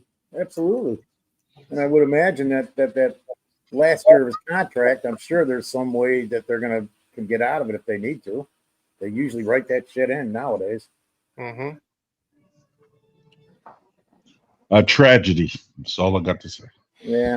Oh, Tony Moy sent the phone call for. Yeah, I saw Luther Burden said that the Bears showed absolutely no interest in him at all. The Bears for Luther Burden. Oh, what a smoke screen! That he was still there, huh? Well, I think that's just what it was. That they just didn't think he would be there, and you know they're not going to draft him in the first at 10 overall, and he's not going to last to 39. So they just didn't do any work on him. Yeah. That just makes me smile and laugh. Well, to get him where we got him. Yeah, incredible. Like we said when it happened, they probably just did not expect him at all to be there. Yes, sir. Hey, Handed Ryan right Post in of the the laps. Bears. How you doing? I'm doing good. You sick of waiting? I've been waiting a while. I know you have. Well, we're gonna put your name in right now, all right? Yes, sir. Appreciate it. All right. Let's do it. Appreciate you. All right, here's Coach Johnson. Luther, Yes, how sir. we doing, buddy? I'm You doing ready great. to go? I'm ready to go. It's Let's time do now. Coach Strink told me what you're about now. All right. Damn, where did you find this? We're getting a dog. Where's the excitement at? That's me. I That's know. who I am. They're just. I know. They're drained like I am right Get now. up, man. We got to get to work. All right. Yes, sir. Appreciate it. All right. Yeah, this is dirty, dude. Where did you find this? Okay. Yes, sir. This is on the Bears internet, but Tony Moy sent this to me. Congratulations. All right, fair enough. Listen, Appreciate it. I don't What's have in the shit, past man. is the I'm past. It's time to come be a Chicago novice. Bear. I'm excited. Now this. Look at those guys. I'm ready. That's I why I got come that to you, badge. man. That's why I Okay, come to here's you. our- Yes. You know, Coach Shush. Andorell, here you go. Appreciate it. What's in the past is the past. It's time to come be a Chicago Bear. I'm excited. Yes, sir. I'm ready. Okay. Yeah, I got the best. Yes, Okay, sir. Here's our, you know, Coach Who is- Andorell. Here he is who right is here. that hugging them? Yes, sir. Since in the past is the past. It's time to Chicago Bear. I'm excited. Bear, Oh, I'm that was excited. Ian Cunningham. Okay. Yes, sir. I'm No, ready. that was Randall Okay, Randall I got L. the best. Yeah. Yes, Okay, sir. Here's our, you know, Coach Randall L. Here he is right here. Yes, sir. Randall. Yes, You ready sir. for it? Yes, sir. I'm ready. I've been ready. So that's a Randall L Top pick. of the mountain, baby. You Word. going with us? Let's do it. Yes, sir. This I'm is right dirty. there. I like it. How you feeling? I'm excited, man. It's a dream That's come right. true, man. For sure. That's right. We ready to get it done, just like we talked about. Yeah. That's awesome. He was probably aggravated because he's been waiting to get picked for like the last 20 picks. Yeah, absolutely. And And then you could once, see that Ben Johnson said, "Hey, you know, Pass. he didn't say why. He didn't say Randall L. told us about it. He said another name, right? yeah, the coach. Yeah. He said coach, like whatever his coach's name is, told him all about, Oh, yeah, told him what he yeah. But it told wasn't him what he Randall had. L. No. No. So Right. yeah, and then Randall L. got on the phone. So Yeah, what I think is happened is just what you're saying is he sat too long. So when he finally got the phone call, he's like, Yep. "Why did I sit this long? This is ridiculous." You Yeah. know. Yeah. And then so they went to the scout or the coach, the wide receiver assistant coach or whatever, and they're like, "Dude, this guy fell. Like, would you pound the table for this guy?" And he's like, "Absolutely." Yeah. So this was a curveball and definitely best player available pick. Listen, good. They put the wide receiver coach Anton Randall L. Yeah, Antoine Randall L. Yes. Sorry, my bad. You good? He is a great freaking wide receiver coach. He's money. This guy has the best coach to teach him. We're good. Let's go.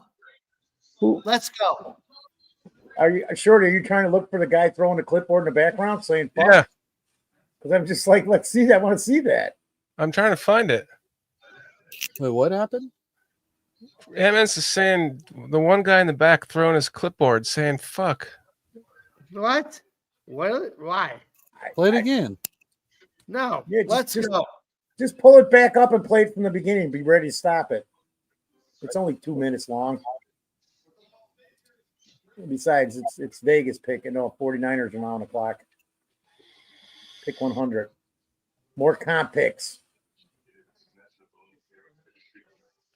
Where is it? Is it Yeah, is it behind? Vegas needed to work on their offensive line. Is it in the draft room or is it behind him?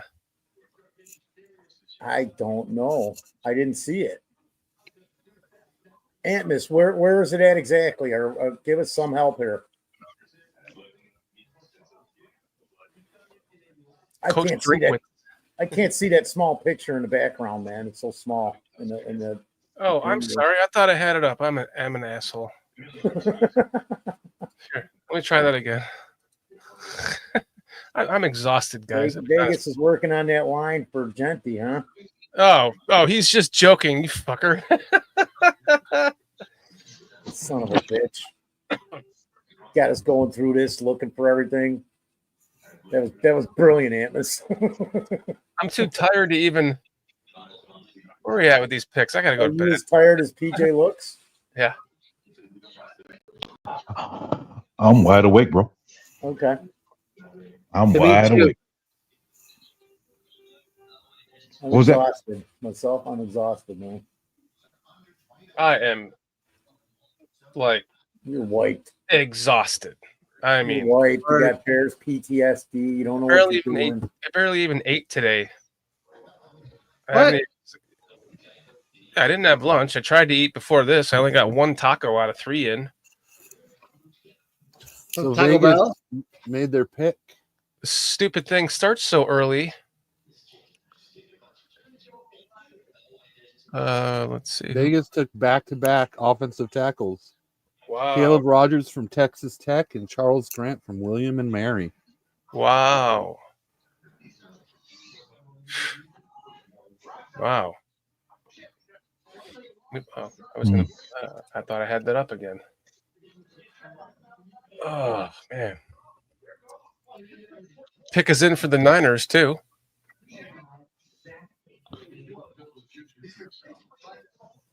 What of those guys is going to be a guard, though?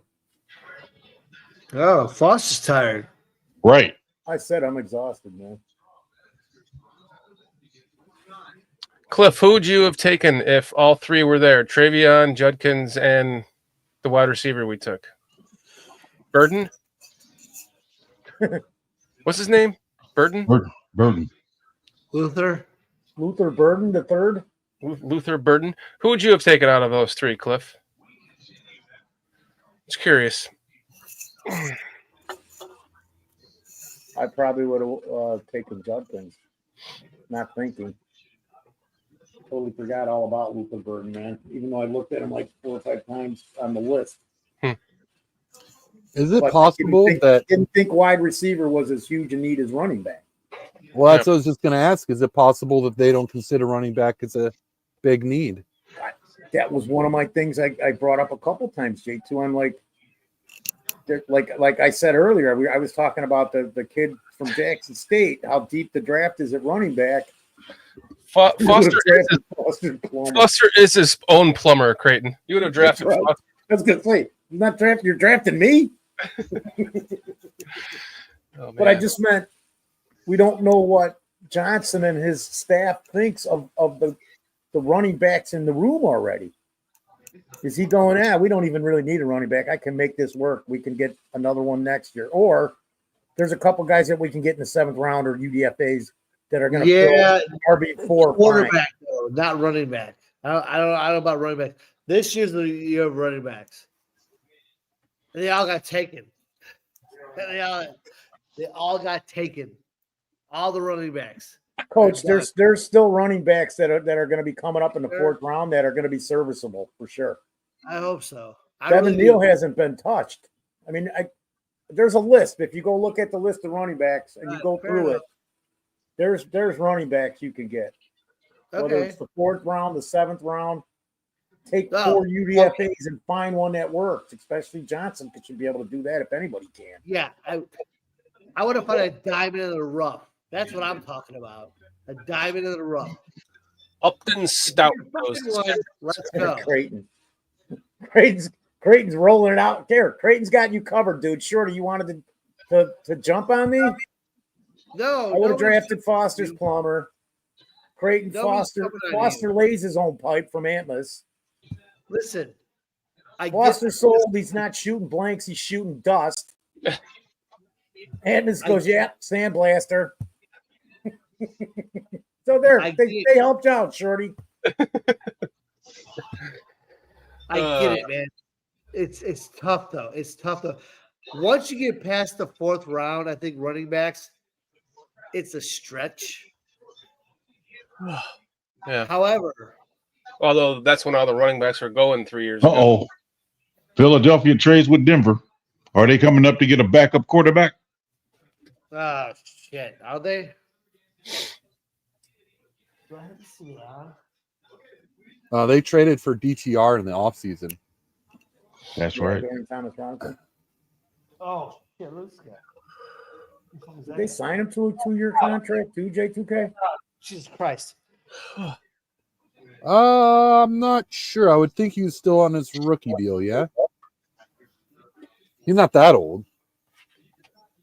I thought when we had him and he went to Baltimore. No, I think you're thinking of a different guy. Okay. Dorius Thompson Robinson, who's from UCLA. Oh, I am thinking of a different guy. I am. I think the guy you're thinking of went to Miami. Yeah, the guy that was on the Bears. Yeah. I am. Because we actually brought him up to be a suitable backup for Justin Fields at one point. Foster, what did you do to Creighton Wilfong that you turned him into fucking retro TV and movies? I don't know. It's just retro. He always came on and just insult you, and that's Creighton's. Yeah, ask Creighton. This goes on in other chats when I show up, so it doesn't matter, man. It's what we do. It's all good. I'm loving it. Foster's girlfriend always complains about splinters after seeing him. Sorry, I'm eyes.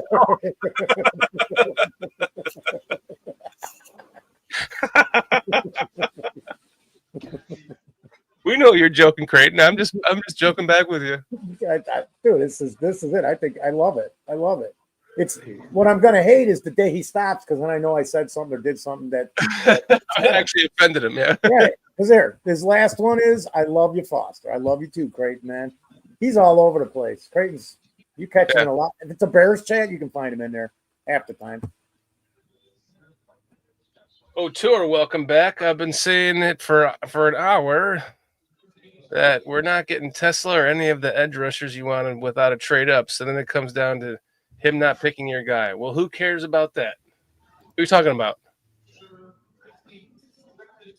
It's edge rushers. Oh, okay, yeah. And again, I don't. Do you guys know with who we signed and everything? If Allen's going, you know what? We've got plenty of ammunition, man. Because you guys haven't seen what I'm going to do with, and we talked about it yesterday. Dominique Robinson or Booker. You guys have no idea what I'm going to do with these guys.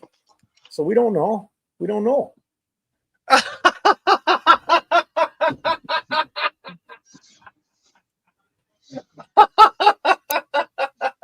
Wait a second.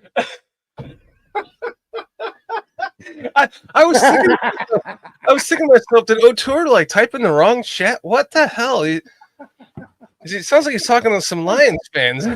Yeah. It's funny. I saw it too. I knew it. I actually knew it. I could tell. I did not. I just assumed, man. So because we haven't taken it. We didn't take an edge with any of them picks. That's freaking awesome. I've been watching this and arguing with the Lions beta fan.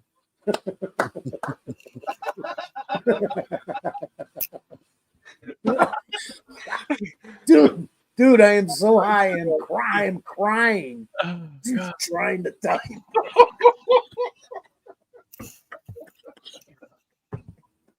Dude, I want like you and the Scrolls to come on our show. You guys got to stop in here for a bit sometime. God, it's hilarious. Oh my goodness. So that's a wrap, you guys. The draft day 2 is done. Savion Jones and Ty Felton. Oh, that Savion Jones pick. That was a guy I thought was a great pick for us. He plays edge, right? Yes. Oh, wait a second. Oh, I thought that was the Broncos, and they traded it to the Eagles. Okay.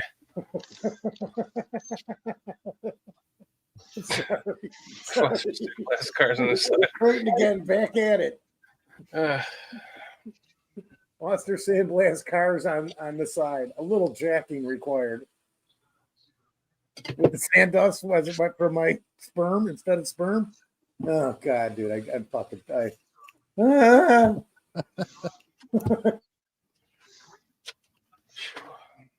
there you have it, guys. That's a wrap. That's a second and third round for you.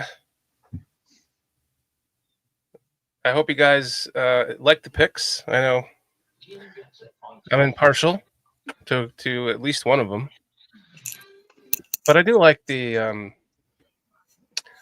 defensive tackle. I do like the wide receiver. You guys talk to the wide. Yeah. Yeah, I love 3 of the 4 picks, and the offensive lineman. You know, I'm fine with.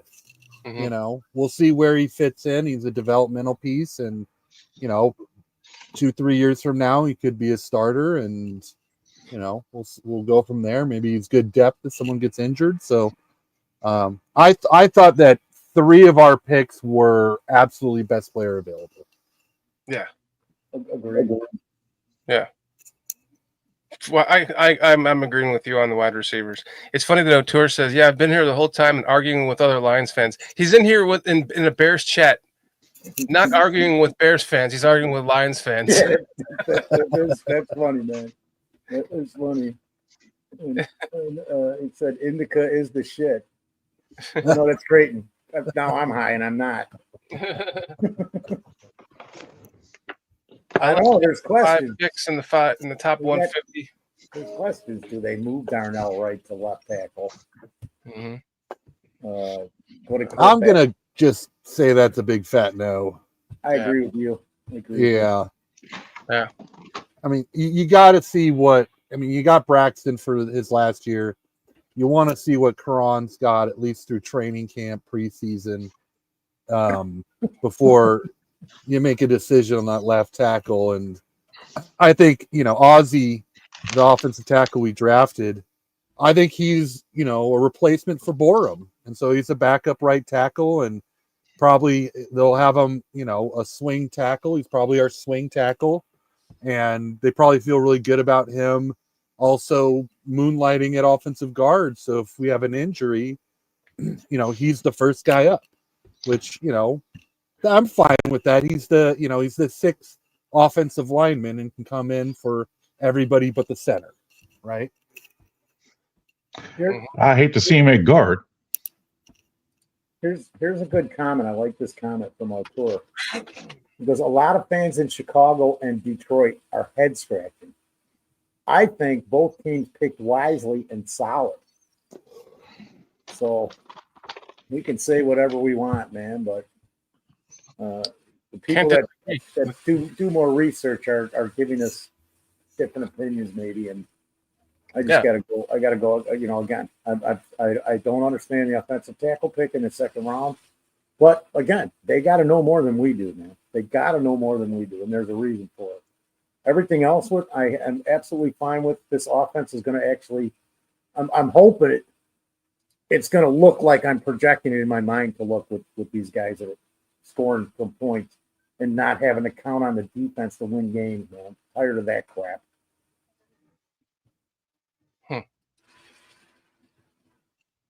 Well, yeah, and I would say for tomorrow, there's at least 14 running backs that I think would be absolutely great number 2 running back still on the board. Like this class is that deep. Well, fair enough. Yeah, I like that pick. O'Toole. I like Tate Ratledge too. I don't know much about your other receiver, but I like your first 2 picks for sure. Cliff, I don't think the ceiling fans got any opinion. I'm sitting there waiting for one, but I don't hear nothing. Yeah, I'm not sold on Jonah Jackson either, O'Toole. Well, guys, let's wrap this up because I've got to get some sleep after I finish eating. And the draft starts at noon tomorrow, Eastern time? 11 a.m. I thought it was 11 a.m. Eastern? Let me check. Says the final rounds 4 to 7 will be held Saturday, April 26th, starting at noon Eastern time. Oh, okay, noon. Yeah. All right, so I'm gonna miss. I'll try and. You're gonna have to send a link to my phone, Shorty. I've got a couple showings in the morning. Okay. Great. I get to be up at 8:30 with you guys. Yeah. Yeah, but what time is it now? Right, it's 8:30 right now. So, yes, all you gotta do is be up by 9. Right. 8:55. We won't start a half an hour early. Tomorrow's gonna be too long as it is. Yeah. Right. Okay. So. Very cool. But we've got a pick right off the bat. Yeah. We're 104. Cool. And we're 3 picks in, so just a heads up. So that's that's the second pick in the round, J2. Oh, it's the second pick. Didn't we end at 102? Oh, okay. I was thinking 101. Yeah, my bad. So I'm just making sure I'm right. Yeah. No, we're the 7th. You're pick. right. Or wait. Our 6th. Oh, 109. You're right. Okay. Oh, okay. so 11 Central.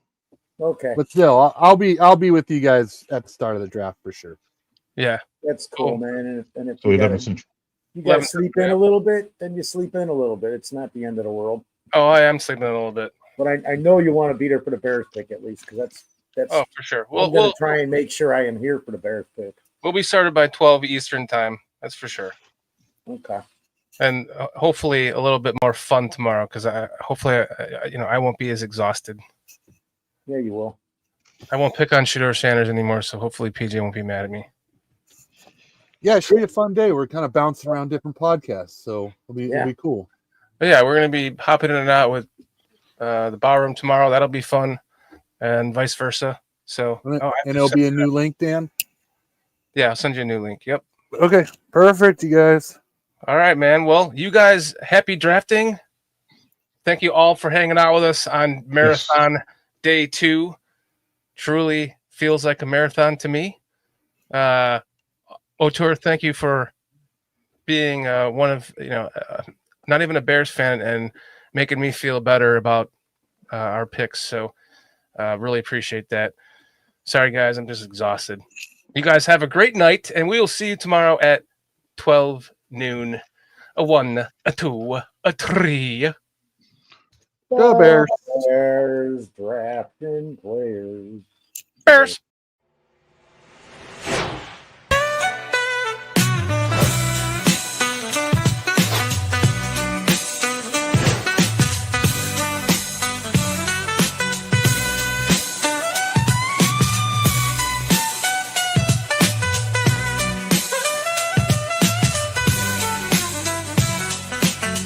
Giddy up, groove, stay.